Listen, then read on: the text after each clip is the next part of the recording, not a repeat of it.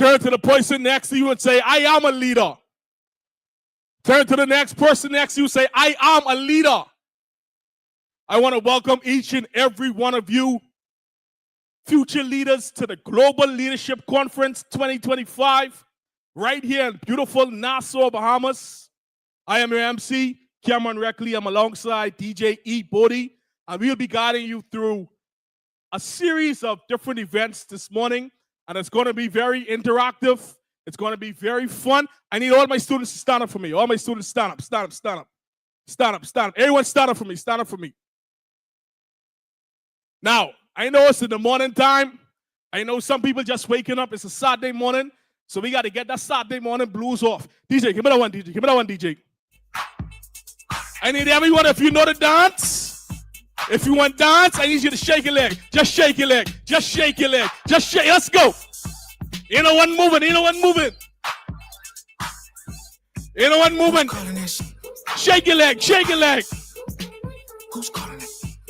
Now. If you's a winner, put your hands up right now. If you's a winner, put your hands up right now. Give me that one, DJ. Give me that one, DJ. I want you all to sing this with me. If you's a winner, put your hands up right now. What happened? Just wave. Everyone wave. Just wave. Just wave. Guess why? Guess why? Why? Why? Level DJ, level DJ, level DJ. All right, y'all have your seat. Y'all get up your seat. Y'all get up your seat. Ladies and gentlemen, welcome once again to the Global Youth Leadership Conference 2025. We have a special treat for you. If you're interested in going to college, let me hear you say, yeah. If you're ready for college, let me hear you say, yeah, yeah. So come on right now. We have Greek fraternities and sororities coming to show you all a little thing or two for when you all get on campus. So coming up, I want you all to make some noise for the fraternity brothers of the Alpha Phi Alpha. Make some noise, make some noise. Yeah, y'all can do better than that. Y'all can do better than that. Good morning, everybody. One more time. Good morning, everybody. So my name is Devontae D. Roll, and I am the president for the Phi Mu chapter of Alpha Phi Alpha Fraternity Incorporated, seated right here at the University of the Bahamas. My name is Joshua Z. Dames. I serve as the vice president for the Phi Mu chapter of Alpha Phi Alpha Fraternity Incorporated, seated here at the University of the Bahamas. And we are the men of Alpha Phi Alpha Fraternity Incorporated. Fraternity, or the first fraternity to be founded on the College of Cornell University, Ithaca, New York, in the year 1906, on an ice cold Tuesday, by 7 young college men, meaning educated men of distinction. So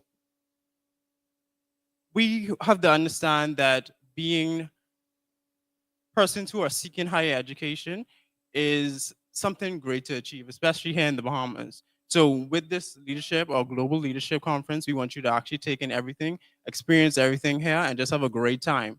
So we have a little step here for you, and then, yeah, that's basically it. Welcome. Yep.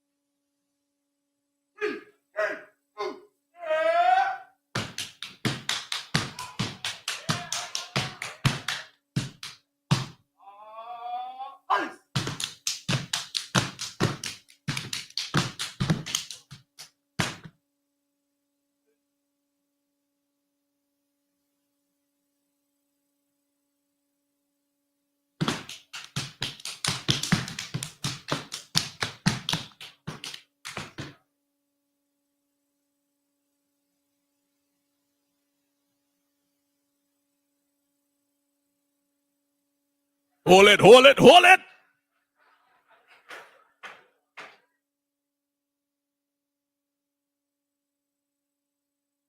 Let's make some noise for the brothers of the Alpha Phi Alpha. Yeah, y'all can do better than that. Y'all can do better than that. We're going to keep this train going. We're going to keep this train going. Help me make some noise for the Omega Psi Phi. Make some noise. Make some noise. Yeah, yeah, yeah, yeah. Root to the bronze. Root to the bronze. Ay, ay. Hello, my name is Jathan Hall. I'm the immediate chapter boss list of the Alpha Epsilon Beta chapter of the Omega Psi Phi Fraternity Incorporated here on the University of the Bahamas campus. Omega Psi Phi is founded Friday, November 17th, 1911 on the campus of Howard University, Washington, D.C. by 3 undergrads and their faculty advisor, Dr. Ernest Everett Just, Dr. Arthur James Cooper, Professor Frank Charles Coleman, and Bishop Ed Amos Lowe. We stand on 4 cardinal principles of merit, scholarship, perseverance, and uplift. Our motto, friendship is essential to the soul.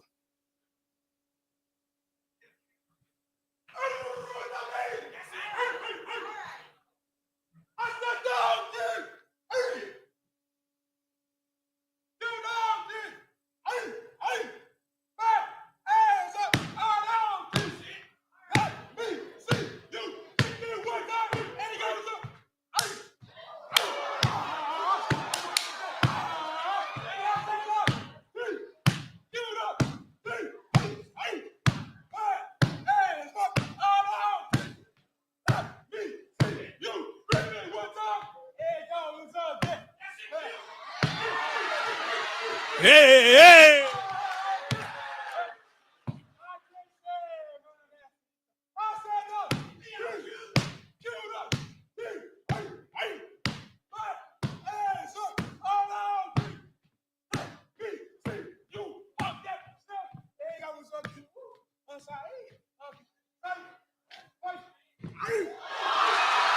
Yeah, yeah, yeah, yeah, yeah. Yeah. Y'all make some noise for the Mega Psi Phi. Y'all can do better than that. Y'all can do better than that. We're going to keep this train going. All my ladies, I want you to say yeah. All my ladies say yeah. Coming now to the stage, help me welcome all the way, Delta Sigma Theta. Good morning, good morning, good morning. My name is Alyssa Dean, president of the Epsilon Zeta chapter here at the University of the Bahamas. We were founded on January 13, 1913 on the campus of Howard University by 22 women. We stand for sisterhood, scholarship, service, and social action. The Epsilon Zeta chapter of Delta Sigma Theta Sorority Incorporated was chartered on April 28, 2007, and we are the first and only international undergraduate chapter of Delta Sigma Theta Sorority Incorporated.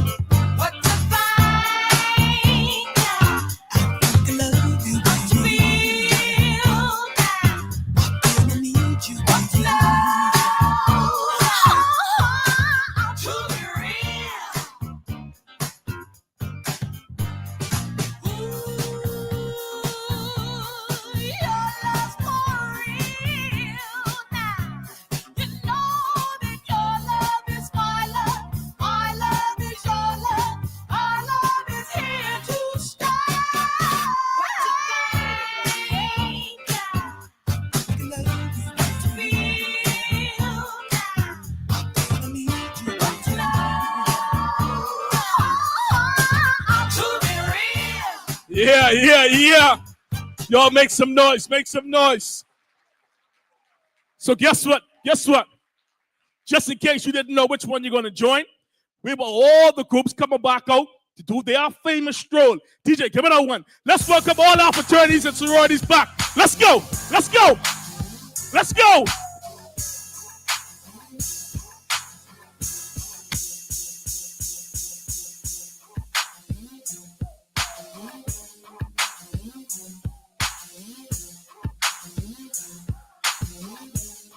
Let's go.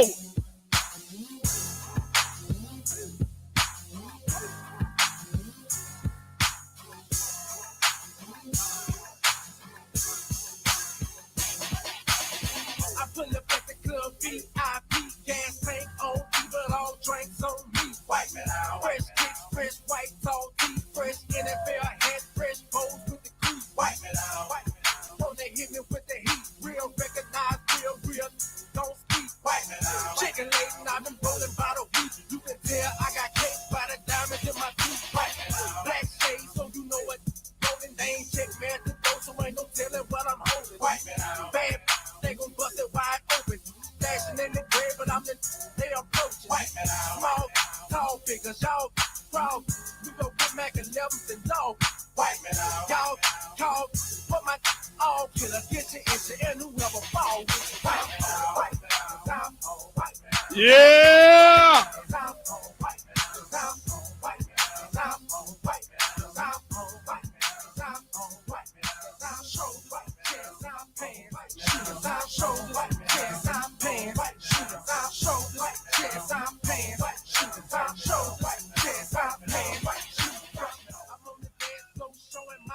Yeah, y'all make some noise for our fraternities and sororities right now. Yeah. If y'all can feel the stage right now, the stage shaking, it's shaking. But ladies and gentlemen, to all of our students, I hope you feel warm and welcome. It's coming now. I'm inviting the president and CEO of the Memorial Foundation, a visionary, a leader, best known for leading the fundraising, design, and construction of the Martin Luther King Jr. Memorial on the National Stadium. A committed individual for civil rights, Mr. Johnson continues to champion social justice and youth leadership through this foundation. His work reflects a lifelong dedication in public service, legacy building, and community empowerment. Students, ladies and gentlemen, please help me welcome Mr. Harry E. Johnson. Thank you so much, DJ. Good morning. Woo! What a beautiful day. Looking at all you students out there. Let me see the hands of juniors. If you're in the 11th grade, raise your hand. If you're in the 12th grade, raise your hand. If this is your second time coming here, raise your hand. Let me tell you all how proud we are that this is your lucky day. Why is it your lucky day? We have 5 different colleges represented here today that want to meet you, greet you, offer you admissions and some scholarships. Let's hear it for those colleges that are here. Throughout the morning, all morning long, you're going to have an opportunity to receive prizes. So we want you to pay attention so you can receive prizes that we're going to give away all day. Yeah, not big prizes, but, you know, Apple Watch. What else we got? Apple Watches. We got headphones, Beats, all that stuff. End of the day, we got 2 TVs that we're going to give away. Not that y'all need a TV, but, yeah, we got 2 TVs we're going to give away. We want you to make this very productive, fun-filled day. This is our 4th year coming to the Bahamas. I want to thank all of the members of Alpha Phi Alpha here in the Bahamas that helped make this possible. Brother Cargill, Brother Cooper, raise your hand. Give them a round of applause. If and whenever you go to the United States, we want you to go to Washington, D.C. to see the Martin Luther King Memorial. We know how important Dr. King was, not just to the States, but here in the Bahamas where he met and came and talked about freedom, civil rights. Go to the mall and see the statue that we built in honor of Dr. King, $127 million. And we do programs like this all over the United States and here in the Bahamas. How proud we are to be here with you all. I want to introduce our chairman of our board, Mr. Guy Vickers. Guy Vickers has been the chair of our board. He is the president and CEO of the Tommy Hilfiger Foundation. Everybody heard of Tommy Hilfiger? Y'all want some Tommy clothes? Y'all need to talk to this man here. Please welcome Mr. Guy Vickers. Thank you. Good morning. Good morning. Look, I'm going to be very brief, and I've been involved in this movement for 25 years, and I just want to echo the statements made about Mr. Johnson. He has been a visionary leader, and without Harry's stewardship, there would be no memorial. And I say that humbly, and I'm very proud that I have a legacy of being involved for 25 years. Most importantly, I brought this cap up because when President Obama dedicated the memorial, we passed out over 200,000 of these caps to all of the people in the audience. And Tommy asked me to just say welcome, and he expects to see future designers that will be world renowned, and that's, you guys make up that. But you can't do it without a good education. So take advantage of it. Take advantage of your education. Don't just think undergraduate, think master, think PhD, think become a president of a university, a faculty member. And I always say to everyone, start your own business, because then you can employ people. But have a great day. Pay attention. Someone out there is going to be very, very successful. I've known Tommy since I was in 10th grade, since we were 10 years old, rather. And for us to still be networking, you don't know who that you're sitting next to might start a business, or that you all might combine and start a business. So network, network, network. Thank you. Network, network, network. Turn to the person next to you and say scholarship. Turn to the next person next to you and say Tommy. Now turn to the other person and say things. Now, if you want all three of them today, say yeah. All right, all right. Now, we're going to have our first morning keynote speaker. He is the first Bahamian coastal engineer licensed in the Bahamas, Canada, and the United States. He's a leader in professional, civic, and religious organizations, and a sought-after speaker on hurricane preparedness, climate change, adaptation, and sustainable development. Our students, ladies and gentlemen, please help me welcome our morning keynote speaker, speaking on the topic, You Can Do Anything, Mr. Carlos Palacios. Yeah, y'all can do better than that. Make some noise, make some noise. Yes, sir.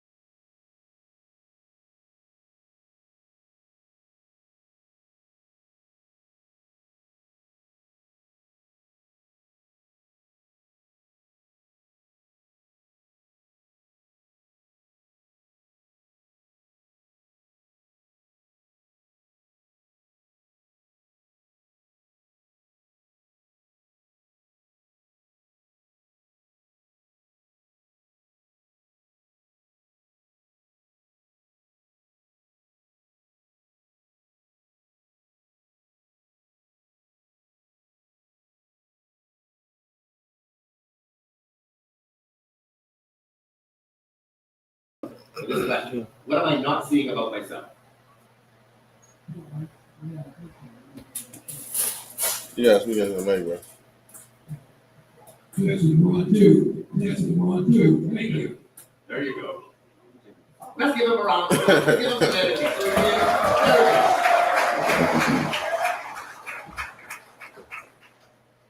So my answer to the question of what am I not saying about myself is that there are no children so none of us there are all many different to one enough time to sit there and lie.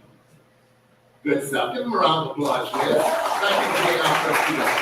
The lady in the next row, and then we'll get the gentleman here in the front. Go ahead. You can shout, you can shout. I see a mic on that side. Yes, ma'am. Good evening. My name is Rilla. What I'm going to think about myself is that perfection is not always needed.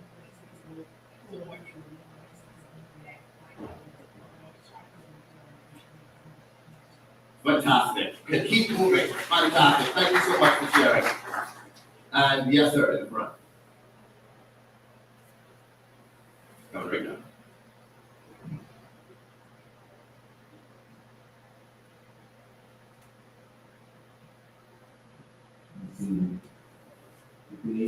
Jeffrey Narcissus, I'm not really not saying on life. I sometimes not take up things that are from the past. Thank you. Give him a round of applause.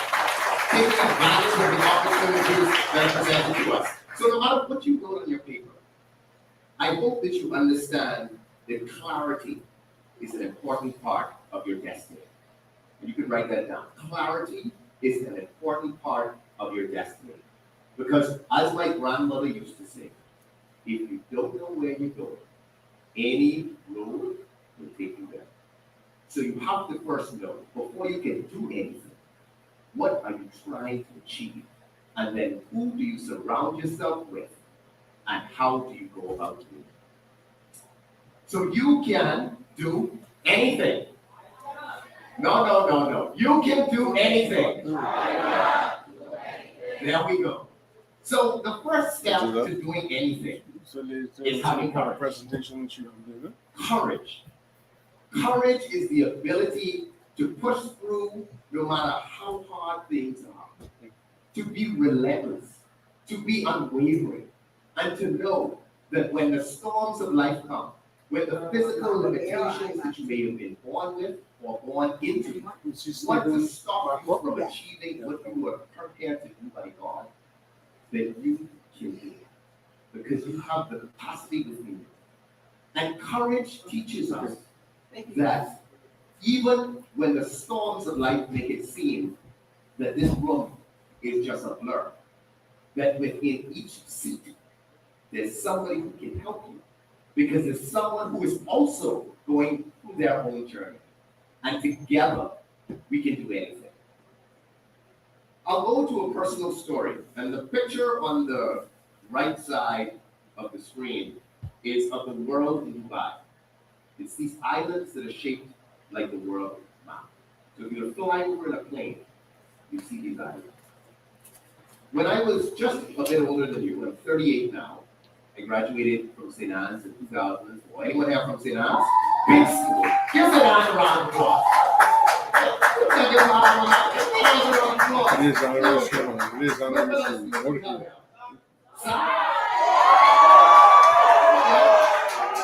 What are they doing for y'all now? I have CB Bethel. I have Prince Well. I have C.I. Gibson. Anyone from QC? Kingston? St. John's? So we're well represented. So I graduated in 2004, which was probably before you were all born. And one day you'll tell somebody else that, and it'll be funny. So I graduated, obviously, before you were all born. And I got what I thought was my dream job. So I'm an engineer, and a coastal engineer. And so the dream for me was to build islands. Isn't that cool? You come from a country of islands. Why not learn how to build islands? So I got my first job, I packed up everything, I had my degree, and a recession happened. 2008, 2009, I lost my job. I came back to the Bahamas feeling defeated, broken, like a failure, explaining to everyone, oh, I thought you lived in the States. I thought you were working. Yeah, no, sorry. Got laid off. Here I am. And how you package that through incorporating that courage, those disappointments in life, those setbacks in life, when life tells you no, this is not the path that will lead you to success, how will you pivot to the path that will take you there? Those are the times that determine how your vision will become clear. So by coming home after losing my job, it allowed me to go ahead and meet all of the engineers who worked in the Caribbean and around the Caribbean. Because at that point, I had no excuse to reach anyone other than when you're desperate for a job. When you have no car, no income, and you have to figure it out. When your back is against the wall, is the time when you take the courage to push to where you're meant to be. And because of that time, and because of those challenges, I was able to intern at a firm that allowed me to get experience. That transitioned from an intern to the managing principal, and then the founder of the company.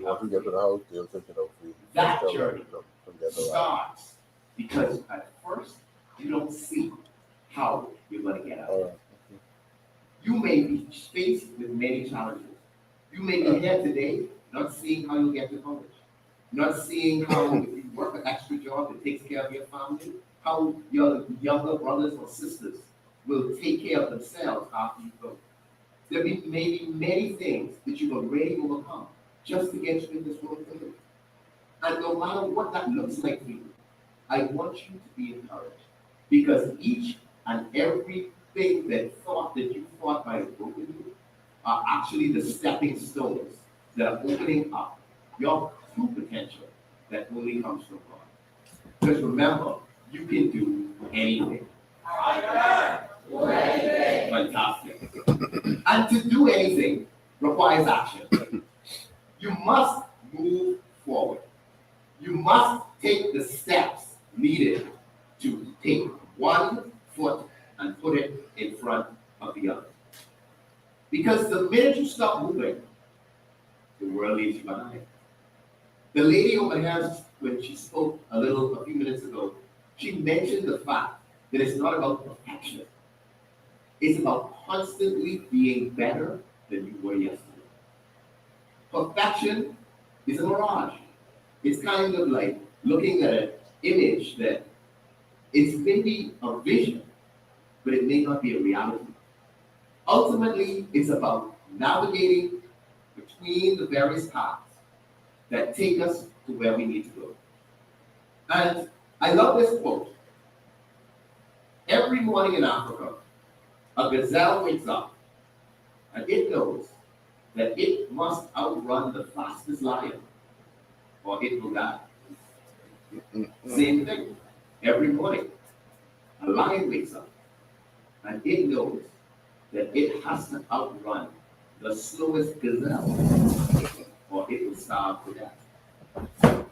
So whether you're a lion or a gazelle, when the sun is up, you have to run.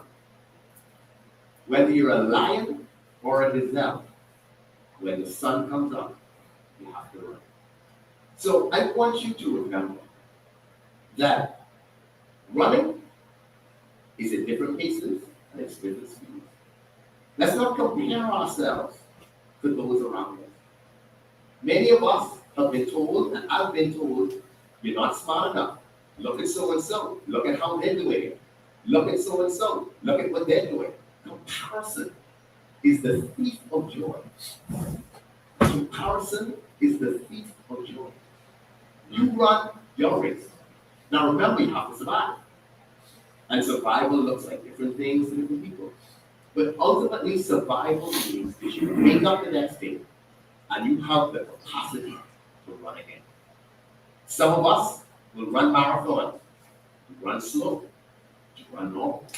Some of us will run sprints. And so I quote once that said, Usain Bolt, the fastest sprinter to ever live, has only run collectively for several minutes to win all the goals he did. Because he's running 9, 10, 11 seconds each race. A marathon runner would have run thousands of hours in their life.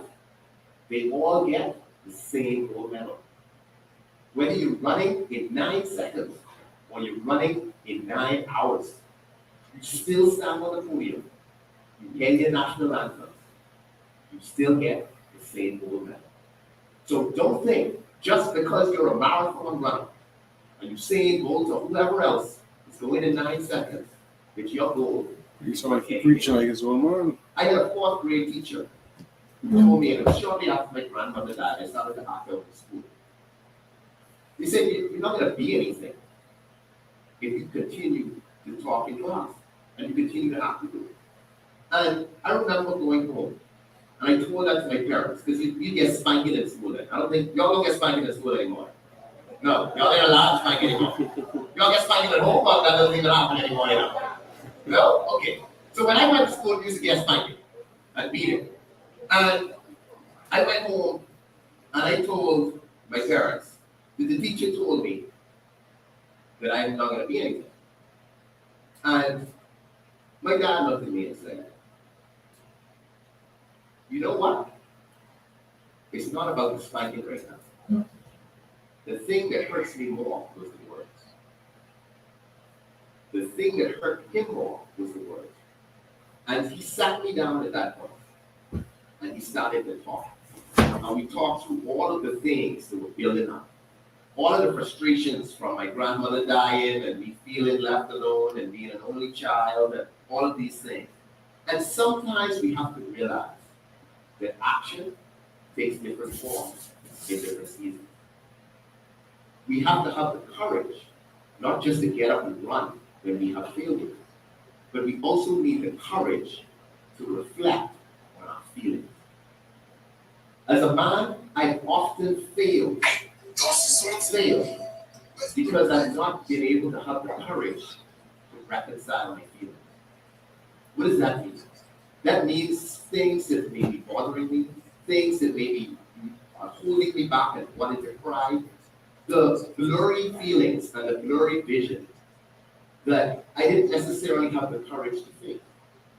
And I challenge you, because you're probably about half of my age, that in life, to realize what true clarity is, you have to have the courage not just to run on the stages, to win the awards, to win the gold medals, to win the valedictorians, but to sit in the old silence, to sit in your own quiet, to cry, to think, to pray.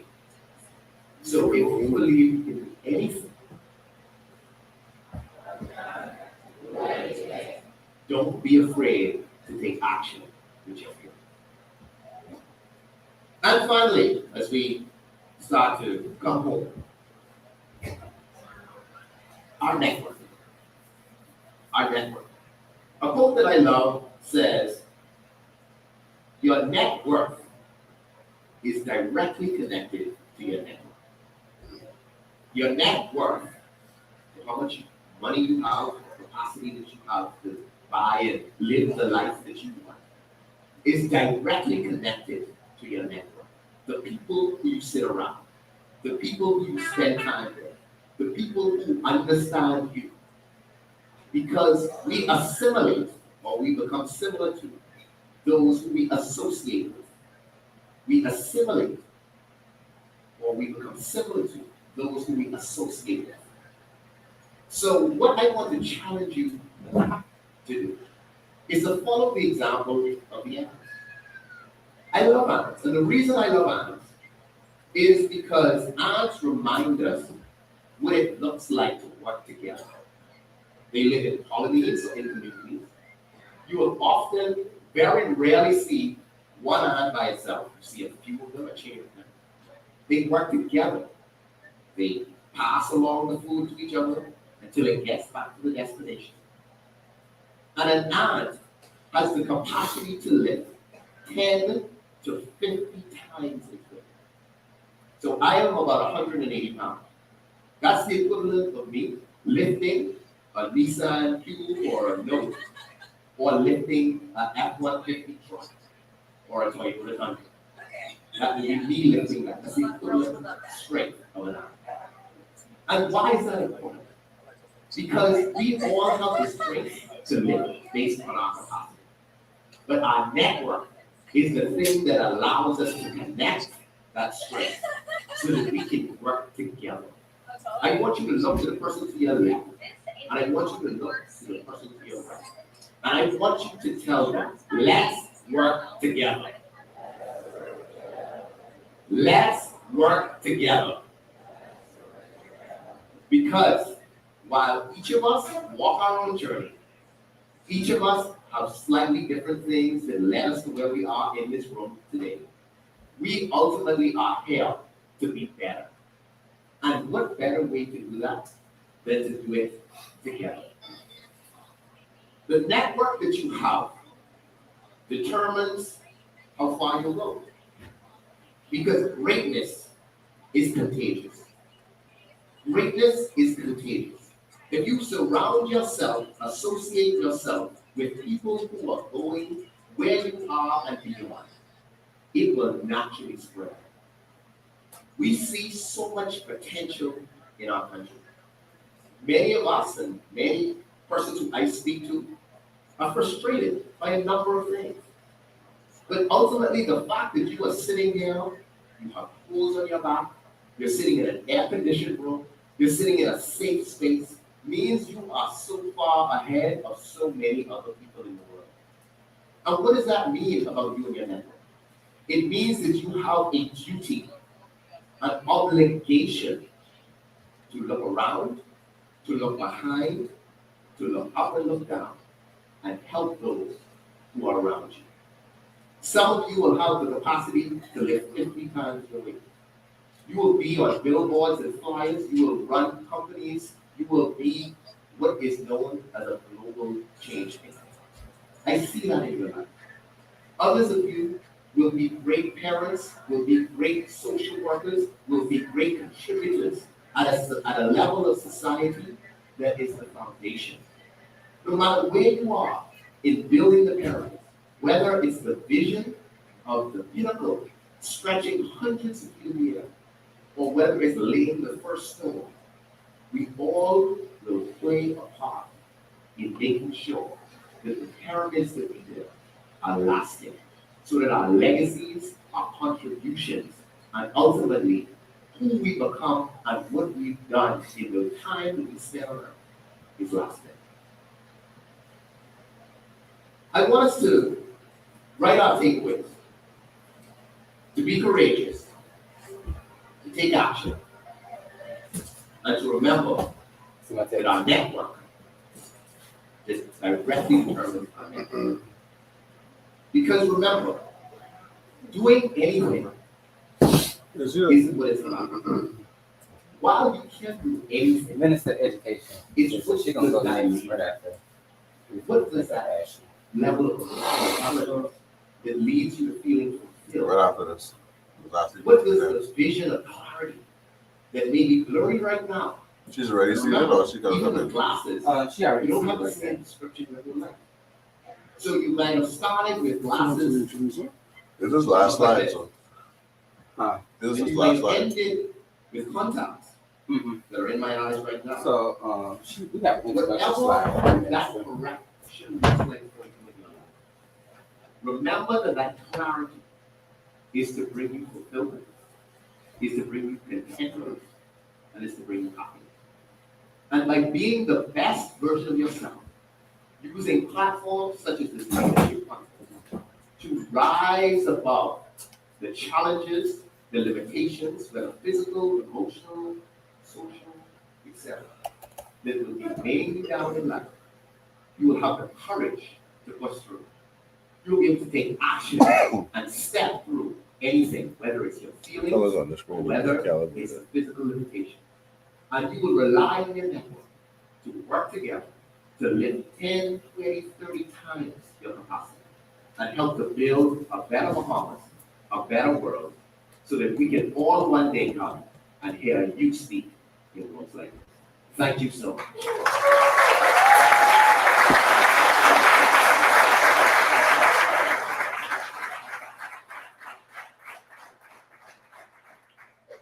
Let's give Carlos another round of applause. Let's try one thing. Let's try one thing. There's one thing stuck out to me that I can't do anything. Let's try it again. I know what you said with your chest this time. I can't do anything. That's what I'm talking about. That's what I'm talking about. Students, ladies and gentlemen, it gives me great honor to introduce one of the hardest working individuals in the Commonwealth of the Bahamas, one who's responsible for your education, not even my education, one who took the time out to be here out of a busy schedule. So I want you to make some noise for our Minister of Education, Minister Honorable Gladys Hannah Martin. Let's stand to our feet. Let's stand to our feet. Stand to your feet. Let's let Minister feel welcome. Keep it up. Keep it up. Keep it up.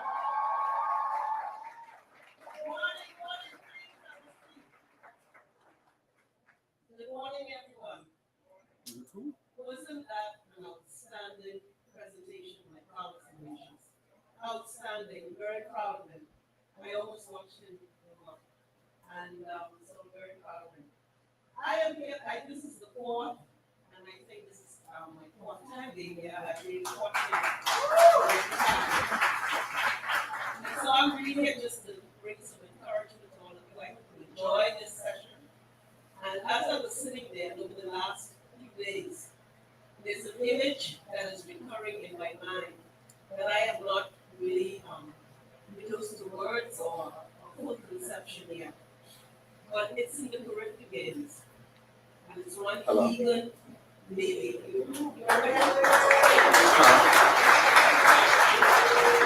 Oh, cut on Mario's, cut the presenter's microphone. That was so powerful. His mic. Because really, truly, in that race. You should turn it off. Yeah, cut it off. And he His came microphone. from behind. His headset. That it's They have him doing it. You still hear him? Because we see it over and over in so many ways: resilience, determination, power, strength, talent. And this is who we are. This is who you are. And so I just want to come to you this morning to say to you, remember who you are and what you are. I have him muted. And the possibilities are truly unlimited. I think even really, you can't even put to words what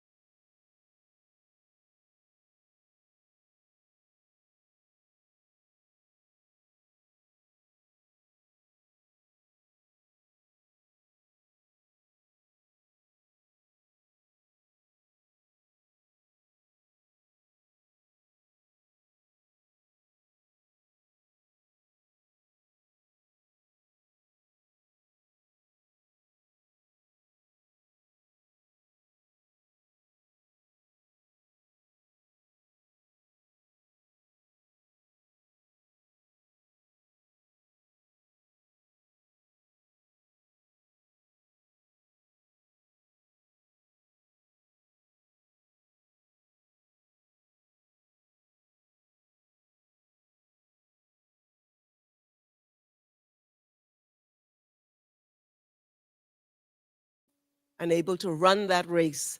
Thank you so much.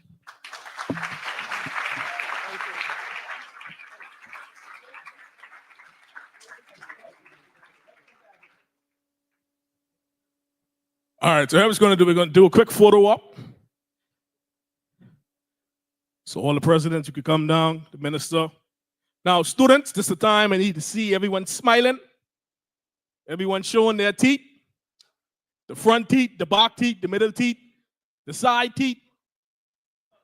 All right.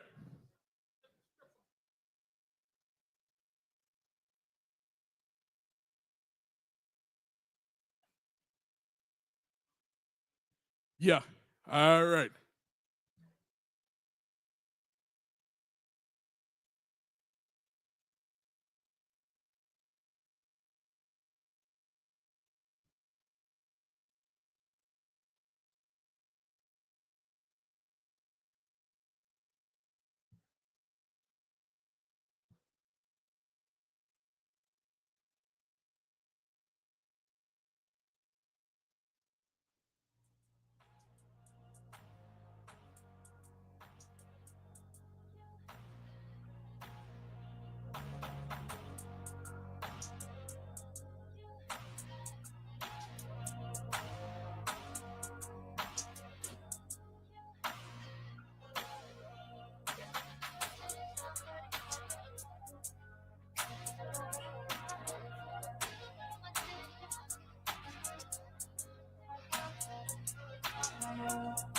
All right, I need everyone to stand. I need everyone to stand.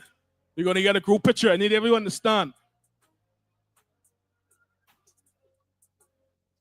Now, I look into the crowd to see who's smiling and who ain't smiling. My boy right in the front. I see your teeth yet.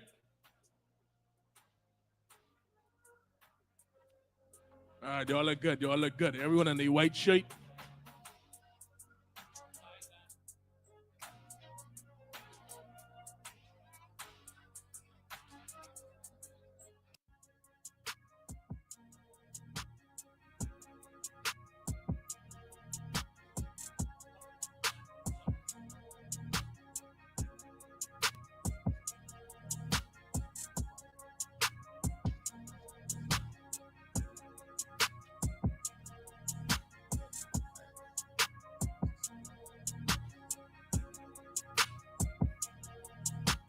All right, let me see them smiling. Let me see everyone smiling.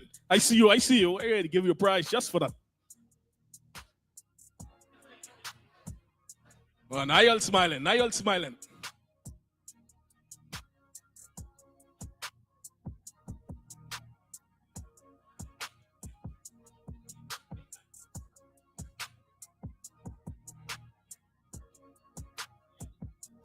My office is in the back. Y'all can smile, man. You know one in here getting locked up. Every second, every.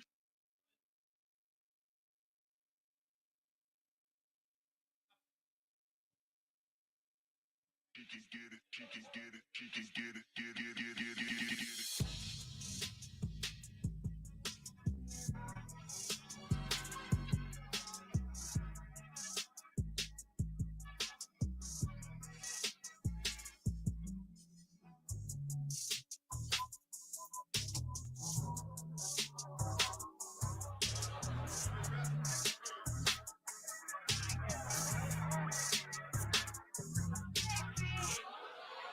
Yeah, that's a real cameraman.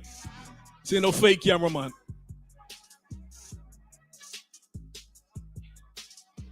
All right, let's give the Minister of Education another round of applause.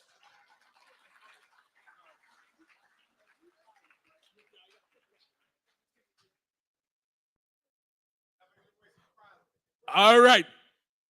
They say I got to give away a prize right now. So here's what I'm going to do. First place in the stand up. Hold on now, hold on.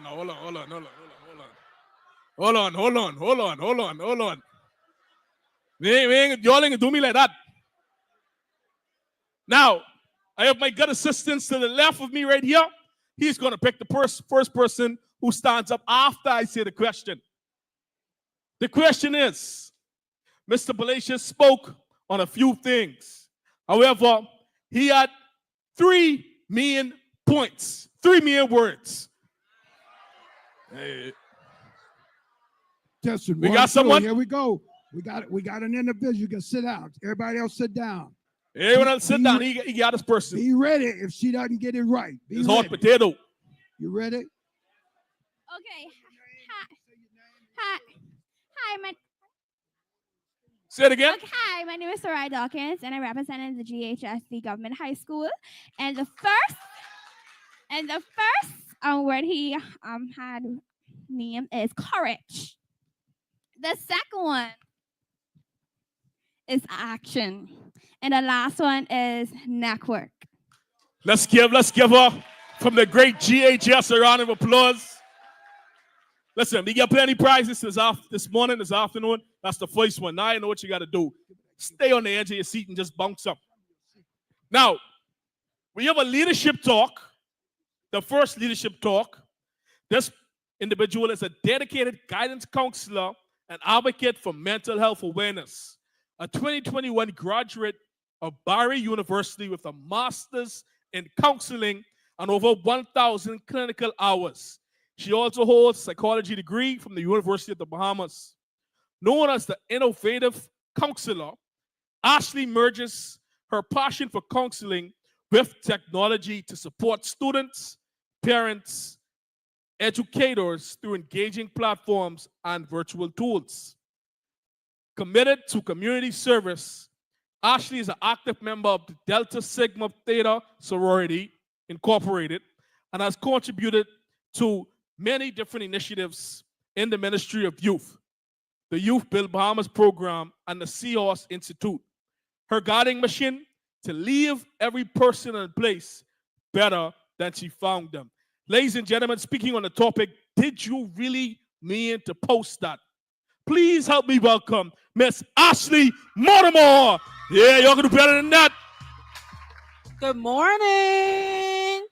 I can't really see, but can you hear me? All right, I really need some energy from you all today. So you're going to bring the energy, right? All right, so today we're talking about, did you really mean to post that, so we can get started once we have the slides. I saw some blue waves in the crowd. And I also saw some rattlers in the back there. Okay, I love everyone though, everyone. Okay, just a few minutes and then we'll get started.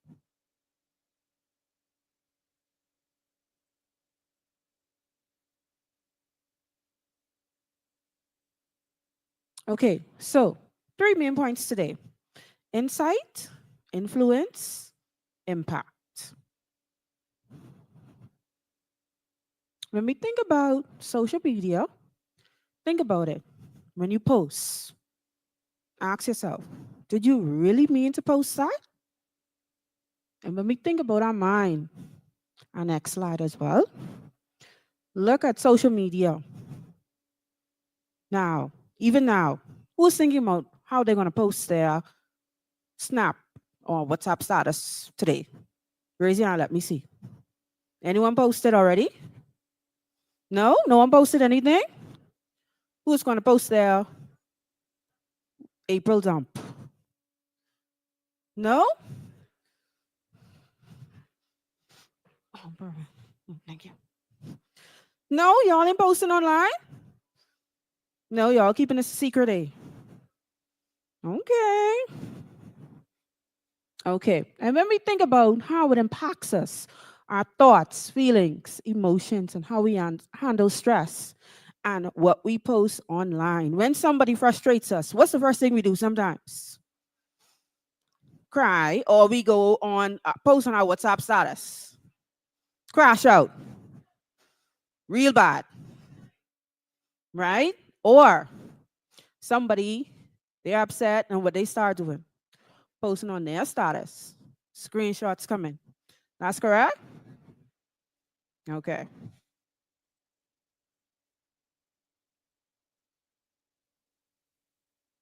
Now, what comes to mind when you hear the word social media? Drama. Uh-oh. Anything else? Pardon? Facebook. Networking. I can't hear you. Money. Okay, let's see. All right, so we have these apps. Anyone use Roblox? Nah. What about TikTok? Instagram? Snapchat? YouTube? What about LinkedIn? Okay. Facebook? Okay. What about Discord? Okay. All right. How many of you have your parents blocked on WhatsApp? Status block. Mm-mm. Be truthful. Mm-hmm.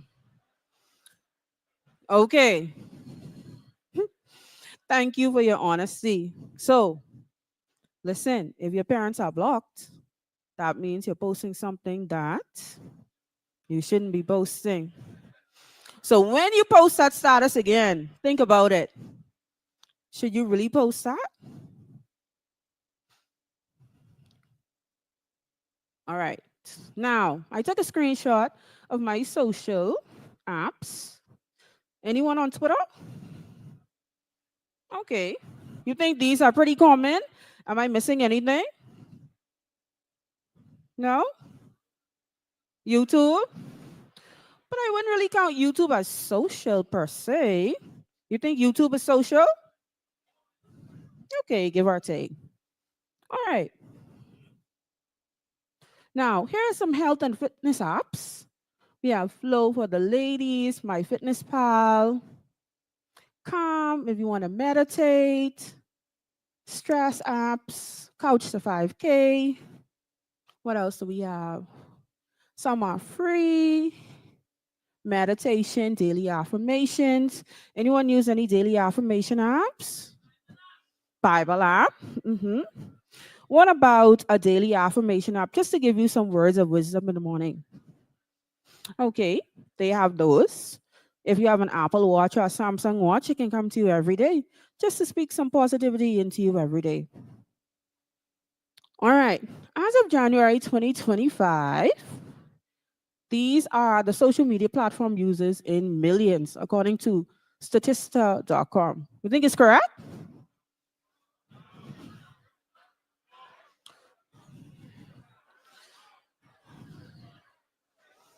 Okay, I'm hearing some mixed reviews. So what do you think should be number one? TikTok. I agree. But we have to take into consideration, thank you, we have to take into consideration the users and the population. So it might be an older population, younger, maybe mixed. We don't know. Now let's talk about the influence. Do you think you've been influenced by social media? Yes, we all have. Now, in my next few slides, we're going to scroll through my TikTok. Okay? And I want you to sing with me. Y'all going to sing? I need the energy though. Don't leave me alone. So, there's a picture. I can really play the song because culturally it's appropriate for us, but internationally, you'll see. All right, first up. So let's see, what do we have first?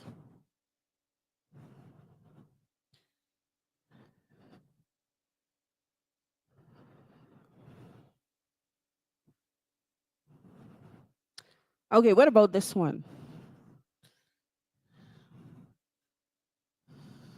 Stop. Wait a minute.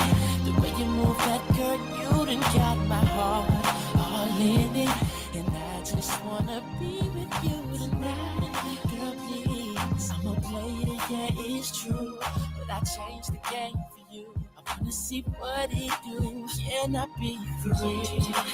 This is how I feel. I'm in need of love. So let's dip up out of here. Ooh, you. Okay, but I don't think that one, y'all didn't give me too much energy with that one. Let's rate that one out of 10. 6? Okay. Cool. 1, 6, 8. Okay, cool. We starting off small, slow. Cool. All right, what about if we have Slam It? We don't have to sing more of the words. We know it in our minds. That's it. What about this one? Tricky? Rated out of 10. 10? Okay, cool. give it an 8. That's cool. All right, we couldn't play this one, but we have it in our minds, right? Okay. All right. Okay. But you don't even know the song yet. Okay. And if they saw your picture, I would buy them all, put them on my wall. Some might say I'm not your speed, might even tell you out of my league. So many flaws and insecurities, forever yours sincerely. Okay, give that one a score. A 10. A smooth 10. Cool. 7. Okay, I heard a 10. We're gonna go with 10? 11. Okay, cool. Okay. Thank you. Let's go to the next one. What about this one?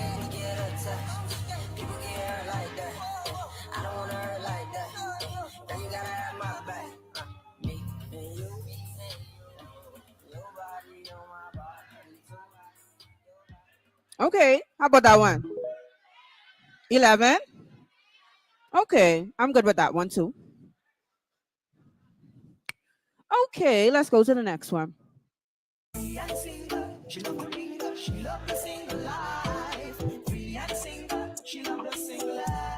All right, what about this one?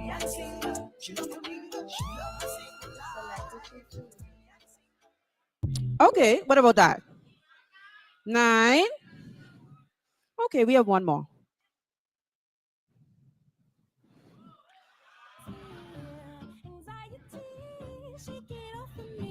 Somebody's watching me. It's my anxiety.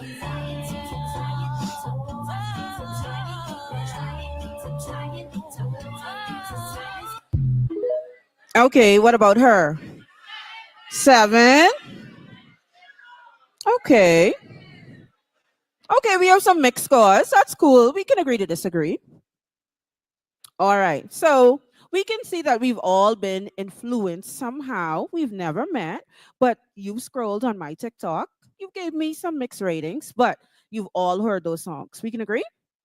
Was there anything that I played that you didn't know? Okay. What about Stop? Wait a minute. Is that the name of the song? All right, let me hear you sing it.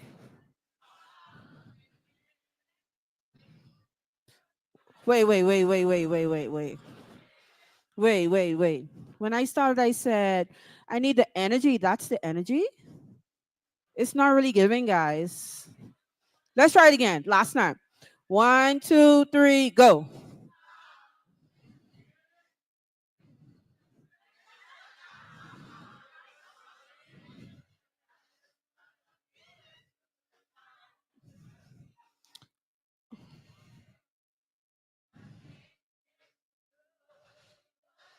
Okay. All right. Thank you. Let's give yourselves a round of applause. All right. Thank you for scrolling my TikTok with me. Let's get into the benefits of social media. All right. So we have some good, we talk about how can we benefit. Mr. Palacios, he talked about networking, and we can also use social media to network. We have some instant connection. We can increase our positive habits, jobs, skills, and you can even become a content creator. Anyone in here is a content creator? Anyone would like to be a content creator? Anyone would like to monetize content creation? Okay, there's a possibility because Mr. Palacios said that you can do anything. So if you want to, you can. So you can use that opportunity. Now, some tech tips. Who uses ChatGPT?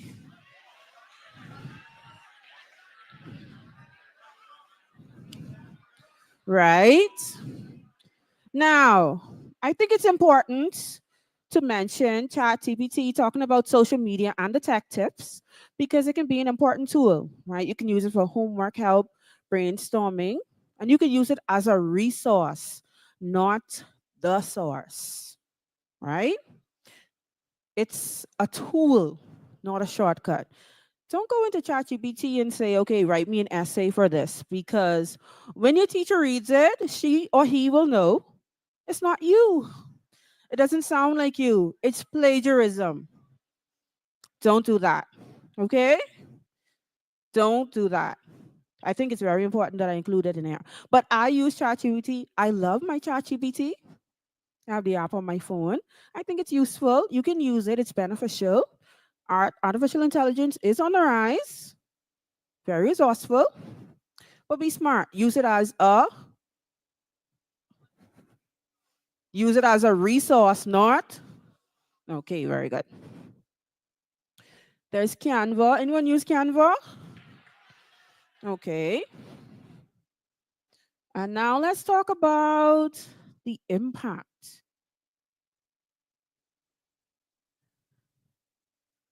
Kaylee Timoney, 2023, a high school student, a 4.0 student. She was granted about $40,000 worth of scholarships. She posted a video online dancing. Unfortunately, she lost all of her scholarships. Okay? It can happen. You don't want it to be you. So when you post things online, be mindful of that. Even if you think you're posting it so only certain people can see, you're posting it on your close friends, view once, listen once. Those things are not only view once. Somebody has an iPad, a MacBook. We'll get to that. I have a slide on it. All right? The impact of social media. To some people, it's addicting. How many of us know someone that thrive off of likes and shares?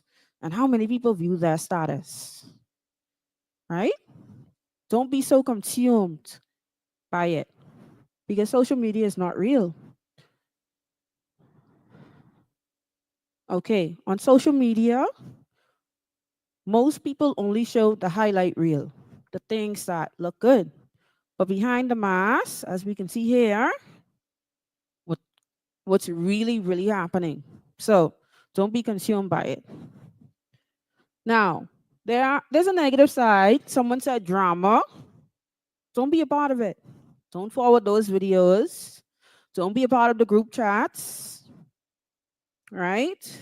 When someone adds you, delete yourself out of it, because one day you could be the center of the group chat. Now, doers. Like I said, in close friends, send message as view once, listen once. If you have an iPad or additional device, it's never view once or listen once. Now, my best friend is here, and she and I argue. She feels that if you send a message that is view once, it's disrespectful. But I don't agree with her. Sometimes you only need to hear the message once. Who agrees? But she says, if you trust me, then you could hear it. No, but I only want you to hear it once. She'll be okay. But just remember, even if it is your close friends, there's always someone there that has another close friend. Raise your hand if you've seen someone else's close friends and you're not their close friend. Okay, so it could be you too at one point. All right, tech tips. Anything you need, you can find online. Balance your screen time. Do not respond to strange phishing emails. If it seems too good to be true, it probably is. Don't post anything online. Don't forward things that are not true. Some years ago at a track club, when I spoke about sending pictures of yourself, one of the boys said, "You mean noodles?" Yes. Don't send naked pictures of yourself. Protect yourself. Please don't do that. All right? Use two-factor authentication to keep your account safe. Don't forward harmful videos. Tomorrow, it could be you. And as we close, these are some apps that you can use to help you stay focused. Forest, Minimalist, and then Finch. It's a self-care pet. Sorry, going a little fast because I'm running out of time. Now, Finch is a self-care pet. You can use it to take care of yourself. So each day you can set goals, small steps, just to take care of yourself. Step away from everything else, and it really helps. So I've been using her for 4 days now, and I like it. All right, let me talk about our footprint, the impact. It follows you. So be mindful of the things that you post and do. And as we come to the end, be yourself, be your best self. And these are other ways that you can cope. You can step away from social media. Your digital footprints will always follow you. So be mindful of your posts, they will follow you. Take breaks. Remember that you control your story. Self-care is important. Take a few minutes to do something you enjoy, and your future you will thank you. Thank you very much, everyone. Oh, my 2 questions. So my first question, what were the 3 areas that I covered? So the person with his right here and this, I can't see, but right here. No, this person right here. No, yeah, right here. Okay. Good day. My name is Chi Young, and I'm representing Anton Rogers. Okay. And the 3 are insight, influence, and impact. Yes. All right, here you are. Okay, my next question. What were 2 of the songs that we saw while scrolling on my TikTok? Right here. On my right. In the middle. Yeah.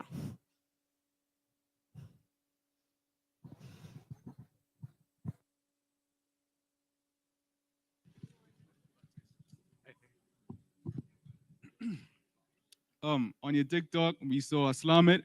Oh, sorry. Good morning, everyone. My name is Nathan Coakley. I'm a prefect leader of CI Gibson. 2 songs we saw on your TikTok was Anxiety and Slam It. Well, we didn't really see Slam It. We use our so that's imagination. incorrect. Sorry, that was incorrect. Good try, Rod wave. Sorry. That was incorrect. We could go right here. That was a good try, though. Sorry, that one was a little tricky. Right here.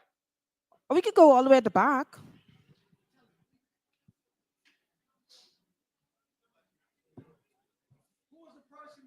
Right here. Test 1, 2. Good morning. My name is Davon Miller from CV Bethel Senior High School. And 2 of the songs we saw was Free and Single and Anxiety. Yes, correct.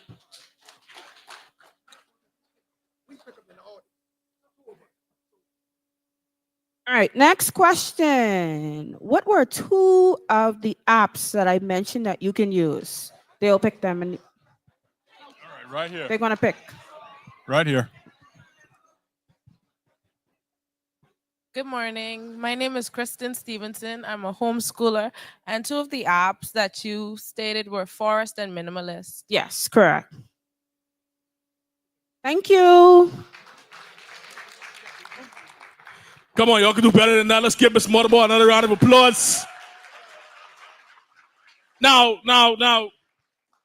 we have another special segment for you. But before the segment comes, Miss Motorboy really open up a can of worms what I like, right? This TikTok song that I keep playing, I keep hearing in my feed. Here's what I need to happen. I need 2 people. Hold on.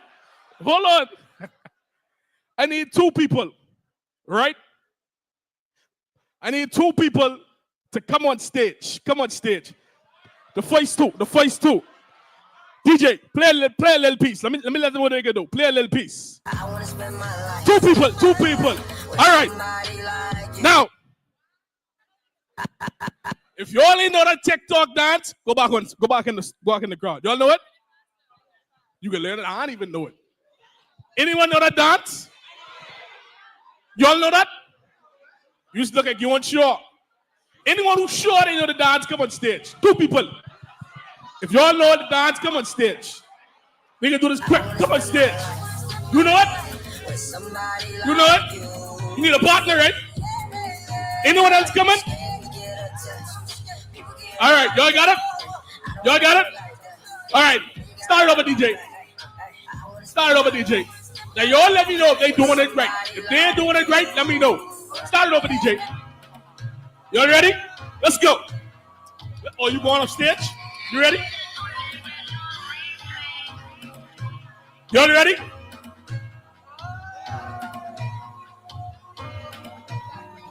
I wanna spend my life with somebody like y'all okay? Y'all ain't ready. Y'all ready? Y'all ready? All right. Start it over. DJ, start it over. It's the last chance. Last chance. Last chance. Last chance. Let's go.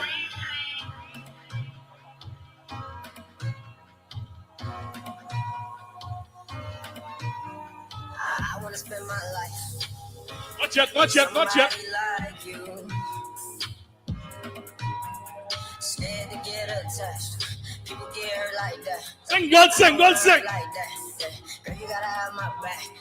I wanna spend my life with somebody like you. Watch it now. Scared to get attached. People get hurt like that. I don't wanna hurt like that. You gotta have my back. Hey, look, I'ma take the chance. Been a dog on my life, anytime I change. All right, level, DJ, level. All right, y'all get. Let's give them a round of applause. Let's get a round of applause. They tried. All right. Now, y'all get, yeah. Let's get another round of applause. All right. Don't worry, we get some more prizes, so just stay tuned. But right about now, this is a special segment where we have a panel discussion of powerhouse of HBCU leaders. And you know what HBCU means? Y'all know what that means? All right, so I need everyone to sit up and pay attention.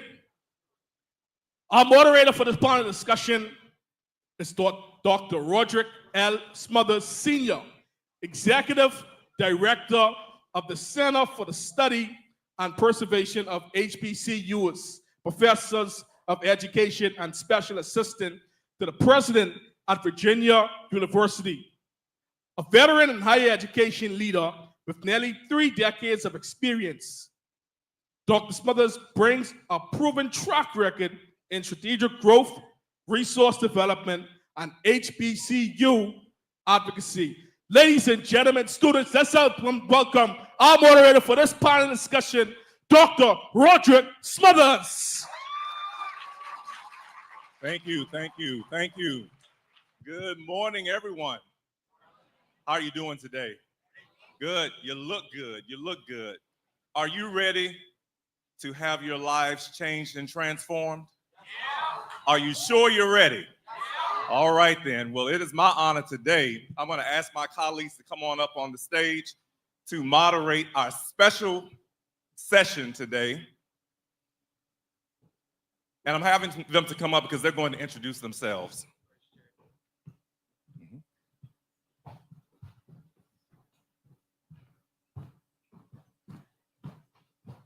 You all miss.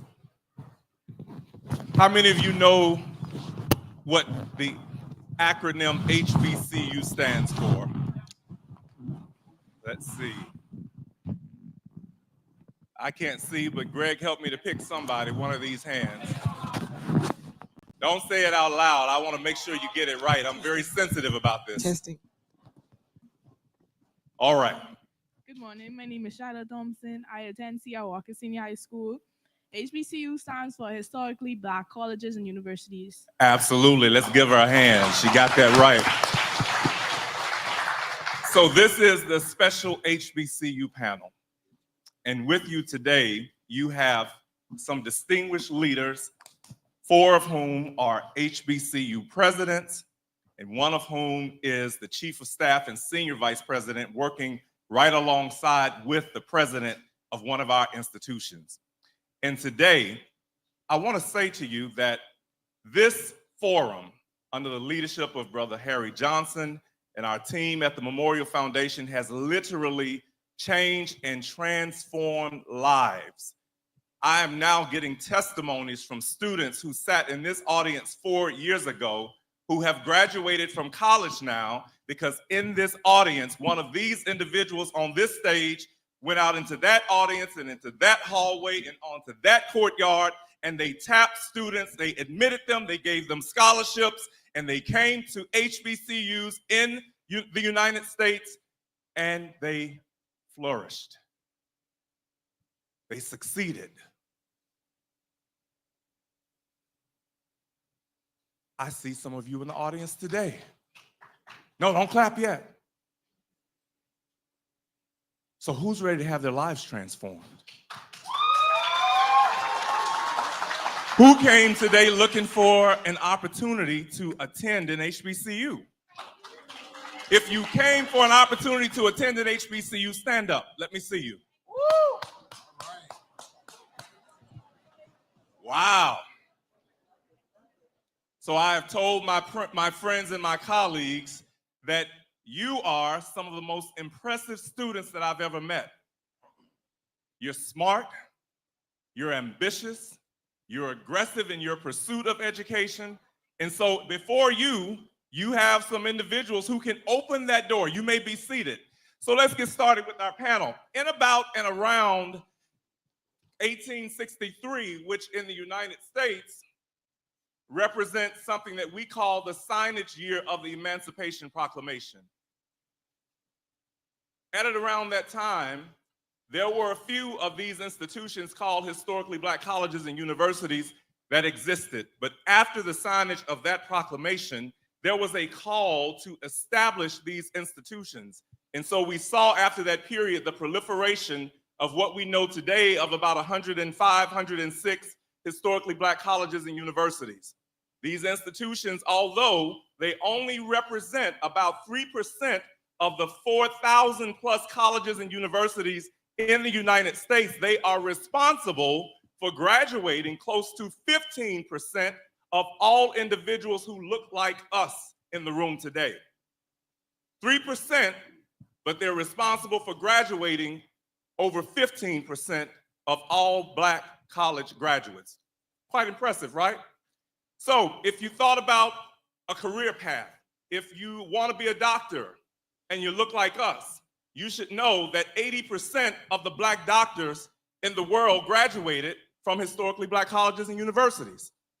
If you want to be a judge, 85% of all Black judges attended historically Black colleges and universities. If you want to be a teacher, an educator, 65% of all Black teachers in America attended historically Black colleges and universities. If you want to be an engineer, 70% of all Black engineers attended historically Black colleges and universities. And the list goes on and on and on. So if you've thought about any of those things, these institutions have created a profile for success of getting individuals like you to and through college and into careers where you can be game changers and making a difference.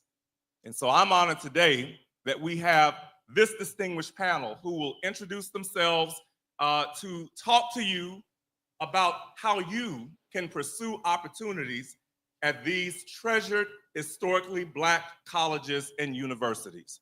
So I'm Roderick Smothers, as the facilitator in our Master of Ceremony said. I served as president of Philander Smith College for 9 years, and my successor is on the stage today, Dr. Maurice Gibson. Dr. Gibson is the president of Philander Smith College.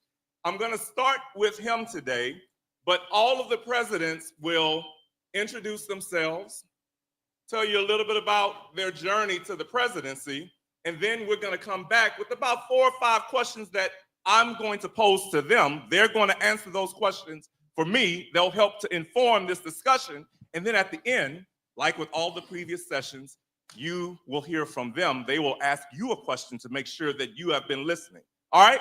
So are you listening? Are you ready? All right. So, Dr. Gibson, get us started. Yes, sir. Good morning. Good morning. Good morning. How's everybody doing? Excellent. Y'all not that excited. How many of y'all from Nassau? What about Freeport? Thank you for my Freeport people.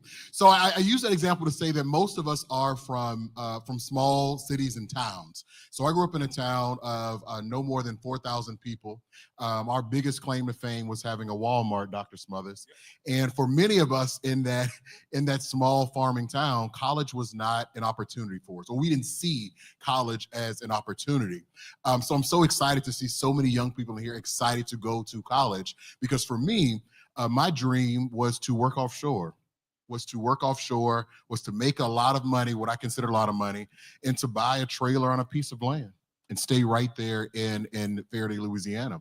However, I had the opportunity to be exposed to so many different things as a young person. One of them being this organization called, do you all have 4-H in the Bahamas? 4-H? No? Okay. Well, anyway, it was an organization for young people to learn leadership development, to learn public speaking. One of the first opportunities I had to get on a plane was because of being in this organization. So the point I'm making is make sure you take advantage of every opportunity that's in front of you. Who was that who said earlier this morning? That was you? I want you at Philander Smith University, young man. What's your name? Huh? Jeffrey Nassius? Very good. You're coming to Philander Smith University. So really quickly, what Dr. Smothers didn't share is that he was the first person I met when I went to college. Was I rough around the edges, Dr. Smothers? That would be cool. So, and Dr. Smothers is actually from a town 10 miles away from me, and I didn't know that. But he took me under his wing. So it is such an honor to follow him as the president at Philander Smith University, because the things that I know today, I learned from this man. So the second point I'm making is that whenever you come in contact with someone, you never know who's going to transform your life, who's going to be that person who's going to guide you through. So I went to school. I was underprepared. I thought they were going to kick me out of undergrad, but because I had a mentor who said, you better straighten up if you want to do something in life. Not only did I finish undergrad, I went and got a law degree, the first licensed attorney in my entire family. So that's going back generations. Went back to school to get a PhD in history. And now I get to serve young people each and every day as the 15th president of Philander Smith University. So it doesn't matter if you are from Nassau or Freeport, you can have an opportunity to excel as long as you believe in yourself and have good mentors that'll shepherd you along the way. Excellent. Thank you, Dr. Gibson. And you always say that you were rough around the edges, but I saw nothing but potential in you. And so I'm so very, very proud of you and what you have accomplished, being from Faraday, Louisiana. Our next leader serves as the Senior VP and Chief of Staff at Harris Stowe University, is Dr. Stewart, and she's going to tell you a little bit about her journey and introduce herself. Dr. Stewart.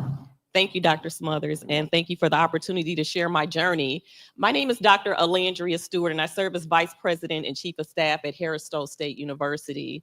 And my journey in education is deeply rooted in legacy. Both of my parents were educators. My dad was a high school principal and coach, and my mom was a middle and high school science teacher. In fact, my mother and my grandmother both graduated from the university, which I currently serve at. I also attended a historically Black university in Mississippi. Both of those things had a tremendous impact on my mission and also my life's purpose.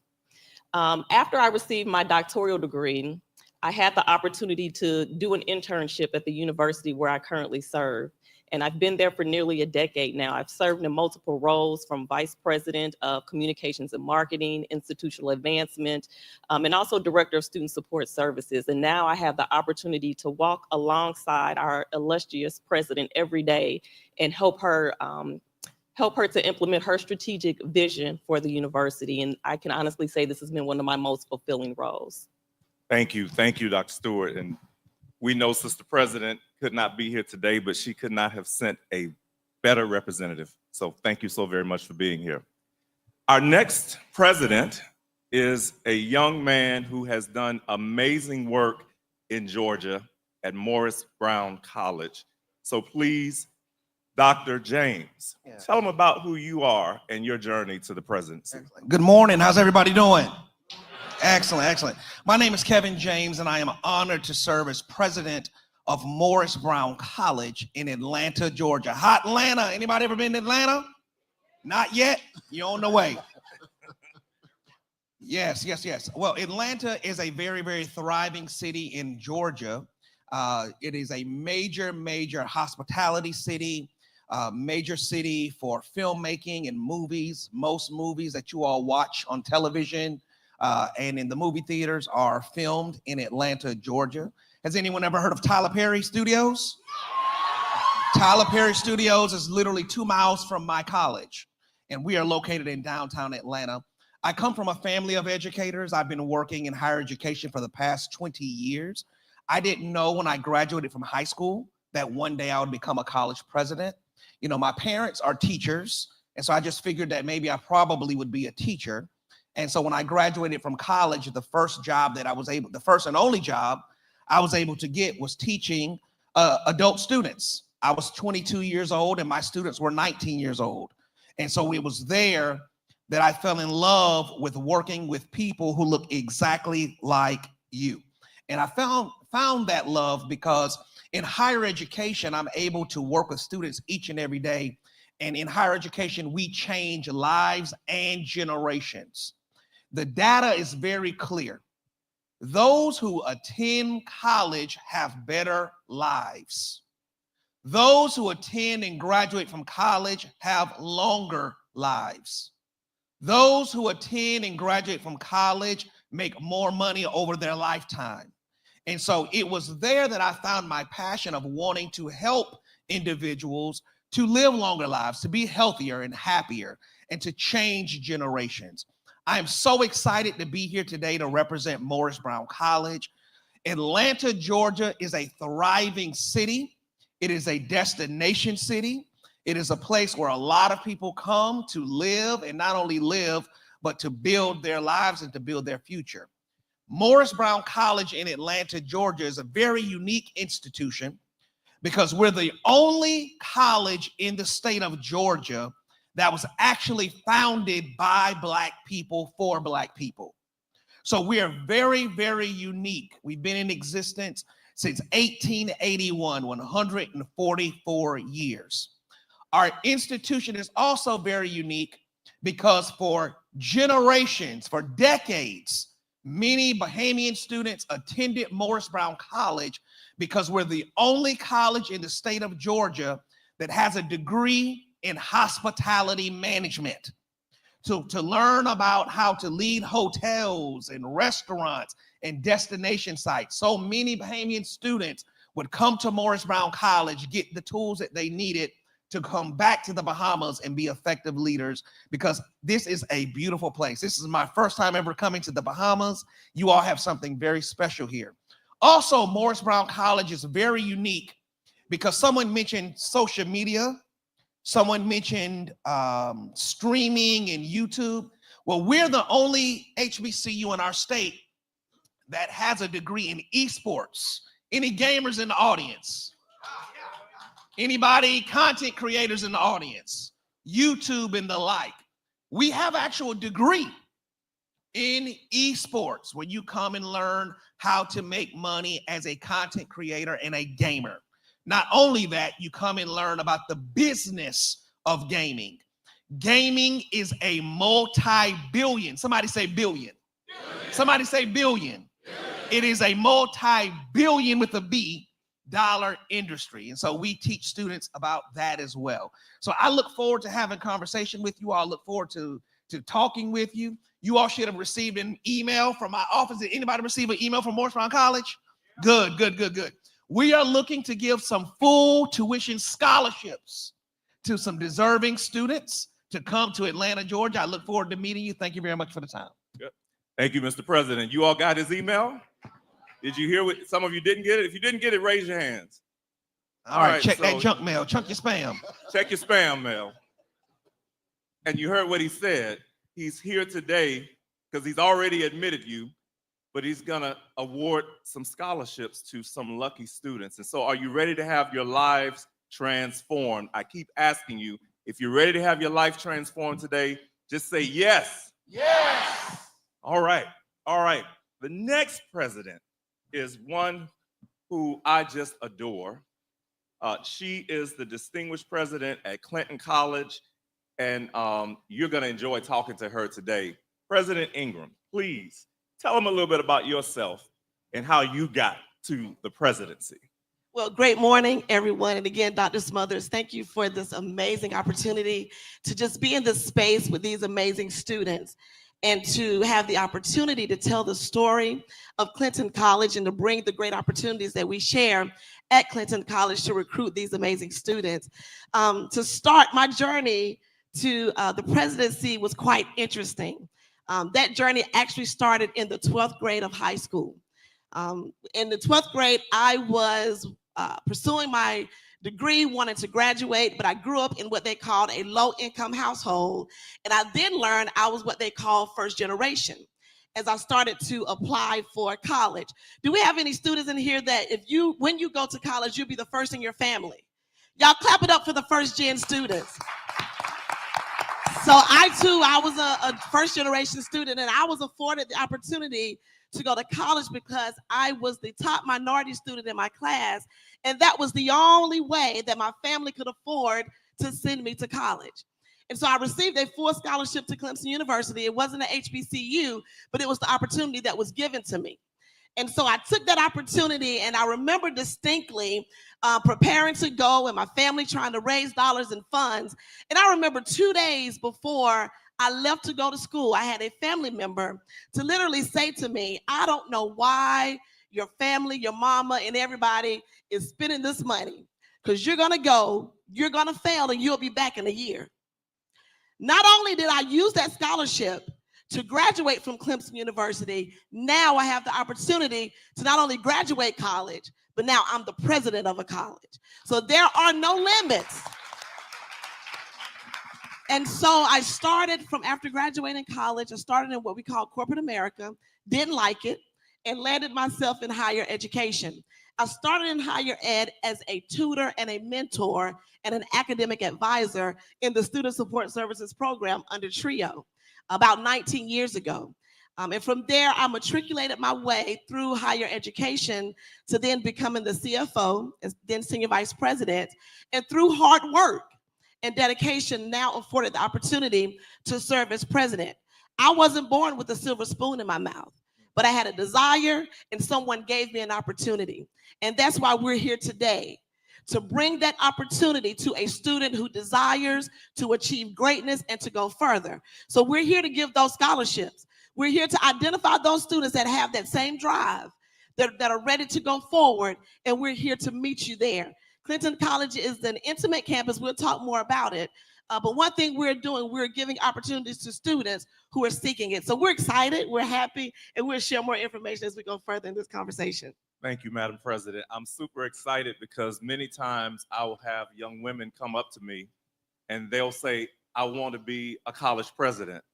And they say, can you introduce me to another woman who is a president? And so I always try to make it a point to bring sister presidents. I told Brother Johnson, I said, you know, as you look at some of the young ladies in the audience over the years, you all are superstars even in this audience. But imagine taking that superstar status and funneling that energy into becoming a Dr. Stewart or Dr. Ingram. I see it in you. I see it in you. Our final president, who will introduce himself, again, is no stranger to the Bahamas. He is the distinguished president of Florida Memorial University, Dr. McCormick. Mr. President, tell them a little bit about yourself and how you got to the presidency. Well, good morning. Morning. First of all, I'm a 1987 graduate of Florida Memorial University. So I enjoy serving the foundation that gave me my foundation. And Florida Memorial saved my life, and I want to be able to give something back. As I was listening to these stories of all the distinguished presidents and leaders of the universities, students just want a shot. You just want a chance. We all wanted a chance. And Florida Memorial gave me my chance. And my dream was to be an entrepreneur. And for the last 35 years, I built and created the largest Black-owned pharmaceutical service company in the state of Florida. And I built that company primarily because of what I learned at Florida Memorial.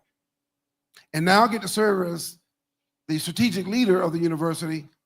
And I have one goal, and that is to create an environment where you come and learn to earn. I want them to come on campus. They can learn how to be an entrepreneur and go earn as much as money they want, or come and learn and go get the best job that they can find. But either way, you're going to learn and you're going to earn so you can take care of yourselves and your family and add a contribution to the community. Because that's what this generation have in front of them. You have an opportunity like no other. You can touch the world in 5 milliseconds. And regardless of what people say about, what you can and cannot do, is what you have in your heart, and you're willing to pay the price to get it done. And I believe everyone in this room deserves to be in college, every last one of you. And I would challenge my colleagues here on the stage today that we not leave here without taking everybody who want to go to college between these HBCs on this campus, on this stage. We'll take all of you.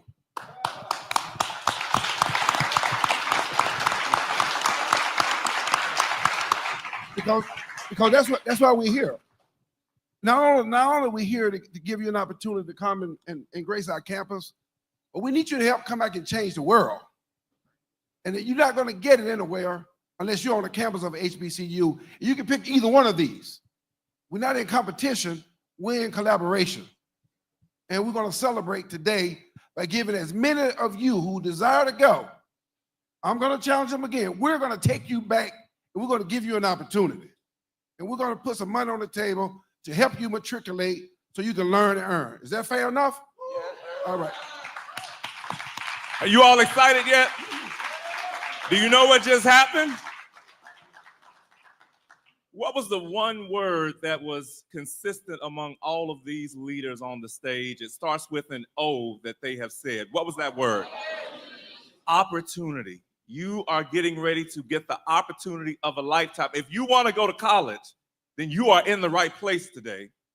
You have 5 institutions represented on this stage. We have 5 more that I'm going to tell you about later, whose presidents, who are my friends in the presidency, who said to me, Smothers, go and get me some students from the Bahamas. Are you ready? Yeah. Are you sure you're ready? Yeah. All right, so let me tell you, I have asked these presidents to now share with you in 90 seconds or less why you should and/or what is unique about their HBCU that they would want you to know. So they've talked about them, they've told you where their HBCUs are, they've told you when they were founded, but I want them to share with you in about 90 seconds their elevator speech for their institutions, because after that, there's another question that's going to get us closer to who they will be selecting for the opportunities that will be presented to you today. So, are you all ready? I keep asking, are you ready to have your lives transformed? All right, so we're going to go in reverse order here, and we're going to ask President McCormick to share with you his 90-second version about Florida Memorial University. Take notes, because you're going to hear some questions at the end that may suggest that you could be selected for a scholarship opportunity. Mr. President, 90 seconds. Thank you. Again, I'm President William McCormick at Florida Memorial University, located in Miami, Florida. We're the only HBCU in South Florida offering degrees in various sections of learning. If you desire to come and learn and earn, get your degree in AI, in business, in biology, you're just a flight over, 38 minutes, and you're on my campus. 38 minutes, you can come visit your parents on the weekend. 38 minutes, you can come back after the holidays. 38 minutes, you're in the city of prosperity. I welcome you to Florida Memorial University. Thank you. Yes, let's give them a hand. How many of y'all want to go to Florida Memorial University? Woo. Mr. President, you see these hands? I take them all. You'll take them all. All right, all right. You made me stand up. I want to go back to college now. Madam President, 90 seconds or less. Tell these students why they should come to Clinton College. Absolutely. I have to stand like my friend. So at Clinton College, we're an intimate campus creating big experiences. We're in Rock Hill, South Carolina, 15 minutes south of Charlotte, and we are to a direct flight 2 hours from the Bahamas, and you'll be home. The unique thing about Clinton College is that we bring affordability and excellence. We are one of the very few HBCUs that are currently offering full tuition scholarships in the area of cybersecurity. So if you're interested in cybersecurity, come talk to me. When I say full, I'm talking tuition, room, and board. $0 out of your pocket. A 4-year degree in nursing is available at Clinton College. We also have business administration and several other majors. We are a campus that are helping you develop holistically. Not only will you develop in the classroom with the technical skills, but you will develop holistically outside of the classrooms with the skills that will make you a lifetime citizen in a global society. We're excited to meet you. We're excited to teach you more about Clinton, and we're excited to accept you today with some scholarship money. I look forward to meeting you. Whoa. And she did that and she gave us back 10 seconds. How about that? I'm impressed with you, Sister President. And I know these students are as well. How many of y'all want to go to Clinton College now? Let me see your hand. Oh, Mr. President from Morris Brown, 90 seconds. Give it to him. I got 90 seconds. Listen, everyone in this room already knows. If you've ever seen the movie Drumline, raise your hand. The movie Drumline, that is a real school called Morris Brown College, located in Atlanta, Georgia.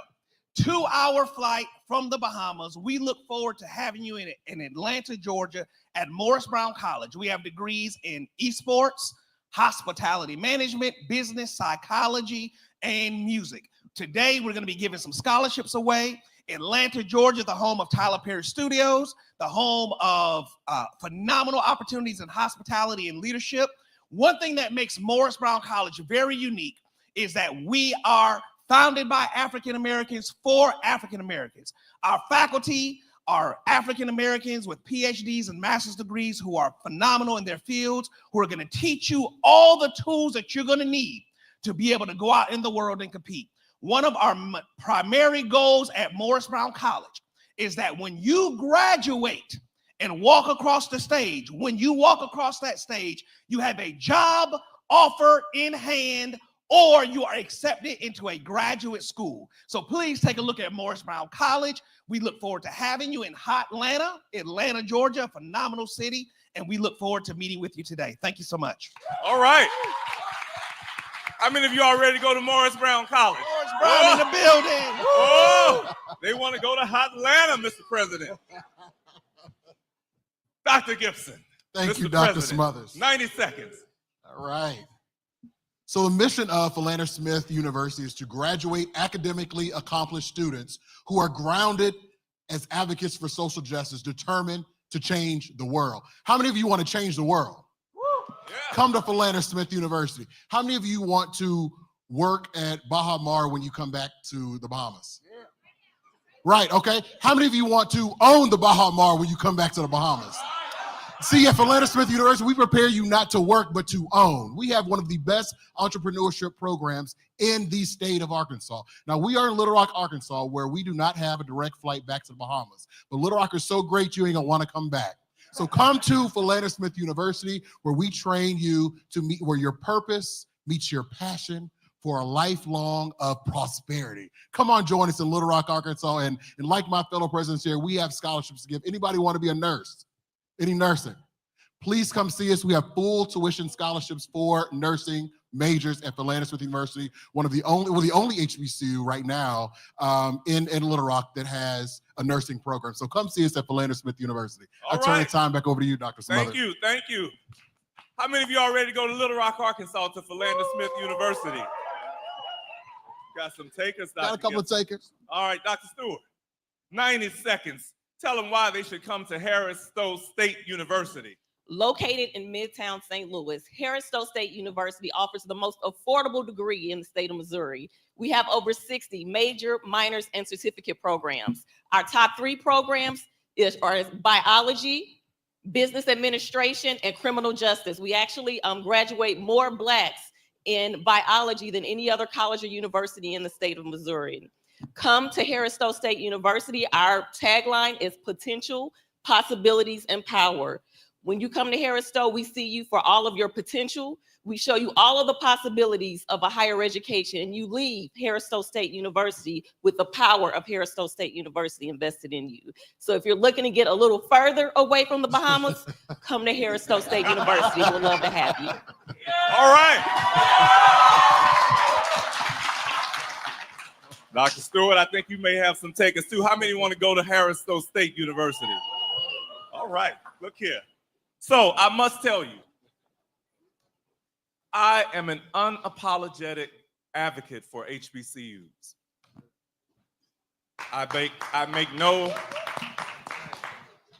I will forever advocate for them. I will forever work at and with them. I am the biggest fan of all of these presidents and this vice president on the stage today. I pulled up the registration list. And I saw on the registration list, many of you, and we have a virtual audience as well, when you signed up, you said to us what your GPA was. I was impressed with your GPAs. I mean, you have always been academically accomplished as high school students. So we're not worried about that. I saw your scores. Many of you have your government scores here. You have your SAT scores. Some of you have even taken the ACT, and I saw the scores. I'm impressed. But what I did not necessarily take, I'm feeling some kind of way about it. I'm still in my feelings because on the list, I didn't see more than 30% of you who said you had aspirations to go to HBCUs. Many of you listed PWIs or predominantly white institutions, and I'm sure that they've offered you scholarships. I doubt if their presidents have come to see you. All right? And you're going to get to meet these presidents. You're going to get to take pictures with them. I hope you're going to ask them for a scholarship. They're going to go out. I hope you do all those things. But now I don't see, at least I've not heard about, because I know Brother Cooper and Brother Cargill would have sent me the post about it, that their presidents and chancellors have not come here to meet you and to recruit you. Point number 1. Point number 2 is that we have unique cultures at our institutions that are designed to make sure you get to and through. So you have these leaders on the stage, these presidents and this vice president who can, 1, admit you on the spot. They don't have to ask anyone's permission. They don't have to do any of that. They can do it right here today. They can give you a scholarship on the spot. They don't have to ask anyone's permission. They can do that here today. They can welcome you to campus and assign individuals to take care of you, to mentor you. They don't have to ask anyone's permission. They can do that today. And in 4 years, 3 for some of you, they're going to hand you a degree that will ultimately prepare you for life and for living. These are some powerful people you have on this stage, but you didn't list that you wanted to go to these HBCUs. Here's the chance for you to change your minds. Here's the opportunity for you to make another choice, perhaps a better choice. So the next question, I've asked these presidents to talk about the culture on their campuses and why they know and feel confident that if you came to their institutions, that you would be successful. So we're going to start with Dr. James and ask him to tell you about the culture at Morris Brown College. Well, again, we are in Atlanta, Georgia. One thing that I failed to mention earlier is the Atlanta University Center. So Morris Brown is also a part of the Atlanta University Center, where there are actually 6 Black colleges all across the street from each other. So when we talk about culture, not only will you have colleagues in your classroom, but you got colleagues across the street at Spelman College, at Morehouse College, at Clark Atlanta University, and others that are going to support you, and you all are going to have a phenomenal time. Again, Atlanta is a phenomenal place to be if you are a Black entrepreneur, if you want to be a doctor, a lawyer, a business person, etc. The culture at Morris Brown College is this. It is the same way that we were founded. For us, by us. So you're going to have teachers who look like you, talk like you, come from the same kind of background that you come from, who have the number one desire to pour into you and to mentor you and to sponsor you and to hold your hand and to pour into you all the tools that you're going to need to be able to compete. Our faculty are bar none. They have PhDs, they have master's degrees, and they have hands-on practical experience to give you those tools that you're going to need. Your classmates look like you, talk like you, are from similar backgrounds. They're going to support you in a small family environment. We're very, very proud of our classroom size. Teachers will know you by name. When you miss class, they're going to call you. They're going to text you. They're going to say, all right, you missed class last night, but come in here so we can make up an assignment so we can help you. We're not going to let you fall through the cracks. At these other big major institutions, they're not going to know your name. They're not going to be that drawn to you.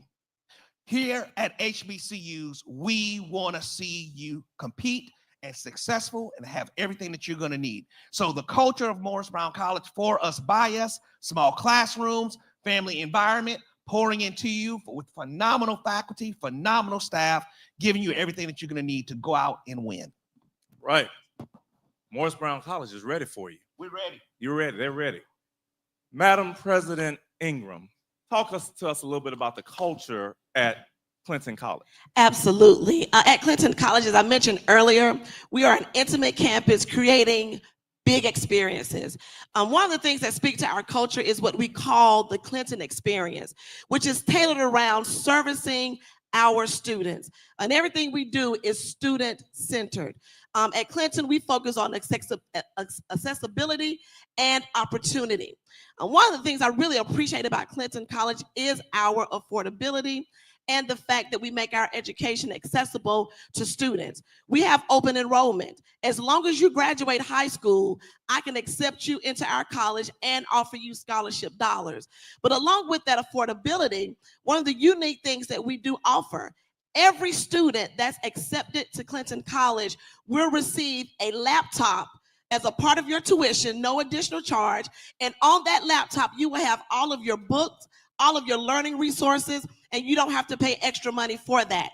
Again, we want to make your education accessible and want to give you the opportunity. But again, besides all that, we're all things HBCU. We have the HBCU vibe, the HBCU energy. We have an amazing drum line. We have an amazing choir. Our athletic program is second to none. We have athletics in basketball, volleyball, esports. This year, we're rolling out golf, archery. We will be the first HBCU with the archery team on our campus. And we also are now rolling out cross country. With every one of those athletic programs, we offer scholarships. So even with the opportunity, you may not make the varsity team, but we have JV opportunities available for you to come in and play on those teams. In addition to that, with our drum line, with our choir, with our cheer squad, every auxiliary organization that we have with our students, we offer scholarships to participate. Again, we want to make this as affordable for you, as enjoyable for you, and again, give you the opportunity to succeed. But again, we are a small campus. We have about 250 students. We have on-campus housing, and we often say our size is our strength. We do what we do, and we do it well because of our size and the community that we have with our students. But we have fun. We're present. I'm out on the campus. I'm vibing with the students. If you go on Facebook, you'll see my latest Kendrick Lamar rendition, like coming through like what? But that's what we do. And we enjoy our time with our students. And that's the culture, that's the vibe, and that's the energy. It's community, it's family, it's accessibility, and it's opportunity. Whoa, the culture at Clinton College. They're ready for you. President McCormick, tell us about the culture at Florida Memorial University, 38 minutes in flight from the Bahamas. 38 minutes. All right, everyone Pull your cell phone out. Pull your cell phone out. I'm gonna tell you the real culture on our campus. Get your phone out. Type this number in there, 954.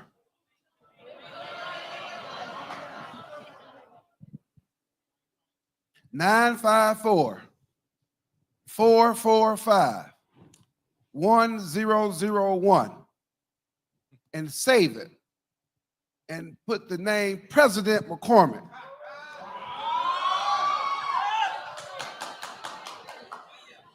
On my campus, I give every student my cell number. And I want you to have my cell number. Because at the end of the day, I'm going to invest in the best. So you have my number to call. And if I can't help you, I got colleagues who can help me help you. And we're going to find a way to make it happen. We're creating a real family culture on campus. And I look forward to this day when we end up to say that everyone in here is placed at one of these locations. As many as we can take. Is that the deal? Thank you. Excellent. The culture at Florida Memorial University, you get the president's phone number. Doesn't get any better than that, does it? Dr. Gibson. The culture. I'm trying to memorize President McCormick's number right now. So listen, I already know you all don't answer the phone, so follow me on Instagram right now. And the first follower gets the first presidential scholarship we're giving out today. That's how you do it. Yeah, So when I'm gonna give it to you, or I want to see who's smart enough to be able to guess it and go follow me. So I'm gonna see who's the person. So I'll let you all figure it out. But when we talk about the culture at Philander Smith, I'm not gonna be able to get the crowd back. All right, I promise you. Okay, don't look right now, but I promise at the end. Did you find it? Who found it? Well, I guess this is the culture, Dr. Smothers. I'll give them a minute. You found it? You had to stand up if you found it. Stand up. What is it, sweetheart? Philander Smith College. Tell me your name. Makisha Clark. Okay, Makisha Clark. Okay, did you find my Instagram? You think so? What is it? She didn't find it? Okay. You found it. What is it? That's it. So make sure you see me after the session, okay? Yeah.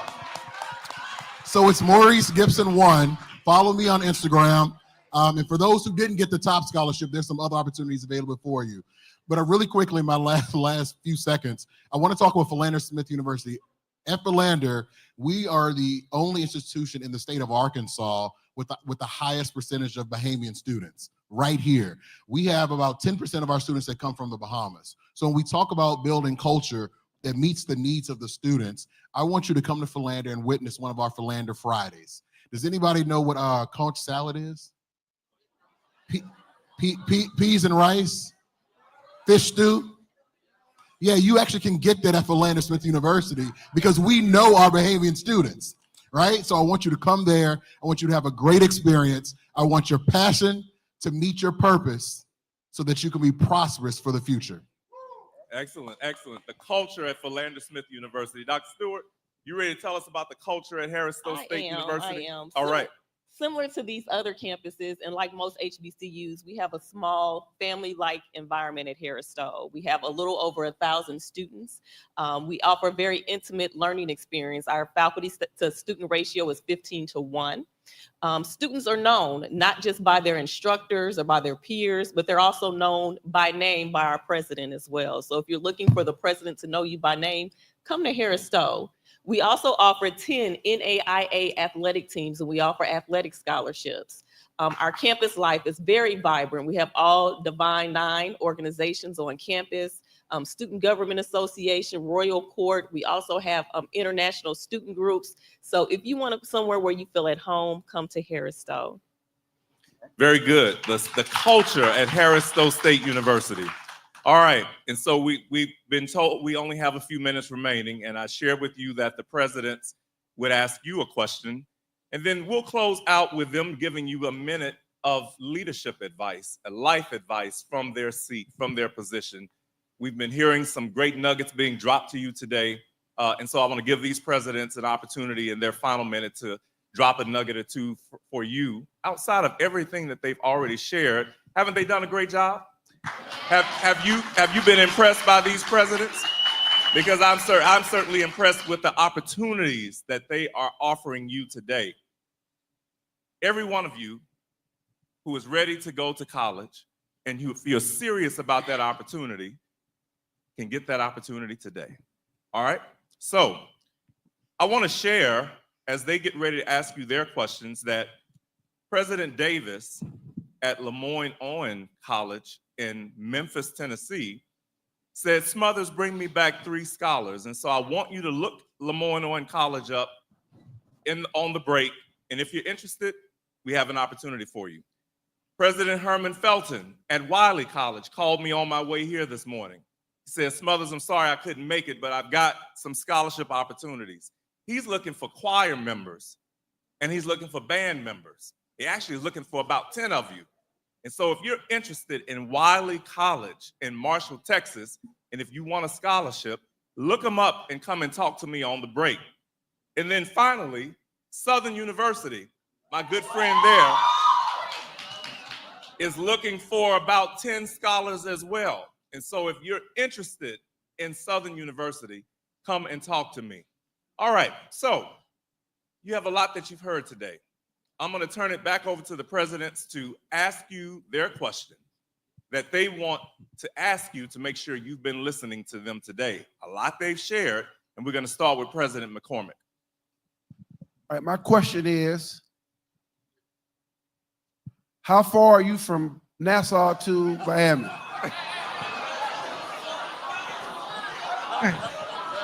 Right here. James is getting a question. We'll let you know. James over on your right side, President. He has an individual. We'll get that individual for you. Okay. Can you repeat the question, please? What's the distance, travel distance from Nassau, Bahamas to Florida Memorial University in Miami, Florida? 3 miles. Hey, here we go on your left side, President. On your left side. My name is Saron Thompson from CV Bethel. We are 38 minutes away. My name is Saron Thompson.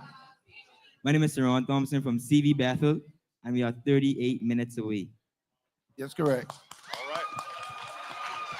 All right. President Ingram, ask your question, if you would, to see if they were listening. Absolutely. There is a major at Clinton College that we're currently offering full scholarship, tuition, room, and board. What major is that? I'm back on your left again. James, you come next. My name is Teresa LeBrand, and I am from CV Bethel, and it's offered in cybersecurity. Awesome. Who's interested? Are you interested in cybersecurity? Who's interested in cybersecurity? That's a first-generation student. A first-generation cybersecurity student. This gentleman right here, what's your name? Yes. I'm sorry, can you get the microphone?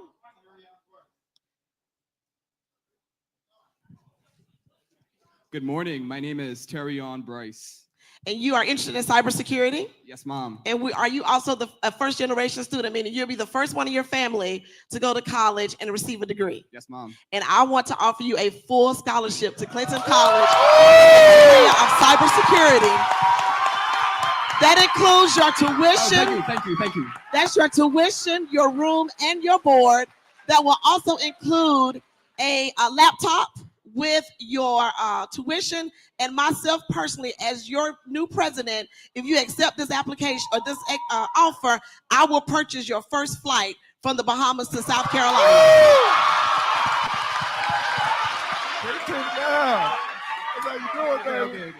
That's the culture of Clinton College. That's the culture. Oh, it's getting hot in here. It's getting hot. Brother President Johnson, I know we're out of time, but do we get a few more minutes to finish this final round here? The question.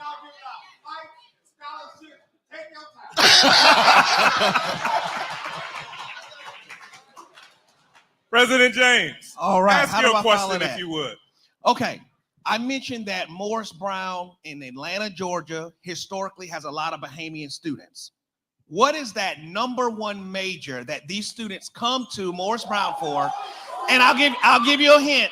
We're the only black college in the state of Georgia that has this major. James. Good morning. James. Okay. Where they at? Where they at? Up here. To the right over here. Everybody have a seat so she can answer My the name question. is Kristen Stevenson, and the major is hospitality. Hospitality man. That's correct. Hospitality management. Okay. I got a second piece. If you have, first student that stands, if you have a 3.5 GPA, wait a minute, sit. Let me get it all out first. If you have a 3.5 GPA and is interested in hospitality management, please stand. Hospitality management, leading hotels, restaurants, and destination sites. Raise your hand. All right, I see one right here too. Point them out.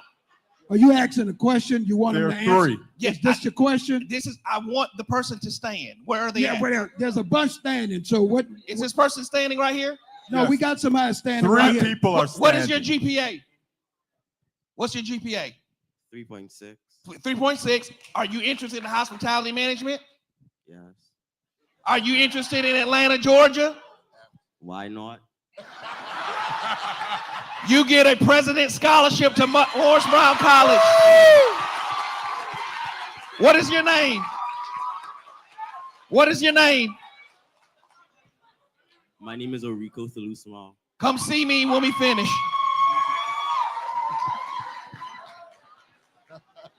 All right, Dr. Oh, Gibson. goodness. What question will you ask? Dr. Smothers. How are you going to top this? I was hoping that General President Johnson would have closed. I'm running out of money, Dr. Smothers.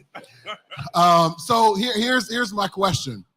I said at Philander Smith University, our goal is to have your blank meet your blank for prosperity. This young lady right here? All right.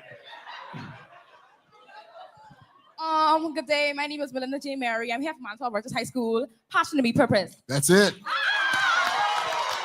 So my follow-up, Dr. Smother, is as I talked about those of you who nobody wanted to work at the Bahamas, right? So who wants to be an entrepreneur? Who wants to own their own business, all right? Who has a 3.5 or better? All right. Excited young, what's your name? Right with the camera, young man behind, yeah. 3.78. What about this young lady right here with the braids? You too. Yes. Excellent. And you entrepreneurship. So both. Well, look, this is what I want to do from entrepreneurs. So both of you will get our Thomas Mason Scholarship to take care of your tuition and fees. So don't worry about that.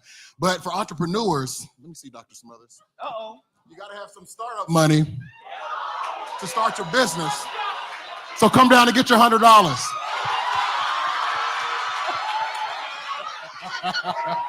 Get your $100. Passion, purpose, and prosperity. There you go. There you go. Congratulations. Welcome to Philander Smith.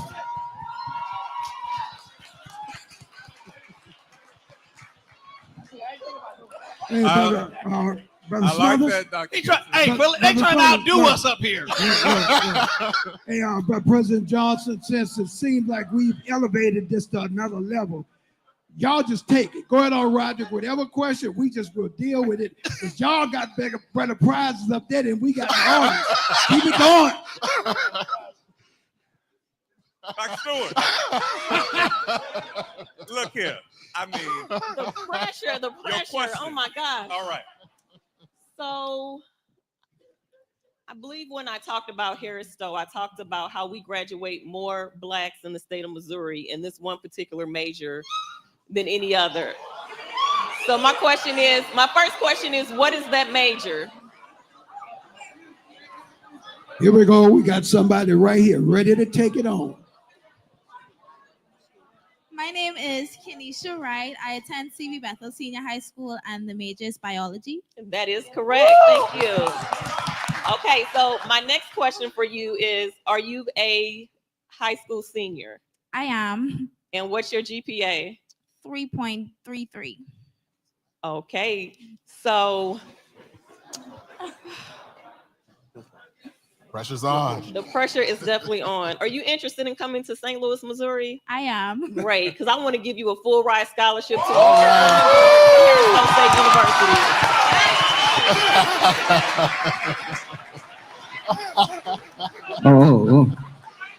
Oh, and I just got a text from the president. She actually texted. Don't be outdone. What she just? What she? Jesus, the president said, don't be outdone. Wait. What she say? What she say? What she say, Mr. Johnson? She said. What? She said, take her. With flight covered as well. Text her back, Benny. Tell her we got her. We got her. We got you. And your air flight will be covered as well. Oh yeah, we got you. So they're texting the president, who is understanding what's going on, and she is giving you the authority to not be outdone. She said, don't let Maurice Gibson outdo you. Don't let Kevin James outdo you. Don't let Dr. Ingram outdo you. Don't let Dr. McCormick outdo you, giving out his phone number. Look, I understand, Madam President, but this is not all, right? At the end of the program, these presidents will do more, so stay tuned. This is just scratching the surface. All right. So we're closing out. I've asked the presidents to give you their final 1 minute leadership advice, life advice, whatever they want to share with you. We're going to start with President McCormick and work our way around, and then we'll close us out. Thank you for your attention. Again, these presidents are going to be available between now during the lunch break. Make your way to them. Make sure you get to know them so that at the end, when they announce any other awards they have, you may be in that number. All right? President McCormick. Yes. Thank you, and thank y'all again for being here. This has been very enlightening. I want to leave you with just this phrase to think about every day, because life situations will present you with people and situations that tells you no. Treat that no as not yet. That's my word for you today. When they tell you no, just treat it as not yet. You're still going to get to where you need to go. Y'all okay with that? Yes. So what is it? No means what? Thank you. Thank you. Thank you, President McCormick. President Ingram. Yes, sir. My words to this amazing group. First of all, I've had an amazing time with you all today and excited to meet you all after we're done with this segment. But if I could share with you, one thing I learned while I was here that I didn't know was that the Bahamas is where they say God lives. Is that right? I like that. And at Clinton College, we are a faith-based organization. We are affiliated with the AME Zion Church. So our faith is our foundation. And so on that note, one thing I would like to leave with you as I give you a leadership tip is as you go forth and you graduate in whatever school you land at, and we all have great opportunities at all of our institutions, and it's certainly not competition, but it's collaboration. Wherever you land, when you land there, I want to leave you with these words: dominate your space. Okay, dominate your space. And just by way of tying in our faith, in Genesis, when God created the heavens and the earth, the Bible tells us that he stepped into nothing and said, let there be, and then it was created, right? And then after he did all of that, then he made man in his image. He made us like him. He made us in his likeness. What does that mean? He transferred that same power, that same authority, that same ability to step into virtually nothing, speak something, and create it, and to take dominance and take control. So I want to encourage you as you're stepping into leadership, regardless to what room you step in, whether it feels like you belong there or not. When you step in that room, you step in and dominate your space, because that's what you were created to do. There is nothing you can accomplish. There is nothing you can achieve. I took that same mentality back in February into a room of predominantly white older men and became the first African American and the first female female to serve as the president of the Association of Business Administrators for Christian Colleges and Schools because I understood the dominance that I carried in that space. So go forth, achieve, and dominate your space in every opportunity that you are afforded. Thank you. Wow. Excellent. Dominate your space. I love it. You President know, James. Yes. I am surrounded by a lot of men of Alpha Phi Alpha in here, fraternity. I am a member of the greatest fraternity, the Omega Psi Phi Fraternity Incorporated. And when I was joining my fraternity, we had to learn this poem. Write this down. The name of the poem is See It Through. See It Through. I want you all to look that poem up. In this poem, it really highlights on the fact that running from problems, running from troubles will never work. Running will not save you. See it through. It talks a lot about perseverance and never giving up. I want every person to know in here, you're going to have haters. You're going to have detractors. You're going to have people who speak negativity in your life. You're going to have individuals who think that you're not going to make it, who think that you're not worthy. I want you to remember these words. See it through. Running will not save you. See it through. When you're up against a trouble, meet it squarely face to face. Lift your chin, set your shoulders, plant your feet, and take a brace. When it's vain to try to dodge it, do the best that you can do. You may fail, you may conquer, see it through. If you do not have any haters, Bishop Noel Jones said, you're not that gifted. So you're going to have haters. They're here to be your motivators. Continue to see it through. Thank you very much. Excellent. See it through. Dr. Excellent. Gibson. Thank you, Dr. Smothers. So one of my favorite passages in the Bible is in the book of Jeremiah. It's Jeremiah 29:11, where it says, "For I know the plans." All right. All right. This is where God lives. God lives. He's all it through the building. So what I want to share with you is that Dr. Smothers said something earlier about the list of students, and I saw them later. So I saw their list late last night, and I saw Harvard, I saw UPenn, I saw Brown, Michigan, all these other schools. But in the words of my favorite poet, Kendrick Lamar, right? What I'm about to say, they not like us. Right? So when we talk about the plans that God has laid for us, I want you to think about this room today. Look around you. Look on this stage. This is Black excellence personified. So I don't want any of you to think that you have to go somewhere where people don't look like you to be successful. We are what success looks like. In my office, I have this one phrase across my wall that says, "You are what success looks like." So I want you to leave here today knowing that you are already successful, because God has already laid plans that you are already walking and don't even realize it.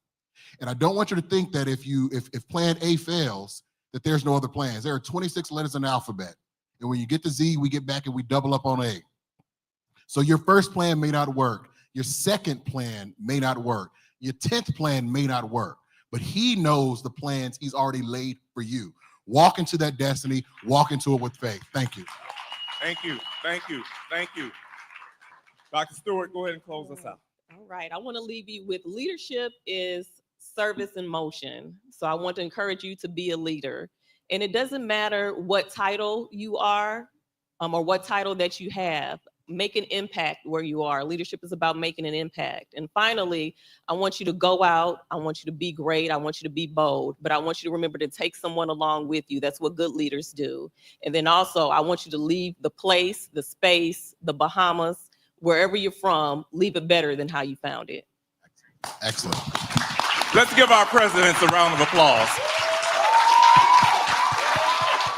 Brother Johnson, I was doing some quick math, and I think these presidents have already given out well over $500,000 in scholarships and awards already, and they're not done. They're not done. And so again, remember, we have offers, opportunities for you from Lemoyne-Owen College, from my sister president, Rosalind Clark Artist at Benedict College. We have opportunities from Southern University, and we have opportunities from Wiley College. During the break, get to know these presidents. Go up, meet them, shake their hands, get their social media, follow them, engage with them so that you too can leave with an opportunity. It's been an honor to serve as your host and facilitator today of this president's panel. I hope that you have tapped into the opportunity that has been presented to you. Brother President and friends, we turn it back over to you. Let's give our presidents another round of applause.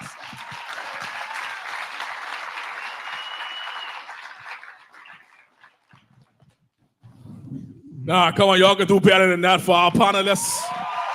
Y'all can do better than that. Listen to me. Listen to me. I was in the corner over there. I was like, you get a scholarship, you get a scholarship, you get a scholarship. Let's give our panelists another round of applause. So here's what we're going to do. I need everyone to stand for me. I need everyone to stand for me. Everyone stand for me. We're going to take a 10-minute break, a 5-minute break. Stretch your legs, go to the bathroom. But before we do that, today was something short of amazing, and I'm pretty sure it's going to get more amazing this afternoon. I don't want you to take nothing here for granted. The opportunity just by coming into this room was a self-fulfilling opportunity. Give yourself a round of applause for that. Listen, I want you to remember and repeat after me, because although we're from a small island, a small country, a little dot on the map, I want you to repeat after me. Small city, big dreams. Small city, big dreams. You all always remember that. We'll be back. Let's take a 5-minute break.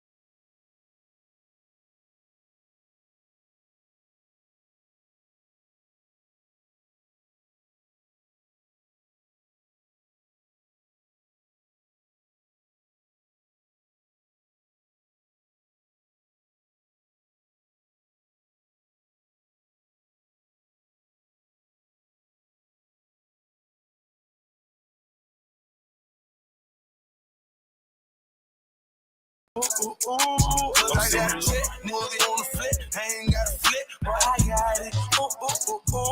Get out to me, she gon' wanna sit. Every nigga in the set, and now she screaming like, All right, let's make our way back in. Let's make our way back in. Let's settle back in. Let's settle back in. Your legs should be stretched.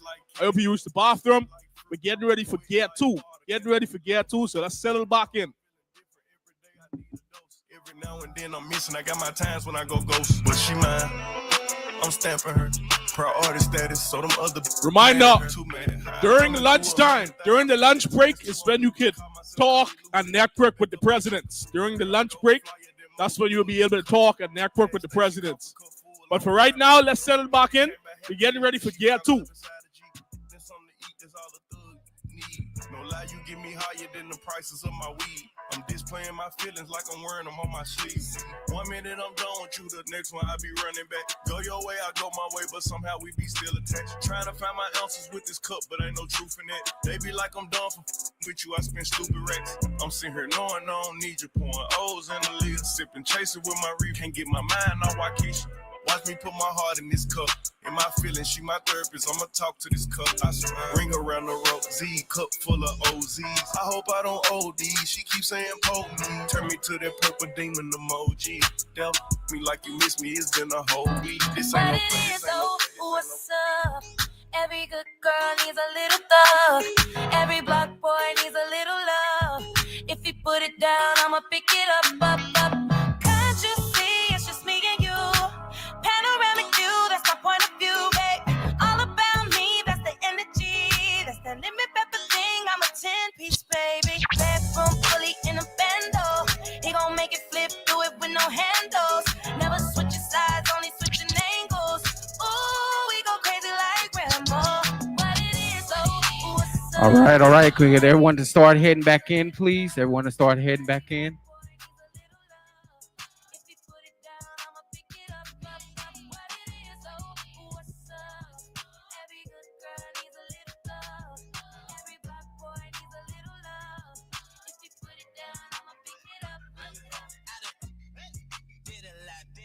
Yeah, that's right. Make your way back in. Make your way back in.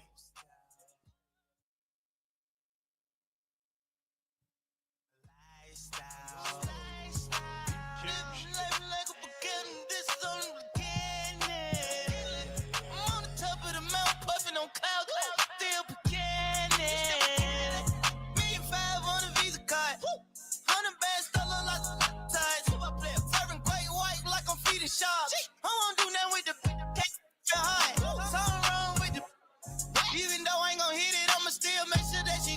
Cause wait, me and my rounds, they don't get caught up like that, no way. We ain't got time to go see doctors. Jay, hey, send money. I put my people up on the gun and why? Hey, this a show for me. I do this for my daughters and all my sons. I run the random bands up, take out they funds. Are you eating? I got a month, she got a month. I got sisters and brothers to feed. I ain't going out like no idiot. I'm a OG. Did a lot, just to live this. Yeah, let's go. Come on, right there. Take your seat. Take your seat. Take your seat. We're getting ready for another session.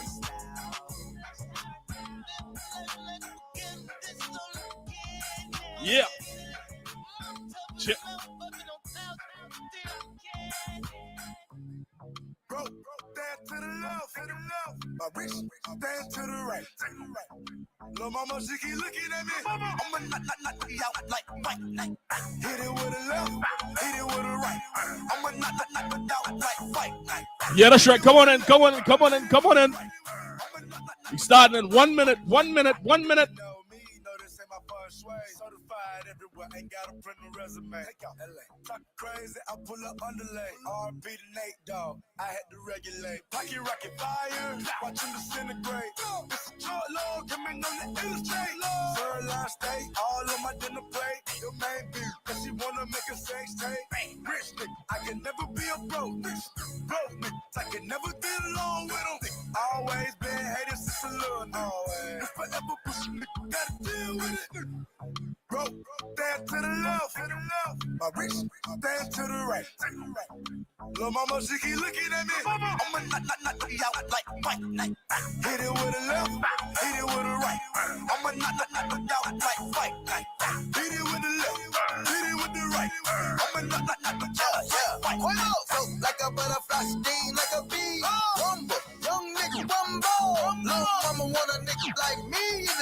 Ice Cube, knock it out like Debo. Now who's that talking that gangster shit? Ain't somebody gon' kick your ass. Yeah. When I walk up in the club, I bet I make a thunderstorm. Let them know that it's a whole lot of cash. Fuck rich niggas on the right all night. Rich niggas, broke niggas to the left by yourself. Okay. Now who the hell just said that the roof on fire? Call 911 like what? Cloud? Go. Bro, stand to the left, my rich, stand to the right. Lil' mama, she keep looking at me. I'ma knock you out like white night. Hit it with the left, hit it with the right. I'ma knock you out like white night. Hit it with the left. All right, here we go, here we go. Silent. All right, and everyone turn to the person next to you and say, wow. Turn to the person behind you and say, wow. Now point to the sky and say, thank you. Now, ladies and gentlemen, we have another leadership talk. The topic for this leadership talk is understanding the HBCU experience. We're going to keep it real with Morgan State University alumni Ramona Wells, who's here to break down what HBCU life is really like. Ms. Wells is a dedicated educator and emerging leader in the fields of business, technology, and educational innovation. A proud alumni of Morgan State University, she discovers her passion for teaching and deep interest in educational technology while serving in key campus roles such as resident advisor and student support coordinator. She earned a prestigious scholarship to study at KDI School of Public Policy in South Korea, completing a master's in public policy development and management. Ramona brings a unique blend of experience in the technological and educational and public policy, championing equity and innovation. Ladies and gentlemen, students, please help me welcome, speaking on the topic, understanding the HBCU experience, Miss Ramona Wells. Y'all can do better than that. Y'all can do better than that. All right. I heard a ski. All right, my sorors are in the audience, and I am so happy to be here with you today. DJ, you take a break. Where DJ gone? Now, if you ever went to an HBCU, the campus is always live. I lie? No, it's always live. And so I'm gonna need some swag surf, DJ. Give me something. I fighting between them and lunch, so you gotta give me something. Let's get on our feet, students. Y'all gotta help me with this one. Give me a little bit more, DJ.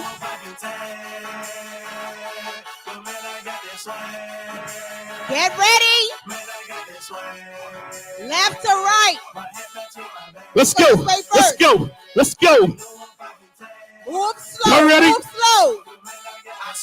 Let's go. Y'all ready? 2. Let's go. Hey, I say I swag. I surf. All right, Let's go. All right. Cut that. No, my back just say no miss. No. It is such a pleasure to be before all of you this morning, just to briefly share with you my HBCU journey at Morgan State University. I will tell you, when my parents were taking me there, we drove through Baltimore, and it didn't look like I was heading to an HBCU or to a school. At that time, there was a lot of areas that were not built up as yet. Gentrification didn't happen as yet, and so it looked a little bit sketchy. And my daddy said, "You sure you going to school?" I said, "Yes." I said, "I saw it online. It's beautiful, right?" And so when I got to the campus, though, I felt safer than safe. I felt community. I felt secure. And so my first point here, I stepped into a world of possibility at Morgan State. Opportunity abound, abundant. Persons there knew you. They knew where you were coming from. just like the presidents on the stage today, they had your numbers. You could call them. If anything was going on with me, mommy didn't hear from me, she could call on campus anytime and find out if I was okay. And so that gave her a sense of security. I will share that once I stepped foot on the campus, I wasn't just stepping onto a college campus. Again, it was an opportunity and it was a place of possibility. I was afforded opportunities to stretch far beyond the classroom. And I found myself to be a mentor, and I found mentors that looked just like me. So coming from a small island, originally Long Island, then coming to Nassau, being here, and then leaving to go to Baltimore, Maryland, it was a little bit difficult and different. But I found persons who took care of me. They were really concerned about my journey, my education, my life. And then I wasn't just seen as a student or a number. I wasn't 2001 66664. I was Ramona, and I was there to be their future trailblazer. At the time, our college president said, look at the person sitting to the left of you. Look at the person sitting to the right of you. This journey you will do together. And sure enough, those persons in my cohort and my grouping, we journeyed together. And I want to tell you that's going to be very important as you look to the people in this same space with you, those who are in the same area as you. The world is large, right? But technology makes it seem so small. And so get their contacts. I got their numbers. I was able to communicate with them. And so college for me was a fresh start.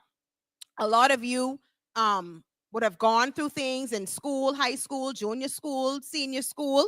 But this opportunity was a new start for me to just branch out, to reinvent myself, as some people would say. And so I became the leader. I became the one, if they needed a resident advisor, someone to watch the floor, I was available. I took every opportunity that was afforded to me, and I never shied away from it. I didn't just climb up into a corner, but I made sure that the Bahamas was well represented. Everywhere I walked, they say Bahama Reach. I took the whole island on my back, and I moved through that campus. And it was good to finally meet students who were from the Bahamas as well. And I mean, some days on the dorm floor, you could smell that curry chicken, or you could smell the stew fish. You could smell my mommy would send over like grouper. You could smell the boiled fish coming down that corridor. And they say, oh yeah, the Bahamas cooking.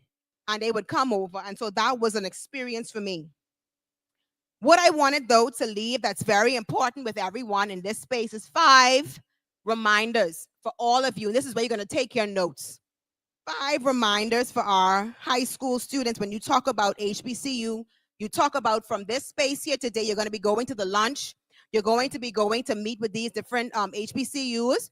There are 5 things I want you to remember. The first one, know your worth. Say that with me, know your worth. And choose the place that sees it. You heard them here on the stage, our college presidents, but the opportunities in the bag, they have it. And so when you walk over to them, you're walking over knowing what you are worth. You know that you are brilliant students, you're excellent students. Because see, excellence gets up in the morning, and excellence came here on a Saturday when you could have stayed in your bed. Excellence said, you know what, I had a rough school week, but I'm coming to show up for an opportunity. Excellence says, some of you caught the bus. See, if you caught the bus, raise your hand. Don't be ashamed. You catch the bus to get here. You came here for an opportunity, right? And so that's what excellence looks like.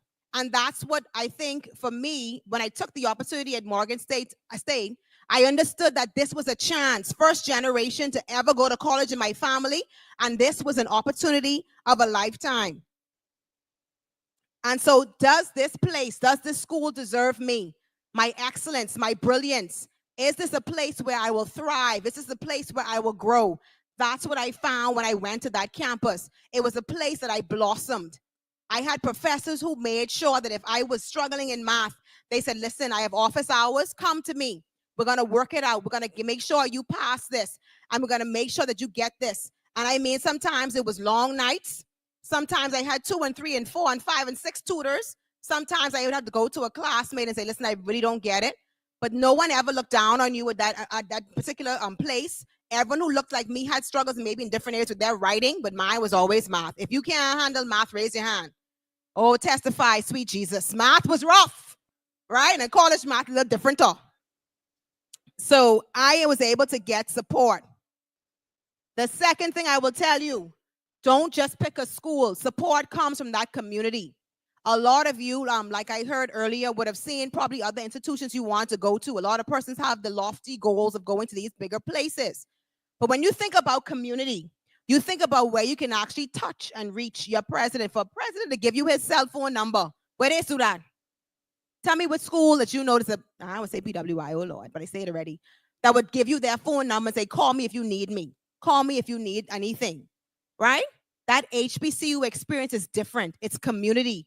It's a place where you can, just like a garden, it's watered. You can thrive.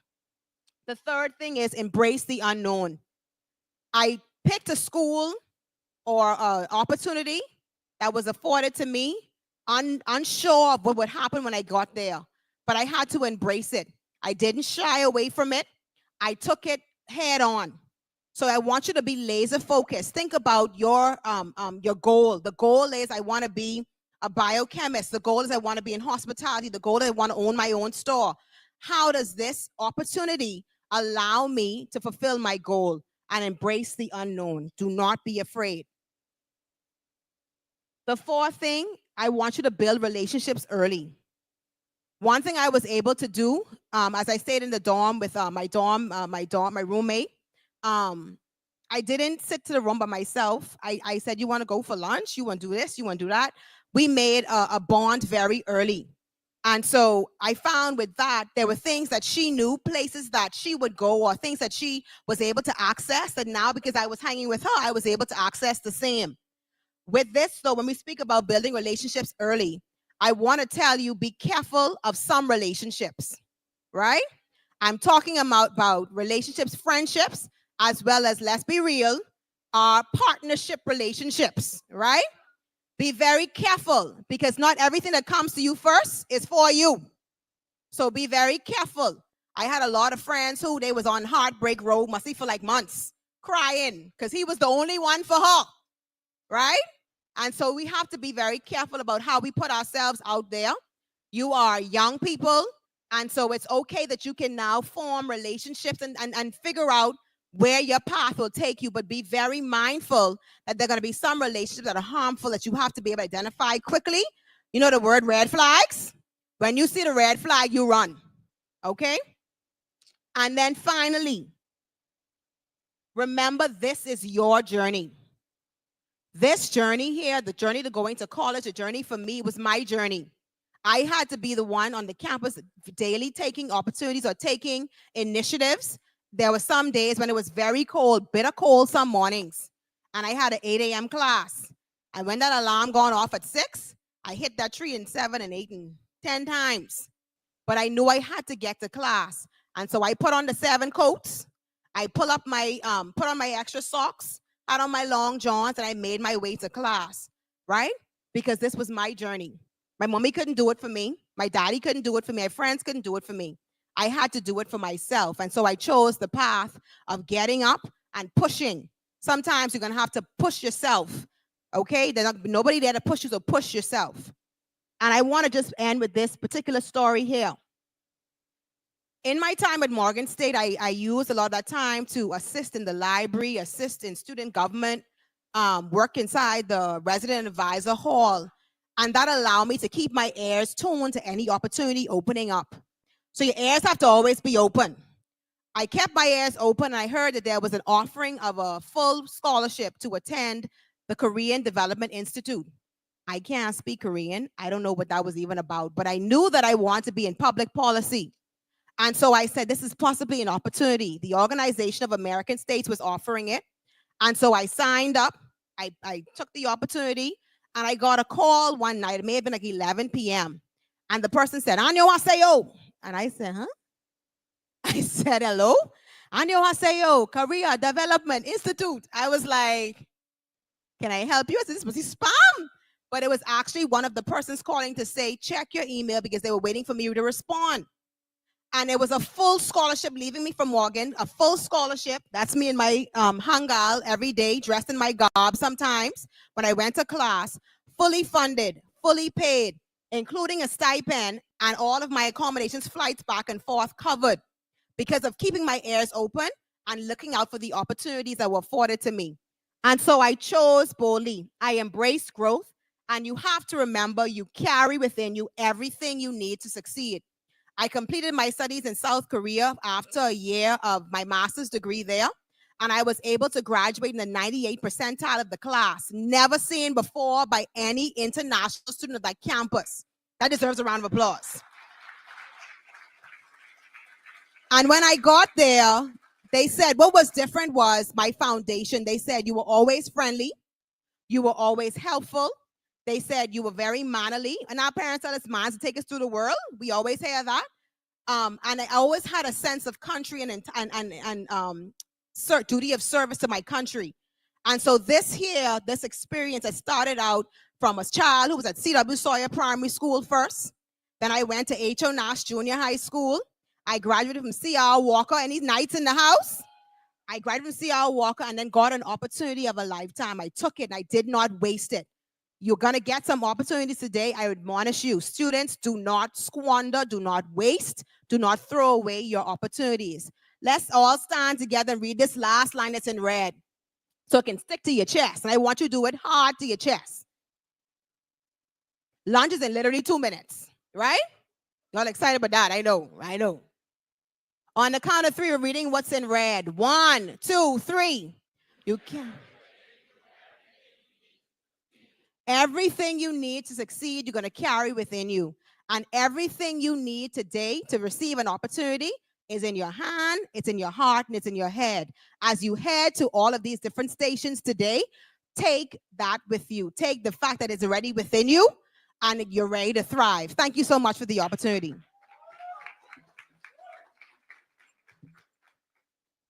Come on, y'all can do better than that. Let's give Ms. Belts another round of applause.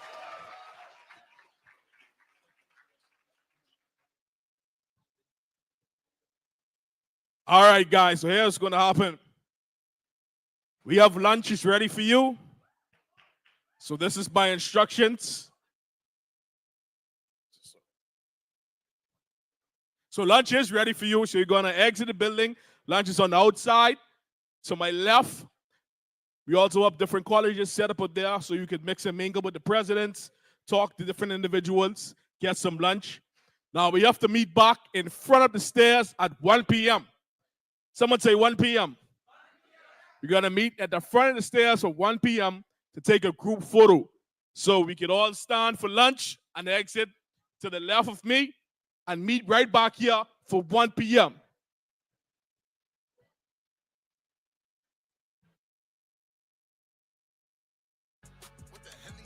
We're going to meet in the foyer 1 p.m. for 1 p.m.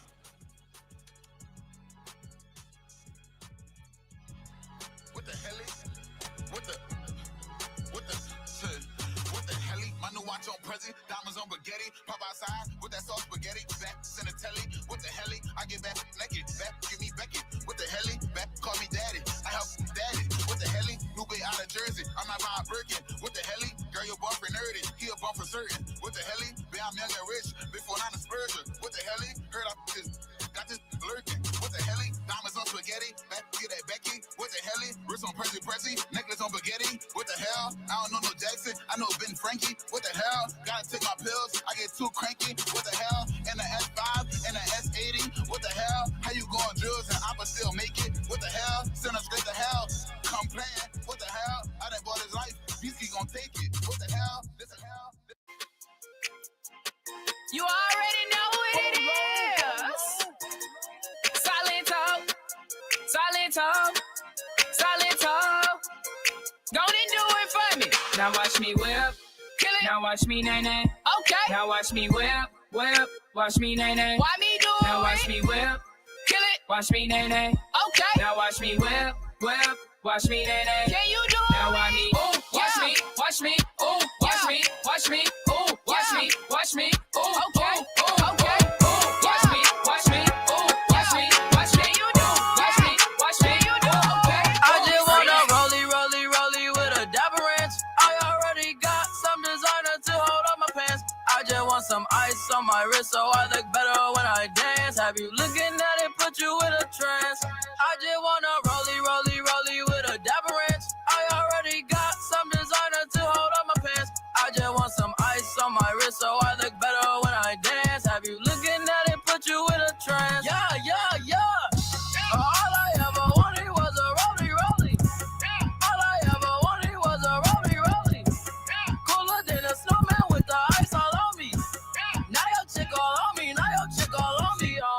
my rollie don't tick tock, it just glide.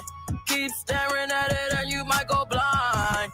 I be moving clean, I don't even try. All I see is bears, I spy. Yeah, that way. I need that moolah by Tuesday. Yeah, that way. I low key feel like funk sway. I just now got started. Got views on views, I'm popping. My diamonds gone retarded. Your girl on deck is a party. I just wanna rollie with a dapper ranch. I already got some designer to hold on my pants. I just want some ice on my wrist so I look better when I dance. Have you looking at it, put you in a trance. I just wanna rollie with a dapper ranch. I already got some designer to hold on my pants. I just want some ice on my wrist so I look better when I dance. Have you looking at it, put you in a trance.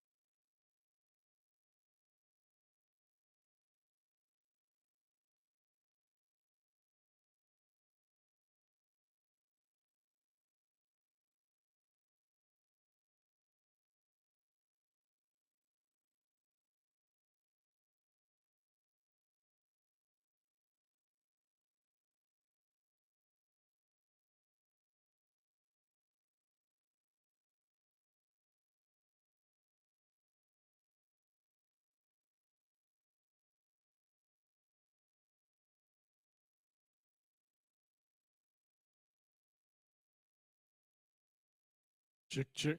All right, guys. We're going to meet in the foyer to take that group photo. So if you all could just come straight in the back and let's meet in the foyer to take that group photo. Straight to the foyer to take that group photo. Right on the stairs.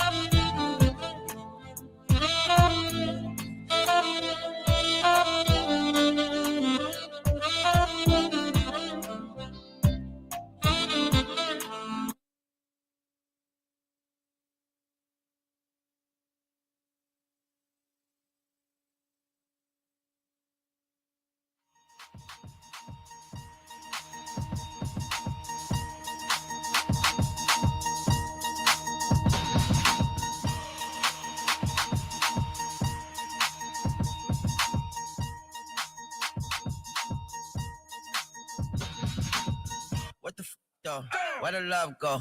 5, 4, 3, 2, I let one go. Wow, get the though. I don't bluff, bro. Aiming at your head like a buffalo. You a roughneck, I'm a cutthroat. You a tough guy. That's enough jokes. Then the sun died. The night is young though. The diamonds still shine. You're in a rough hole. What the though? Where the love go? 5, 4, 3, 2, where the ones go? It's a show. Put you front row. Talking bro. Let your tongue show. Money over and above. That is still my favorite love quote. Put the gun aside. What the for? I sleep with the gun. Then she don't slow. What the yo? Where the love go? Trade the ski mask for the muzzle. It's a bloodbath. Where the suns go?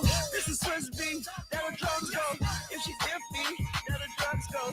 If she's simply double cup toast, I got a duffel full of hundos. That the love go. Where the VIP coming live from the VIP. Heard the nightlife, lost life without me. Most feds in the state wanna see by me. The whole city got pissed. Heard he got 3. That other rapper got a hit, but shouted he not out. Who set the city on fire? Hey folks, good afternoon. Welcome back. We're going to get started here shortly. What we need for you to do is take the tag, your name tag, out of your name badge. I need to collect them. This is to enter in the drawing for the prizes we mentioned earlier, the Apple Watches, the headphones, and the TVs. I need your badge to enter into the prize.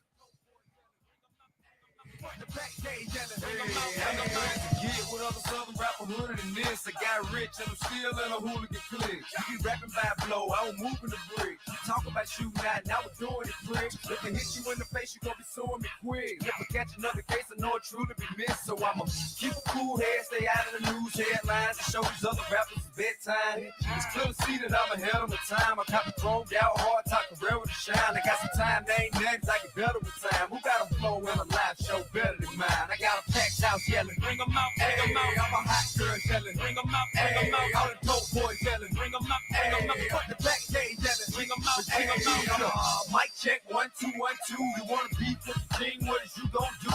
When you show up on the scene, when the 2 guns drew on you and your friend and play a little 2-on-2. If you do half of what I do, you'll be hitting the deck. I got a tool and a vest, I can get some respect. I'ma make it hard for another sucker to flex. Show them this ain't the squad or a sucker to test. Pimp my too large and we way too fresh. Work well when and quick to check the lane like a game of chess. You wanna be better, bring your best. Cause we be standing in your front yard yelling, bring them out, bring them out. All my hot girls yelling, bring them out, bring them out. All the dope boys yelling, bring them out, bring them out. Fuck the backstage yelling, bring them out, bring them out. All the front yard yelling, bring them out, bring them out. All my hot girls yelling, bring them out, bring them out. All the dope boys yelling, bring them out, bring them out. Fuck the backstage yelling, bring them out, bring them out.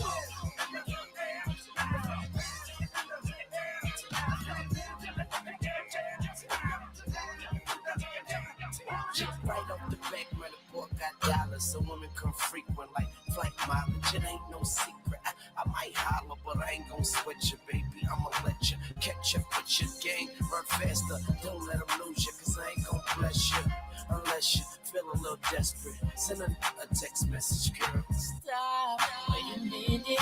The way you move that girl, you done got my heart all in it. And I just wanna be with you tonight. Girl, please, I'm a player, yeah, it's true. But I changed the game for you. I wanna see what it do. Can I be free?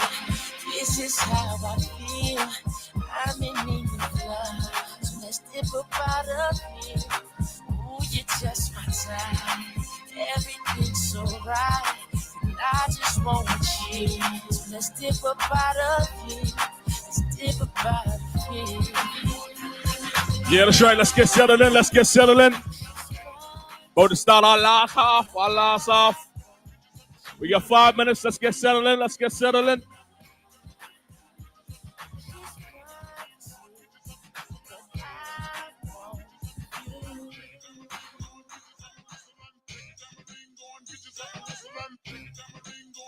Reminder, we need everyone name tag if you want to have a chance to get one of the grand prizes. Please, if you want a chance to enter and get a grand prize, we need your name tag in the box. If your name tag is not in the box, you will not win. Come down and bring the name tag.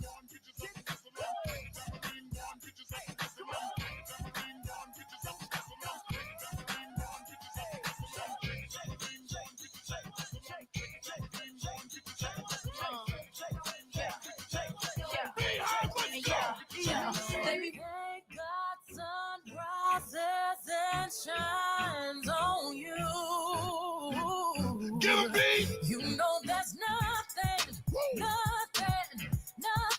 I would not do.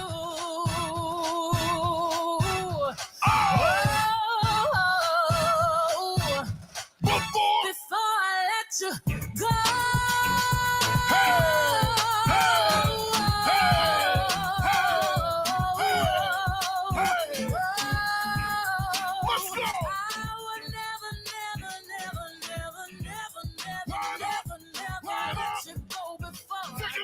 Drop it down low. Drop it down low. Low to the floor. Get low to the floor. Stand up. Bunny hop, drop. Bunny hop, drop. Bunny hop, drop. Bunny hop, drop. Now to the left, to the left, to the left, to the right, to the left, to the left, to the left, to the right. Now wobble with it, now wobble with it, now wobble with it, now wobble with it, now wobble with it, now wobble with it, now wobble with it. Run, Magic School Bus. Boom, boom, Magic School Bus. Run, Magic School Bus. Mama, up your on the left hand side. My dog get wild and I know. Run, boom, flip on your head, don't slide. Body water, better girl, don't try. Mama, up your on the left hand side.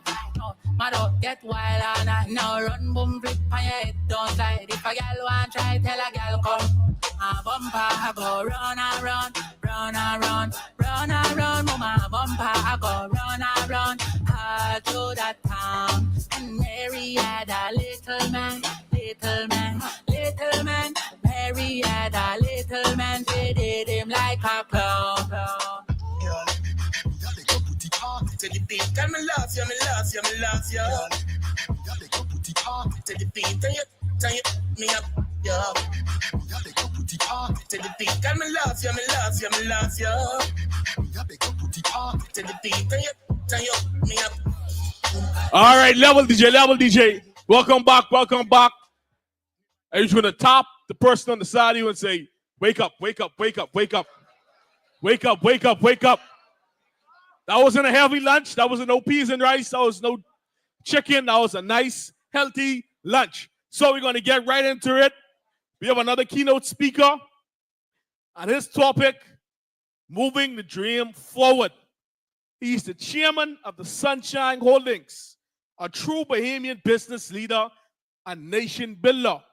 He's the chairman of the Eluther Properties, the holding company for Jack's Bay Resort Development, a pioneer force in the Bahamian business, widely recognized for his contributions to national development. Sir Franklin has received numerous honors, including a knighthood from His Majesty the Queen as a Knight Commander of the Distinguished Order of St. Michael and St. George. He has also been honored by the government of Bahamas for his service to the nation, named Distinguished Citizen by the Bahamas Chamber of Commerce, and nearly 3 decades later, received the Chamber's prestigious Lifetime Achievement Award. Ladies and gentlemen, students, please clap your hands and help me welcome Sir Franklin Wilson. Y'all can do better than that. This is a legend coming to the stage, a legend in his own right. Thank you very much. Ladies and gentlemen, how we doing? You enjoying yourself? You know they've given out, or will by the end of the day, give out $1/2 of $1 million in scholarship. That's a lot of money, don't you agree? Give the organizers a round of applause.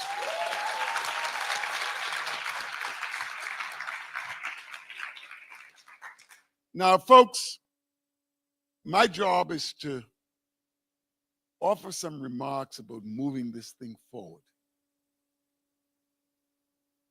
This is about moving the dream forward. Well, if you can move a dream forward, you got to start with what dream? Could we agree that? We know what forward means, but what's the dream? So let me pick Anyone here? What's your dream? What you want to move forward? Think about it for a second. What is it you're trying to move forward?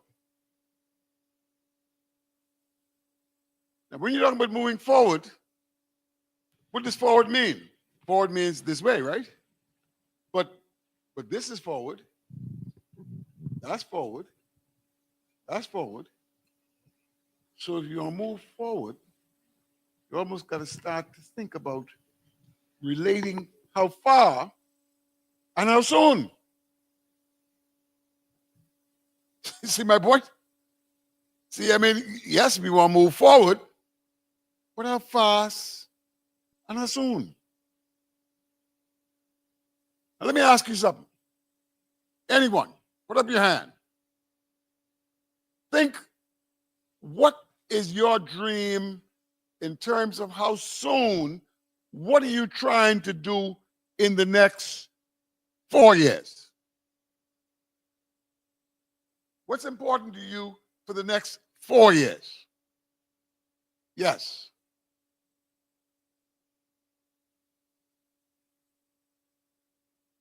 So you want to finish high school and college. Who else has that dream? Everybody got that dream pretty much? Everybody got that dream pretty much? Okay. Let me ask this question. You got a different dream? What is your dream? A little bit of what the person said, finish high school and all right. My bad. Good day, Gerardo Nasius and Anatole Rogers. You know, a little bit of what the other person said, finish high school and college, but at the same time, I want to develop myself as much as I can. College is an opportunity, and I don't necessarily just see college as a academic opportunity, but a social opportunity, cultural opportunity, and such. So that's my goal, self-development. Now that's a very profound point. That's a very profound point. And let me tell you why that's a pretty profound point. This week I was speaking to, the young Bahamian woman who went in space, Aisha Bo. And I was talking to her this week, and she was telling me she runs a camp here. And she was saying that in her camp, what she tries to do is to get into the students this concept that you don't have to do things like while you are doing this idea of finishing high school and college, you could also be doing some things at the same time. Think about that. See, nothing wrong with while you're in high school and college, ain't nothing wrong you starting one little business on the side, selling lemonade, sell whatever you want to do. You follow what I'm saying? I thought that was an interesting point. You don't have to wait until after you finish college and then say, what's next? You understand what I'm saying? You all sleeping there? Does that make sense? Okay. The second point I want to know is this. Last summer I was I met on two separate occasions, one in Houston and one in Los Angeles. And one was the vice president for General Electric, that was the guy in Houston. And the next guy was in LA, and he ended up in an executive role in GE. And you know what the two of them told me? The two of them told me, each of them separately, two men, I went to university to get a degree, and my wife.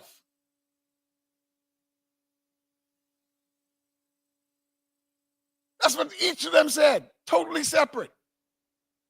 And the rationale there was, if you think about it, the fact of the matter is, university, there are a lot of people who meet their life partner while they're in university. You may not have thought of that. You may not have been exact like this, either those two were, but it's a thought. I tell you something else. My wife has a friend who My wife is a friend. She was in Florida. Her daughter had a scholarship to a particular university. She accepted a scholarship to another university because of the same point.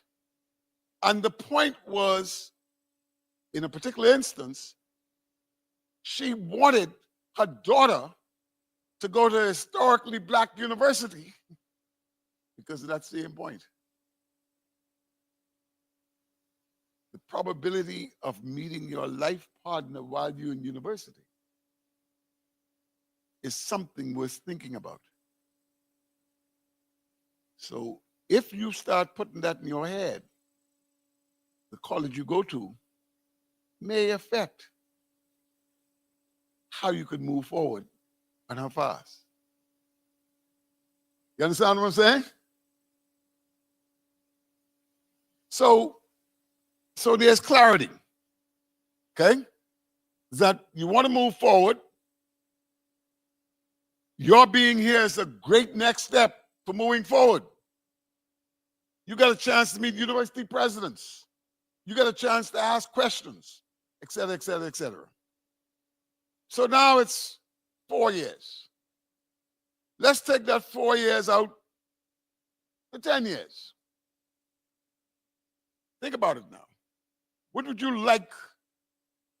What aspect of your dream you would like to be working on or making progress in or be in line with something 10 years from now? Yes, sir.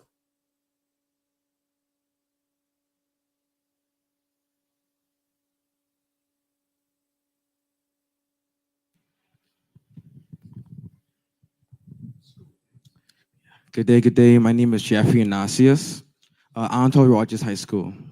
For 10 years from here, I want to be able to fully free my mother from any financial issues and even help my extended family.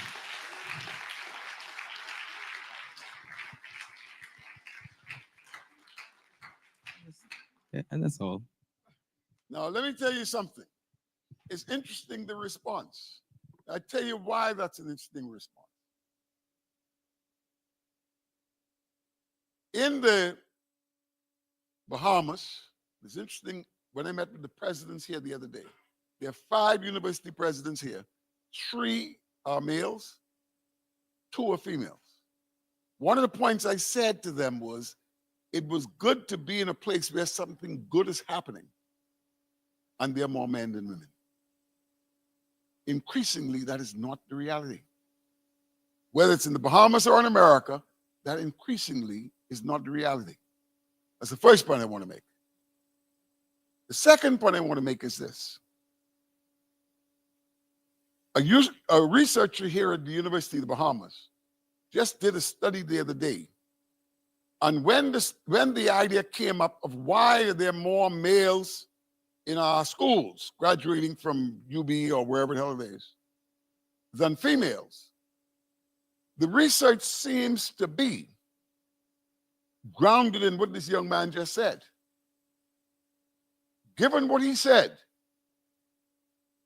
apparently in Bahamian families, if there's a male and a female, and mommy only could afford for one to stay in school, the male figure in the family is inclined to say, mommy, let her stay.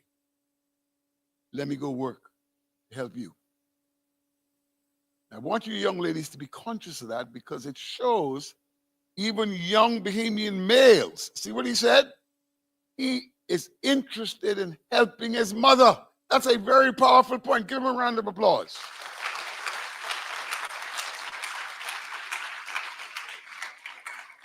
And I want you girls to understand that's the type of thinking that says, mommy, you can't deal with the two of us. Let her go.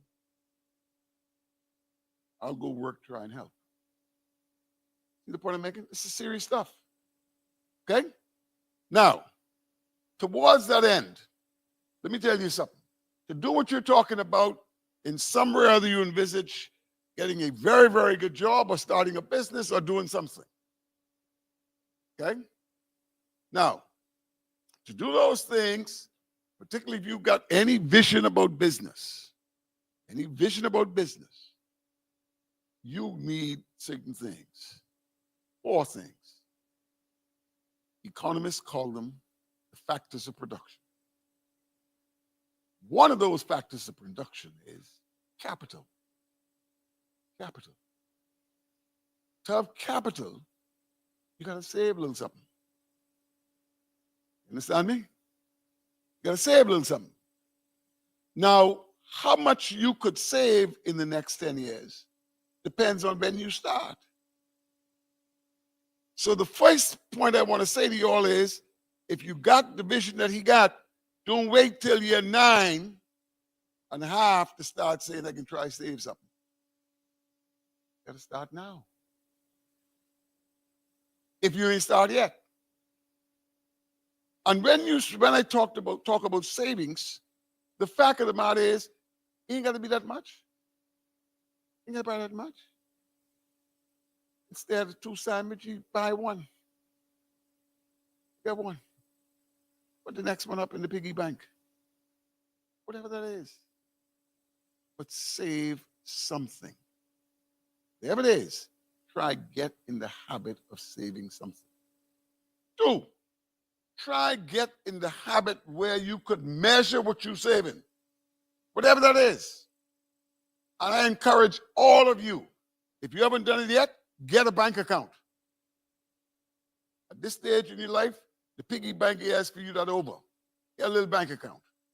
And whatever you put in there, put a little something. Whatever it is, put a little something. What are you doing that? It's sort of like at this stage in your life, you are doing things to build your resume. Isn't that right? You know that the better you could show the university that you did something and you this and that and so on and so forth, the better your chances. Is that right? Is that true? Okay. Well, when it comes to money, the better you could show, I was saving long time. See, yes, sir. When I was 17, I put up $100. When I was 18, I put up $120. My point is, once you do things like that, you got a record. The record ain't got to be, you ain't got to break the world's record, but you could show that you had something called consistency. See the point I'm making? Consistency means more sometime than being what you could accomplish from being a flash in the pan. So, let me say this to you people. You have opportunities that people of my generation could not have dreamt of. For example, when I went to university, I left the Bahamas to go and study to become a professional accountant. I had never in my life met a professionally qualified accountant. There's no student in here who wants to be an accountant who would have started as far back as I did. Everyone in here who wants to be a chartered accountant, you have at least met one chartered accountant in your life. Is that a true statement? Is that a true statement? Okay. I'm telling you, things have changed for the better for your generation. So I'm here to tell you, take advantage of that. Look for no excuses. Have clarity in what your dream is. Know the time. You know, don't just assume I got to start. If I got a 4-year dream, I can start in year 3. Your presence here today tells everybody that to recognize that dream, you know you got to start now if you haven't started already. The same principle is going to apply for the 10-year dream. If you haven't started already, start now. And in 4 years' time, I want all y'all, 4 years' time, I'd love to hear from every one of y'all who here today. Remember when you spoke at that seminar at UB in 2025 when you talked about 4 years? I'm here to tell you I did move the dream forward. Please, I look forward to seeing all of you telling me you made it. Best luck.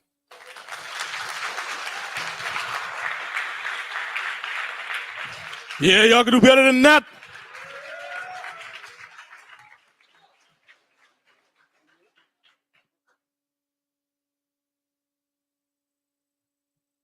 All right, we're gonna moving right along.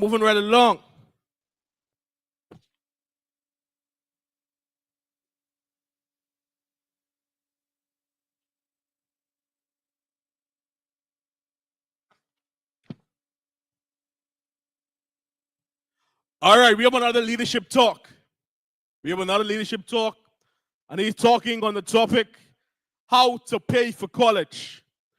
Raise your hand if you can afford a 4-year college right now, out your own pocket, out your bank account. Good. So this is the perfect segue and the perfect topic. So I need everyone to please pay attention, listen up, because this is something you don't want to miss. Everybody has an opportunity, but there are still some fees and there's still some bills that come around. So coming now is Mr. Rasheem Rook, based in Washington, D.C. He's currently an assistant vice president for program management at UNCF.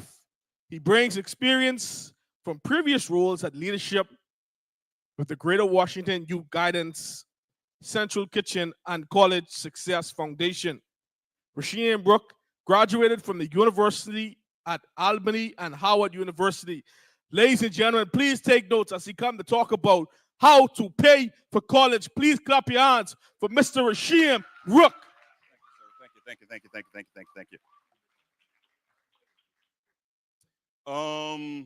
As he said, my name is Rasheem Rook. I'm the Assistant Vice President for Program Management at UNCF. Program Management simply means we are the department that's responsible for scholarships. And to give you some context, UNCF, there is no organization in America that has given out more money to students of color for as long as we have than us. No one. The only people who have given out more money to students of color who are in need of scholarship funds than we have for the last 80 years is the United States government. So when I talk about scholarships, when I talk about what it takes to get the money, it is my department that's responsible for pushing it out. So what does that mean for this past academic year? We gave out $65 million in scholarships to over 10,000 students. Impressive, right? You want to know what's not impressive? We had tens of millions of dollars left over that did not go out the door. So imagine there are students who could have gotten that money and never received it. So I have a limited amount of time here, and I can't walk you through the nuts and bolts, give you A to Z that's going to help you pull together a complete scholarship package to pay for all of college. I'm not going to be able to do that in the limited amount of time that I have here. But I'm going to walk through some points. I am going to give you an opportunity to jot down some notes. And I need you to write down my email address. It is my name, Rasheem.Rook at U as in umbrella, N as in Nancy, C as in Charlie, F as in Frank, .org. Rasheem.Rook, RASHEEM .ROOKE at UNCF.org.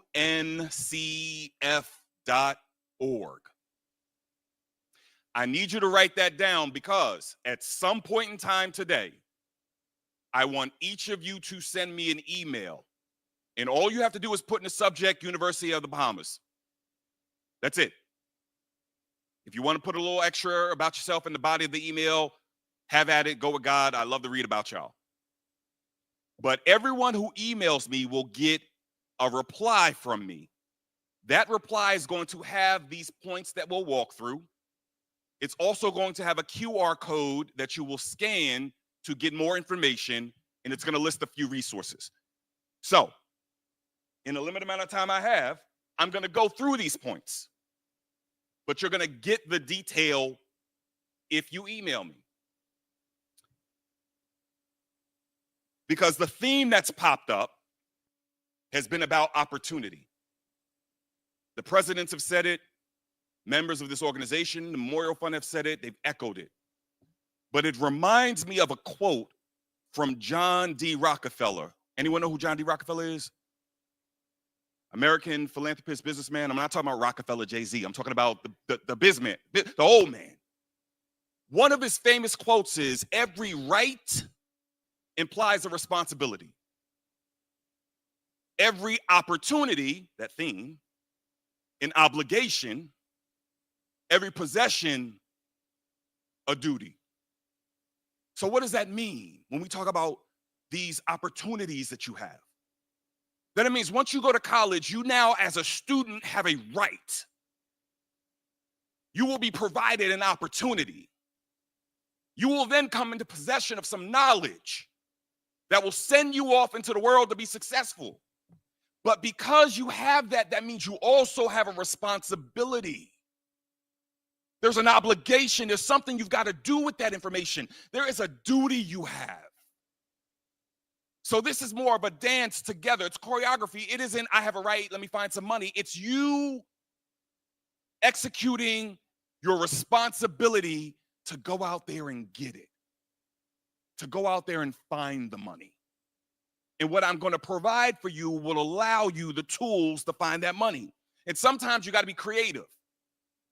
It can't be, I just went on a website, I didn't see a scholarship that worked for me, and now I don't have any money. You got to be creative. Like I said, there were tens of millions of dollars left on the table this year. I'm originally a New Yorker. Before I moved to DC, I came down from New York. Like you said, I went to the University of Albany. And in New York, they used to have these shoe shine boys, all back in the day, way back in the day. When I was a little kid, even before me, there were little boys who would sit on the corner and shine the shoes of businessmen. We're talking about creativity. It reminds me of a story of a businessman who was weaving through Manhattan, real busy. He's always busy. He's always focused. He's moving.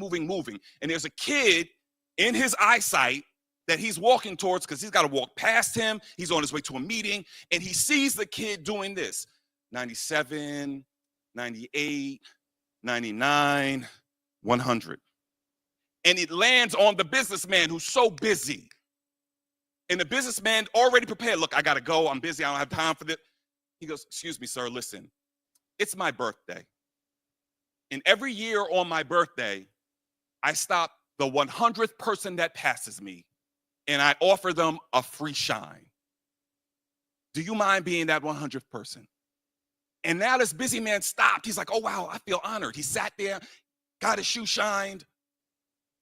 He got up, he walked away, he turned back. He said, how much is the shoe shine? The boy said $5. He said, you know what? Here's 10. And then he walked away feeling proud. He looked back. And you know what he saw and heard? That boy saying 97, 98, 99. He was creative. He thought outside the box. And that's what I'm going to ask you to do when you take these points. Think outside of the box. Don't go to just what you see on the sheet. Try to think creatively. Because if you do that, you might find some things that'll help you along your journey. So the first thing, as you're looking for scholarship funds, one of these things that'll help you, especially me coming from UNCF, I want you to focus on UNCF member HBCUs. You see, there are over 100 HBCUs in America. 37 of them are members to our organization. Think about them first.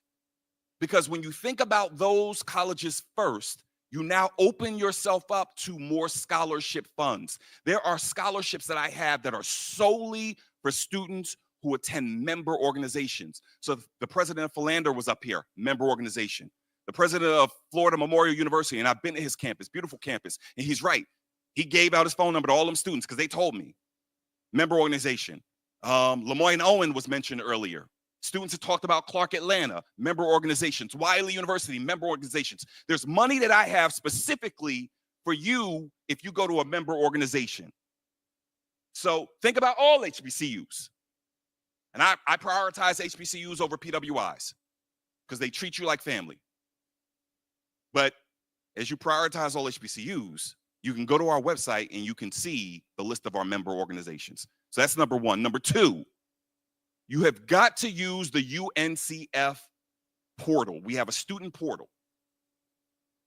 You will log on to that portal like you log on to any social media. You'll have your own credential. You'll have your own dashboard. You will be able to track all of the scholarships you apply and get accepted, apply and get denied. Fingers crossed you won't. But use the website. The document you get from me later will have a QR code. You scan the code, it brings you immediately to the website. Set up that profile, because through that, you will be able to search for all of the scholarships that we offer, not just to HBCUs, not just to member institutions, but to any college or university in America. You'll see what those criteria are, and you need to be on that portal. And a piece, since they talked about social media on it, I know you're in your TikTok a lot. I know you're on WhatsApp and all other. Be in the portal just as much as you're on social media, because it increases the chances that you will receive scholarship money. We launched over 400 scholarships last year. I anticipate doing 450 this year. We will open them throughout the academic year. So if you don't see it in September, it doesn't mean that, all is lost. You will have an opportunity come January. So continue to look at it monthly. Look for regional, local scholarships. How many people here know of the Lyford K Foundation? Every hand should be up. They got tens of millions of dollars for you to study abroad. The Ministry of Education may also have some money. There may be local organizations that have funds for you. We talked about thinking outside of the box and getting creative. Look locally and see who has the money, because it might be right in your backyard. Build a strong application. Make sure you have a strong personal statement. If you have a resume, make sure the resume is edited to perfection. If you have to write essays, make sure you have other people review your essays, not just ChatGPT. Have a human look at it as well. I don't mind having ChatGPT look at the essay. Just don't have it write your essay. And highlight any community service you've done. If you have a leadership position in a student organization or a community organization, highlight those things, because coming into America, they're going to look at that and they're going to say, because you come with some level of leadership experience, that puts you above the average student. I had the pleasure of being the president of student government at my undergraduate college, the university. People offered me jobs to be an accountant when I graduated, not because I ever studied it,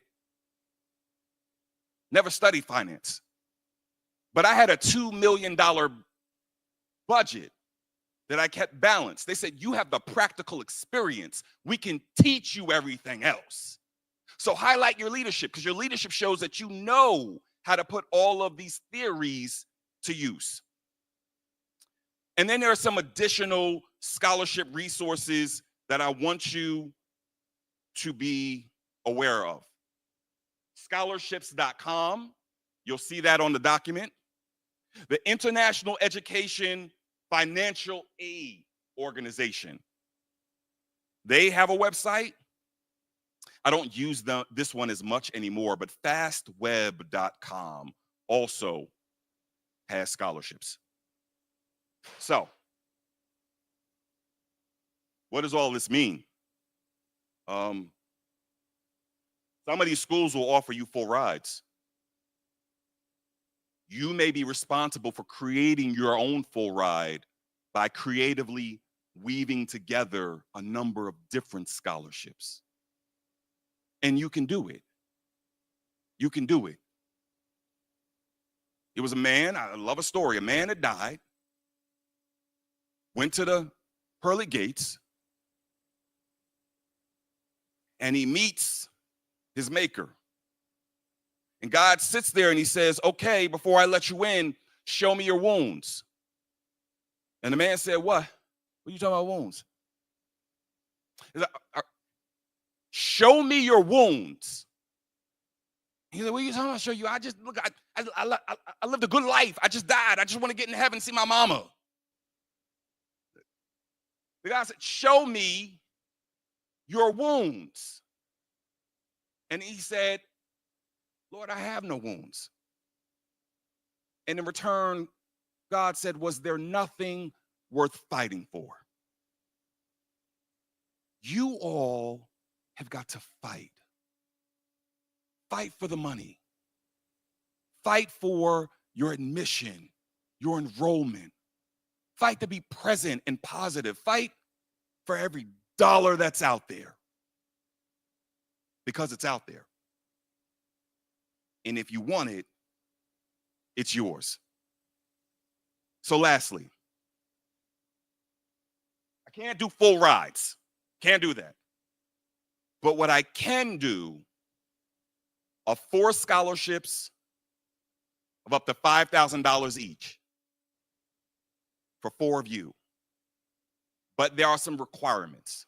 1, you must be a graduating senior starting college in the fall 25. Yes, I know you 11th graders. I know your hearts are hurt. But we could talk about next year. Number 2, you must attend a UNCF member organization. I know. And number 3, you must email my inbox. If you're not in my inbox, you're not going to a UNCF member school, and you're not a graduating senior, then you will be ineligible. But if you hit those 3 pieces, I got you with $5,000 a piece. With that, I will turn over the mic.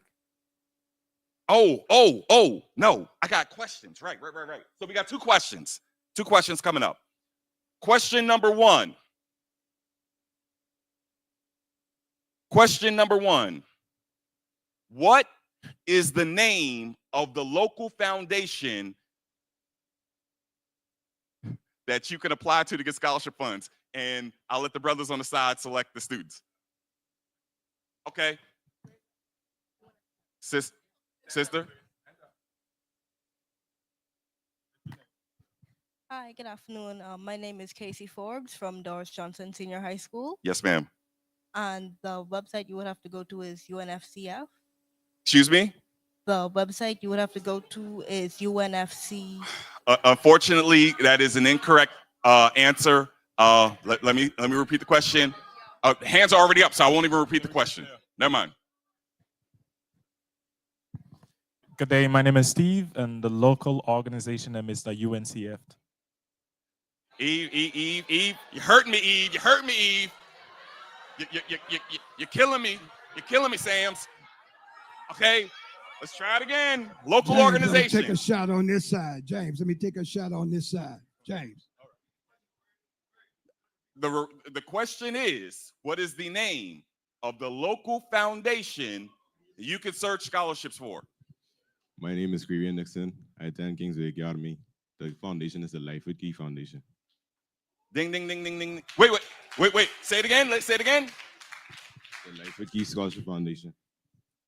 Who? The Life with Key. Langford K. Got it. Look, accents be different. I speak with an American accent, so it sounded right to me. Wait, we got one more.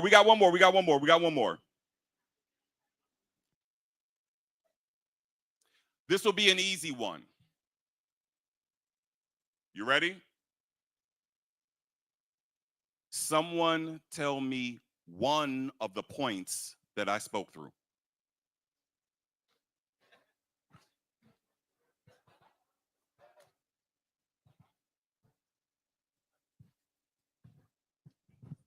Hi, my name is Damari Kemp. I attend Doris Johnson. One of the points that you said is to be a graduate of fall 2025, a senior graduate of fall 2025. No, that was an eligibility requirement for a scholarship. I walked through specific points that I wanted you all to execute. Good afternoon. My name is Brent Albury from St. John's College, and one point you made was to be creative and to focus. One point you made was to be creative when applying. That is a point that I made. Be creative. And I used the example of the shoe shine boy. Ding, ding, ding, ding, ding. That man has won a cigar. Listen, everyone, thank you for welcoming me. This is my first time in Bahamas. I love the place, and I'm hoping to come back soon. Let's give Mr. Rook another round of applause. My brother from Kingsway, stand up. You go in places. You could sit down. Anyone else from Kingsway? Only him? I with you. We go in places. Ladies and gentlemen, we have our final speaker for this afternoon. Don't worry. We still have a lot of prizes to give away. We have a lot of awards to give away. So, our final speaker, also speaking on the topic, moving the dream forward, is the Assistant Vice President of the University of the Bahamas, Dr. Walteria Tucker-Roll, is institutional strengthening, and she is the Vice President of the University of the Bahamas. She has taught Spanish and French and other culture in the state university system of Florida before becoming an assistant professor of Spanish at the College of the Bahamas in 2013.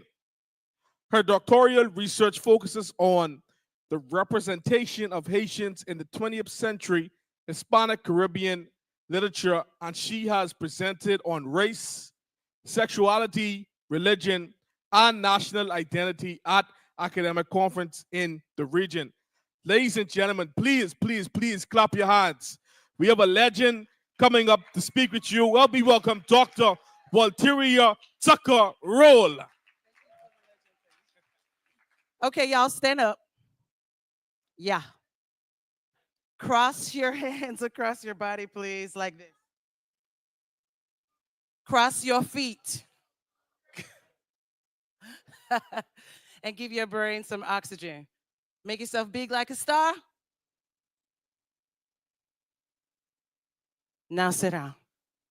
Can you give me 10 minutes? I'm going to take less than that. I want to talk to you very quickly. I have myself on the timer, and I realize that I've come after lunch, and you are ready to go home. Say amen. All right, then. All right. You will listen to me just for a few moments, and I hope that you can take from something that I'm going to share with you, okay? It's an honor for me to address you. You know why? Because you are the capable, possibility-minded future of the Bahamas. Now, just in case you didn't notice, I am not from here.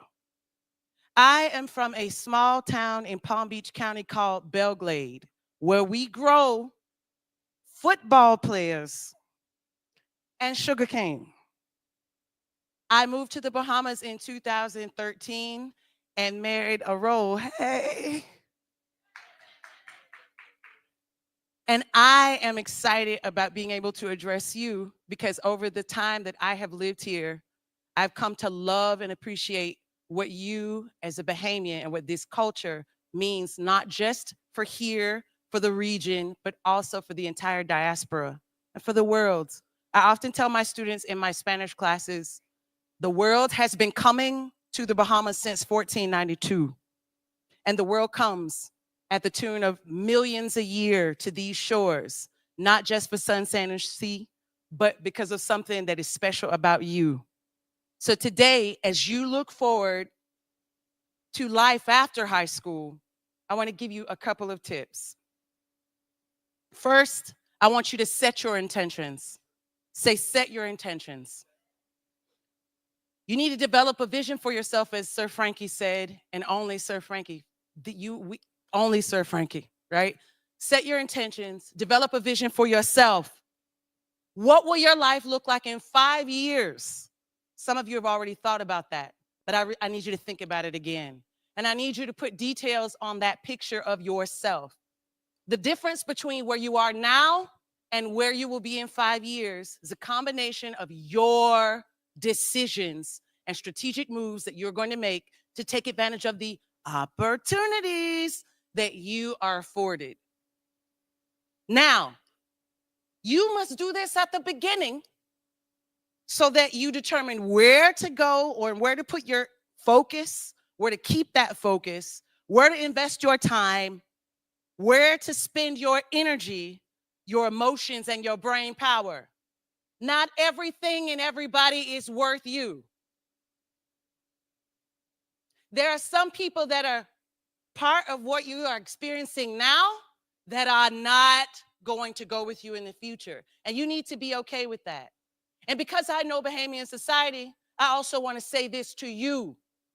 I want to say this to you. There are people in your family that will never, ever, ever understand and never, ever identify with the goals and the vision that you have for yourself. But you are never to allow other people's limits to become your limits. Say amen.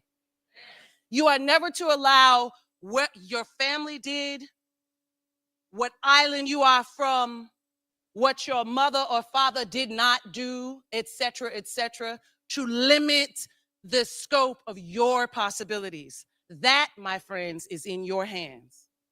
Now, I want you to think about that so you don't allow other people's limits to become your limits. And who do you see as part of your future? Sir Frankie done told us that y'all could go to college and find somebody to marry. Ow! I think that's cool. It might be your case. It was not mine, but every person is different. And it is true that you should be open and available to explore all the possibilities, even the relational ones, that are afforded you when you step out and prepare yourself for your future.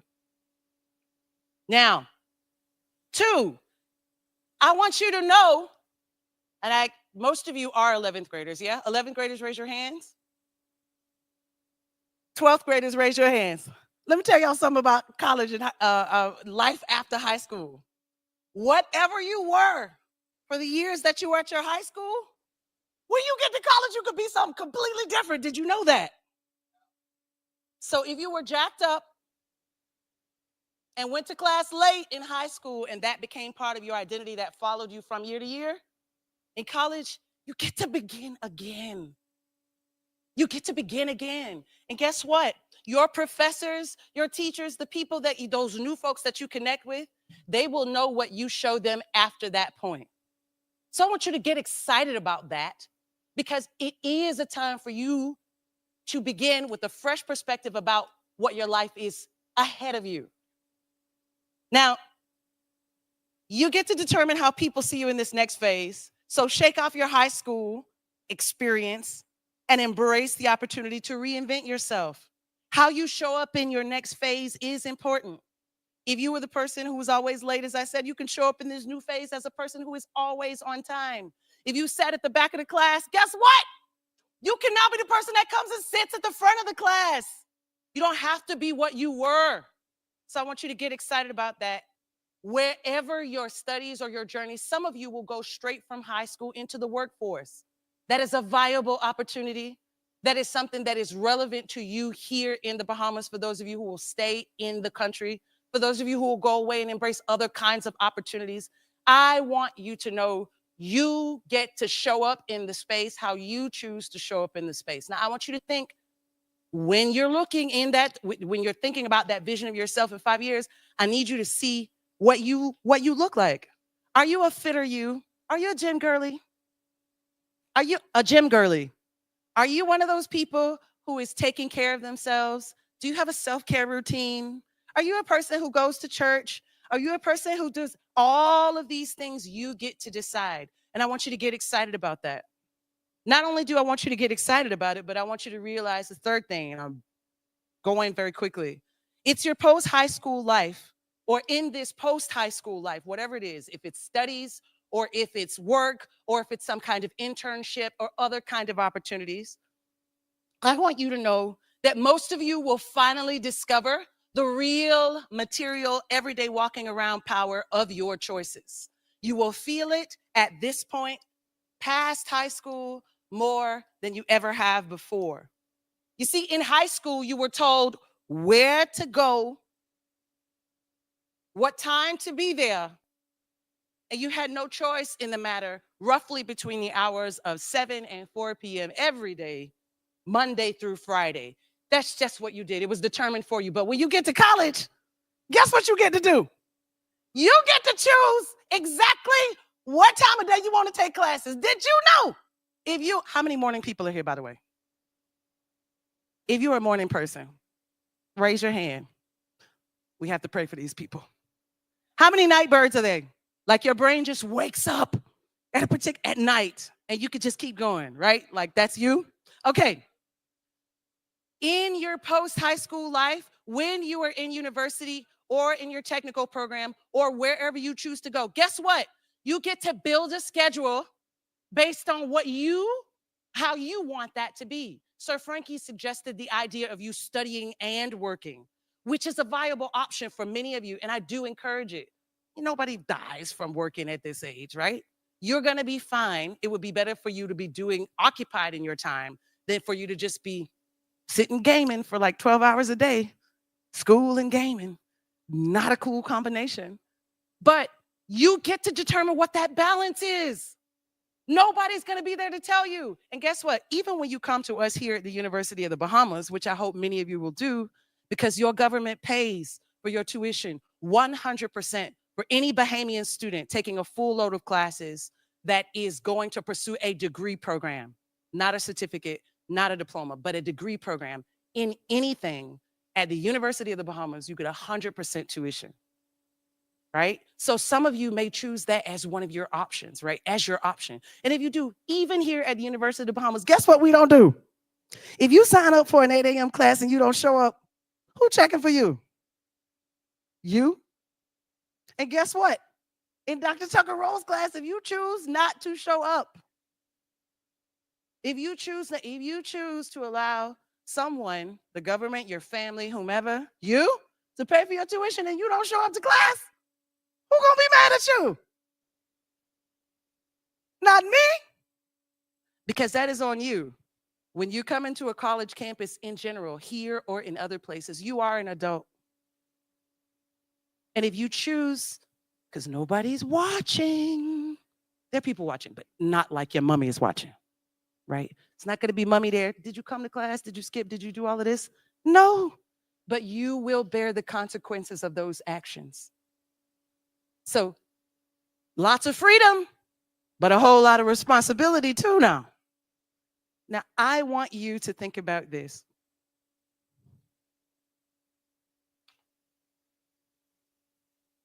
After high school, you get to determine when to do what. There's so much freedom in this. But there is a catch with this freedom to choose. You also have the responsibility to choose rightly. You need to choose the right kinds of relationships, as Sir Frankie hinted earlier. If you have people who are always late to class, who don't care anything about their grades, those are not the kinds of people that you should associate with. Say amen. All right. But if you choose to associate with them because everybody's different and everybody needs love, yeah, that's on you. But if you start taking on those habits, you will have to live with those consequences. And I want you to be aware of that. In your next steps, I want you to think about what you see for yourself in these next years, right? Whatever you see is on you.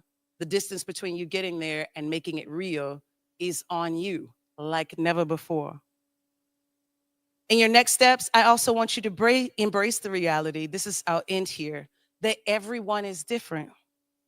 Now, what's amazing about this is you are different like everybody else. And the way you do and see things is not the same way everybody else does. Guess what? Black Southerners don't put onion and bell pepper in their macaroni. We don't do it. Or sweet pepper, excuse me. We don't do that. But our macaroni is good too. We bake it too. Sometimes we use most of the time we use the elbow noodles and not the macaroni noodles, right?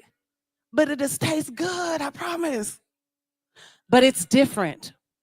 What is different is not necessarily, it's not about whether or not it's good or bad. It's just different. And I want you to think about that. I want you to think about either of all of you. Each one of you is different. How many true Bahamians in here? Hey. 242, where you at? Okay. Now, if I asked you how your mommy does prepare peas and rice, how many of y'all eat peas and rice? Who mommy put coconut milk in it? Who mommy don't put coconut milk in it? Who mommy use tomato paste? Who mommy don't use tomato paste? See? We all eat peas and rice, but in every house it's going to be different. Is it all Bahamian? Yes. Even internally, even internal to the Bahamas, there is a diversity, and I want you to embrace it. When you go to a college class, let me start there with that experience. Guess what? For some of you, you're going to walk into a class. Maybe you have a philosophy seminar of some sort. And for the first time, you're going to hear somebody talk about Buddhism at length. And some of you are going to be sitting there, the blood of Jesus. Different from you. And it's okay for you to at once hold who you are and learn to understand who other people are. So there are going to be some of you who, how many of you are studying in the States or planning to study in the States? Raise your hands very high. So good. Every region of the States is different. Every institution that you go to is different. And when you get there, everyone is going to provide a challenge for you to expose yourself to something different. I don't want you to get afraid about that. I want you to get excited about it. And I want you to tease away from your thinking the idea of exposing yourself to other people's ways of thinking and being and trying to, and thinking that those ways are going to take over yours. You get to choose that. You get to choose to believe whether or not the new idea that you hear about becomes part of what you believe. I don't want you to be afraid. Tell your neighbor, do not be afraid to learn about other people's differences. Now, some of you, because this is not part of mainstream Bahamian culture, will sit in a class with a person who was born a biological male who presents himself in space as if he were a woman. It will be the first time that some of you ever get that close to a person who looks like that or who makes that choice. What you gonna do though? Don't say anything. I want you to think about it. What is your option? You either sit and engage with that person or you do not. You could either sit and make a friend or you could choose not to. Nobody will force you one way or the other. But I need you to mentally get prepared to the fact that you may engage with somebody who lives life and believes things that you do not, and that is okay. Now, what is amazing is I didn't go to an HBCU, but I do realize that there's something about college. There's something about learning that affirms very much so things that you hold dear as a part of who you are. So some of y'all gonna come home after studying in the US or in Canada or wherever your life takes you. You're gonna come home more Bahamian than you ever been. Bahamian or nothing. Born dead, born, bred, and dead. You're gonna come back with even a greater pride in who you are based on what you learn in some cases. My point is for you, I want you to embrace and open yourself to this new possibilities or to these new possibilities, to people who are different from you. Don't shun it, but use it as an opportunity, like I think somebody said earlier, to develop yourself. It's okay. And in developing yourself, you get to change your family tree. That young man who mentioned earlier his desire to impact the economic possibilities of his family through helping his mother, that's a noble pursuit. But I want you to know that in your everyday choices, you can do that. You making the choice that if there's poverty in my line, I am deciding to make good financial decisions today to empower myself to live a different kind of life. You get the chance to choose to do that. So with that, I'm preaching to the choir. I will stop there. I want you to stand one last time.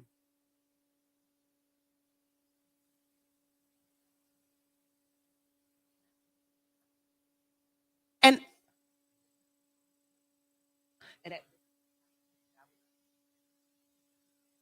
okay, perfect. Yes. I want you to find somebody that you haven't spoken to today, very quickly. So I'm going to have you to move. Find somebody. Say, hey, we're practicing for school. When you have that person, I want you to stand, you and that person, with your hands up so I can see that you're ready. Okay, you're ready. He's standing by him. Okay, no, you with him. Hey, okay, that's good. All right. When you have your person, your new person, stand with your hands up so I can see that you are ready. Okay. You're not ready? You're not ready? No, okay. All right, some people just won't be, hey? All right, for those of you who are ready, here's the last instruction. All day long, people have been talking to y'all from this microphone. I would like for you now to share with that person your answer to this question. In 5 years, this is where I see myself. Give them any details that you see for yourself.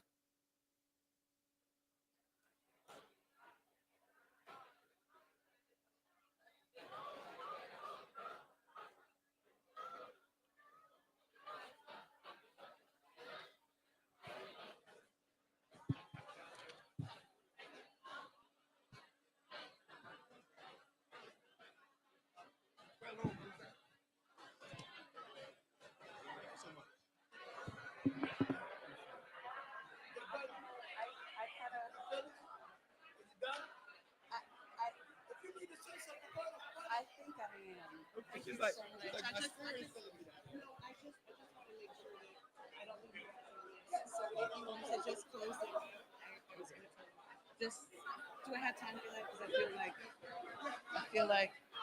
Okay, everybody. Okay, everybody. Thank you so much. Thank you so much for that. Please have a seat. I think the next presenters have some things they want to share with you.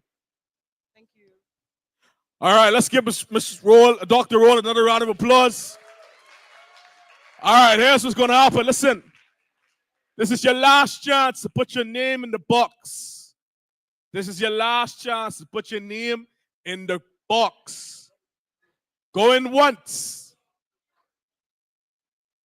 Your name tag with your name in the box. Your last chance. We have a table full of gifts. Yeah, so while we do that, at this time, we'd like our college presidents to come back up and to present any last minute scholarships that they would like to present at this time. Let's welcome our presidents back up. Y'all clap them up, clap them up, clap them up.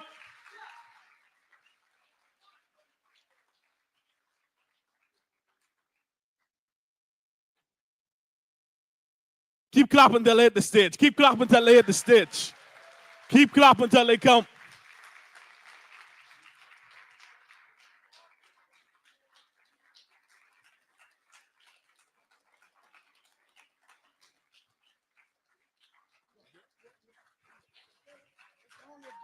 Yeah, keep clapping. They coming, they coming. Keep clapping. Turn to the person next to you and say tings. Turn to the person and say tings. All right, all right. All right, Dr. Stewart.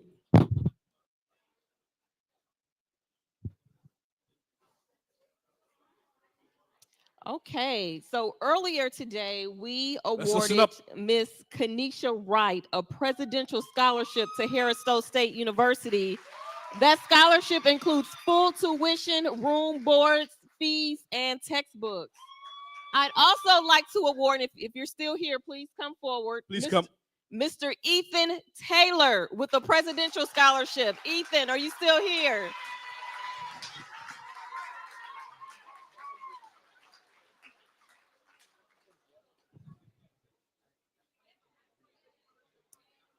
In addition to the presidential scholarship, I have 2 Board of Regents scholarships I'd like to award. One is to Miss Kristen Stevenson. The Board of Regents scholarship covers tuition. And then while Kristen is coming, the 3rd scholarship, also a presidential scholarship, covers full tuition, room, and board. Mr. Aiden Rollins. Aiden. Congratulations. Well, better run up here.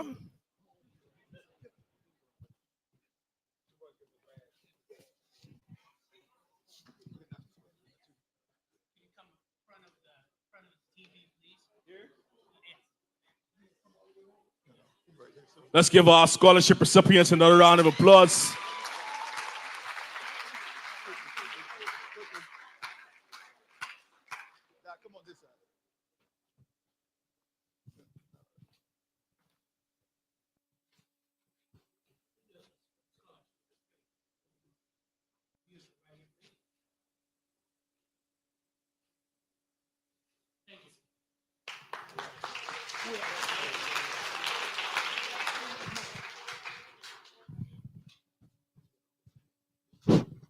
All right, well, if you're still here, the following students come to the stage. First, I have my man Tyrese Bunch, who gets a Thomas Mason Scholarship from Philander Smith University. Yep. We have Mr. Steve Tylis from Haiti. Yeah, that's what I'm talking about. That's the energy I'm looking for. That's the energy there. That's the energy.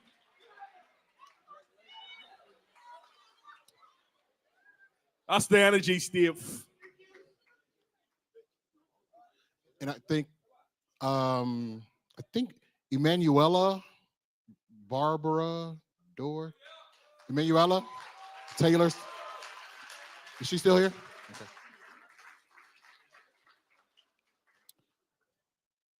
I know I'm gonna mess this up.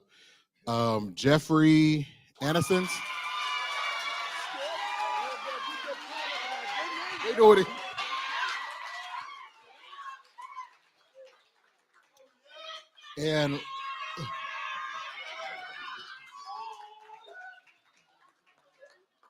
And last and certainly not least, and by the way, if you did apply to Philander, you have been accepted and there will be additional scholarships. However, these were for the individuals who visited the table and I was able to evaluate them. And last and certainly not least, our soon to be nursing student, Relia Roll.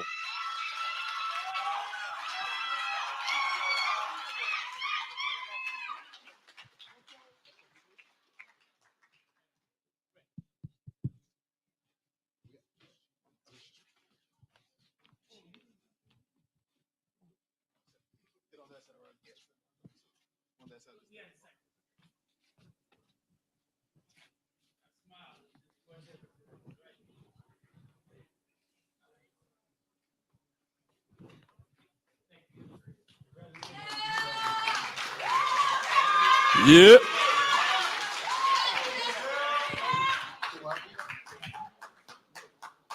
We ready? Yeah, we ready. All right. Couple more. We got Dr. Smothers going to represent 2 more colleges. Nope. How you doing? All right. Y'all hanging in there? Yeah? Yeah? All right. So I'm going to give out 2 awards on behalf of our friends at Benedict College. And then I want to say something generally about those of you who came to talk to me about Wiley College and about Southern University.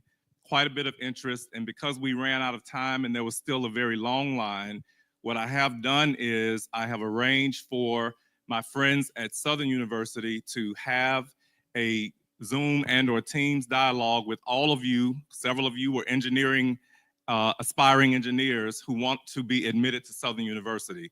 You will get admitted, but they need more details around the scholarship opportunities. So the Memorial Foundation will take on the responsibility of reconvening you virtually to have that conversation with Southern. The same is the case for those of you who came to talk to me about Wiley College and your interest in the band and or the choir. I did speak with President Felton, Marcy Nelson, and Akia Wright. Between these two young ladies, they could probably play every instrument. So President Felton is interested and is going to accept and award you a scholarship. But for those of you who did not get to talk to me because we ran out of time, he is also interested in talking to you. So he gave me his email address for you. If any of you are interested in the 10 slots that he has for band and choir, his email address, write this down, is 17, the numbers written out in words, SEVENTEEN, at WileyC, WILEYC.edu. All right, 17 at wileyc.edu. Tell Dr. Felton, President Felton, that you received his information from us here at the Memorial Foundation, and they will set up a time to talk with you all virtually to give out the awards.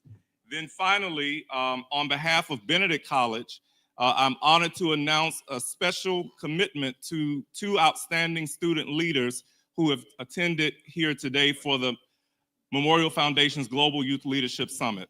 Benedict College, located in Columbia, South Carolina, is a proud HBCU dedicated to developing powerfully prepared students to lead lives of distinction and recognition. These two students will be awarded a full tuition, which will represent 4 years, valued at a total of $62,832 per student. Our president, Rosalind Clark-Artis, could not be here, neither could Brother Johannes Job, but they both extend their congratulations and they're looking forward to welcoming you to campus. These two awards go to Ashton McDowell,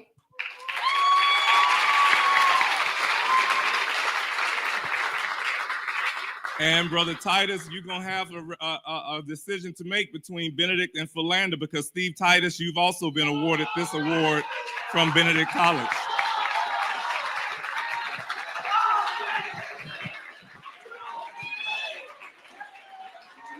That's it. That's it.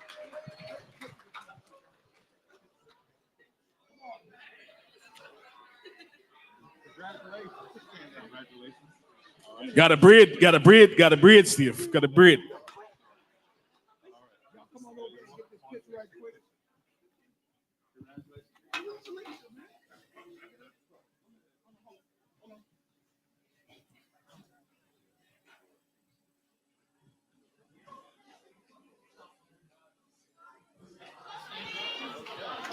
Let's give all our recipients another round of applause.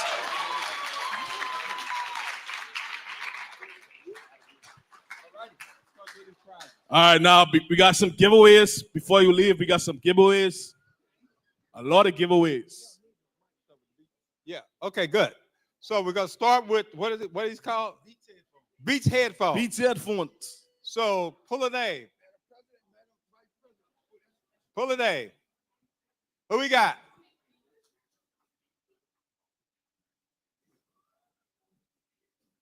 Breon Benaby Jr.? Okay.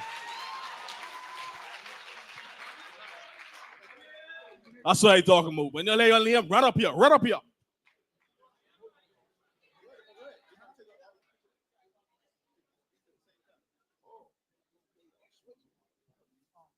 Okay. Malaya Cartwright. She's not here? Malaya Cartwright. Okay. Candia Newton. Caden Newton. Are you here? All right, come on down. Guess we'll do all of them at the same time, the pictures? Okay, the beats. Okay. Congratulations, guys. Thank you. Here, let's take a quick picture. Come on this side, man.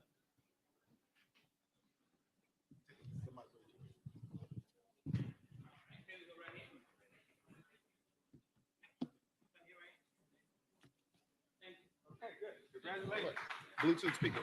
All right, Bluetooth speakers. Bluetooth speakers. Azaria Marshall.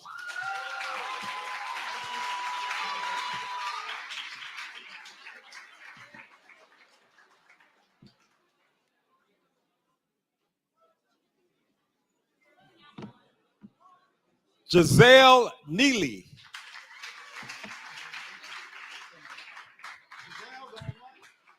Is she here? She's coming. She's coming.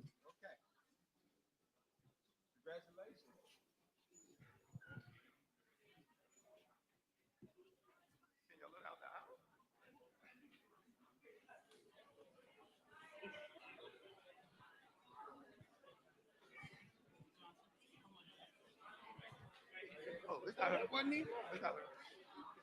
It's not her. Not her. Okay. One more. She's not here. One more.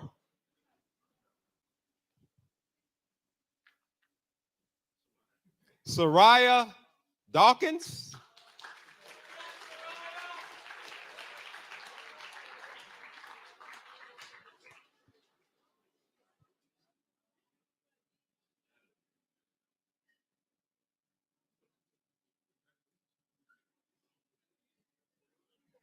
Congratulations. Good.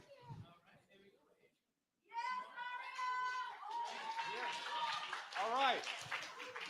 Apple Watches. Apple Watches. Apple Watch. Turn to the place and say, that's mine. Turn to the next place and say, we can see about that. All right. Our first Apple Watch. Nataria Douglas.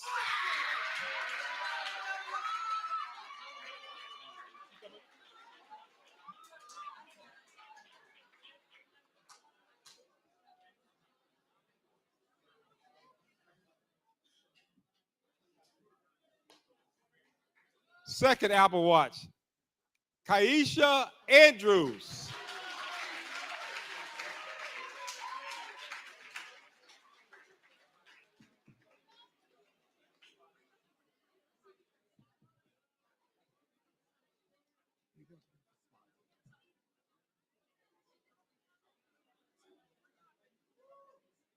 Congratulations. All right.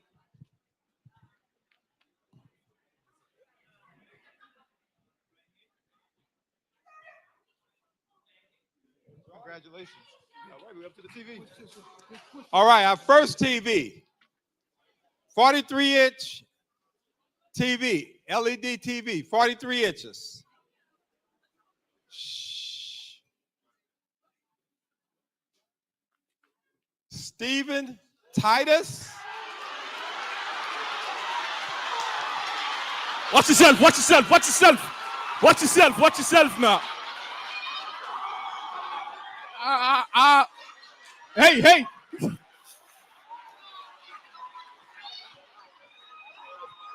Scholarships and a TV.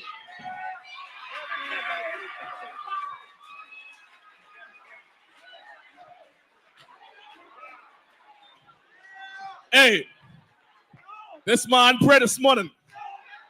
He prayed this morning. Get yourself, get yourself, get yourself. Get yourself. Get yourself.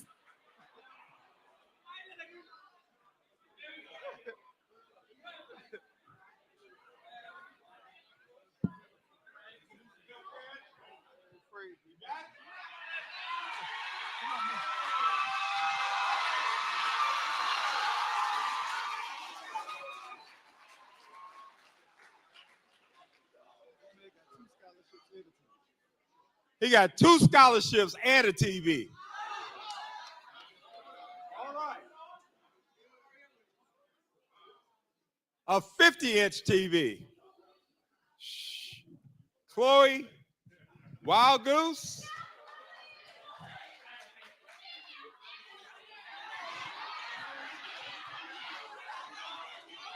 Okay, Chloe Wild Goose.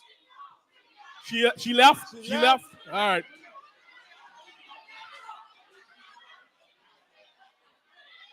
All right. Give me one more name. You sure she in here? All right. Marquez Nelson.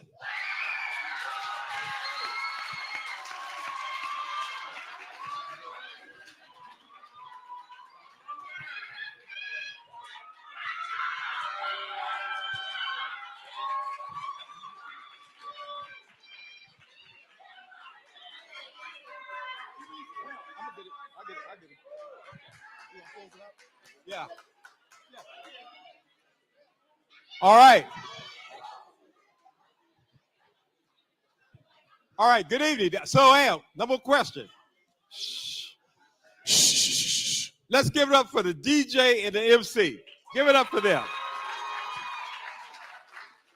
Give it up for all the college presidents that came and gave you all scholarships. And let's give it up to the Memorial Foundation for putting this on for 4 years to help you all. I hope that you had a great day, a good day of learning, leading, and we look forward to seeing some of you who are juniors next year. Go out, be safe, and have a great weekend and enjoyable summer. Thank you.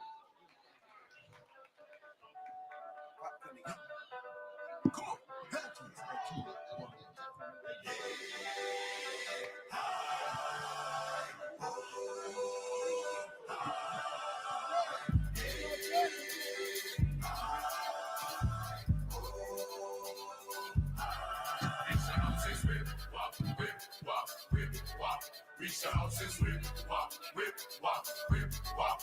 Reach the houses, whip, wop, whip, wop.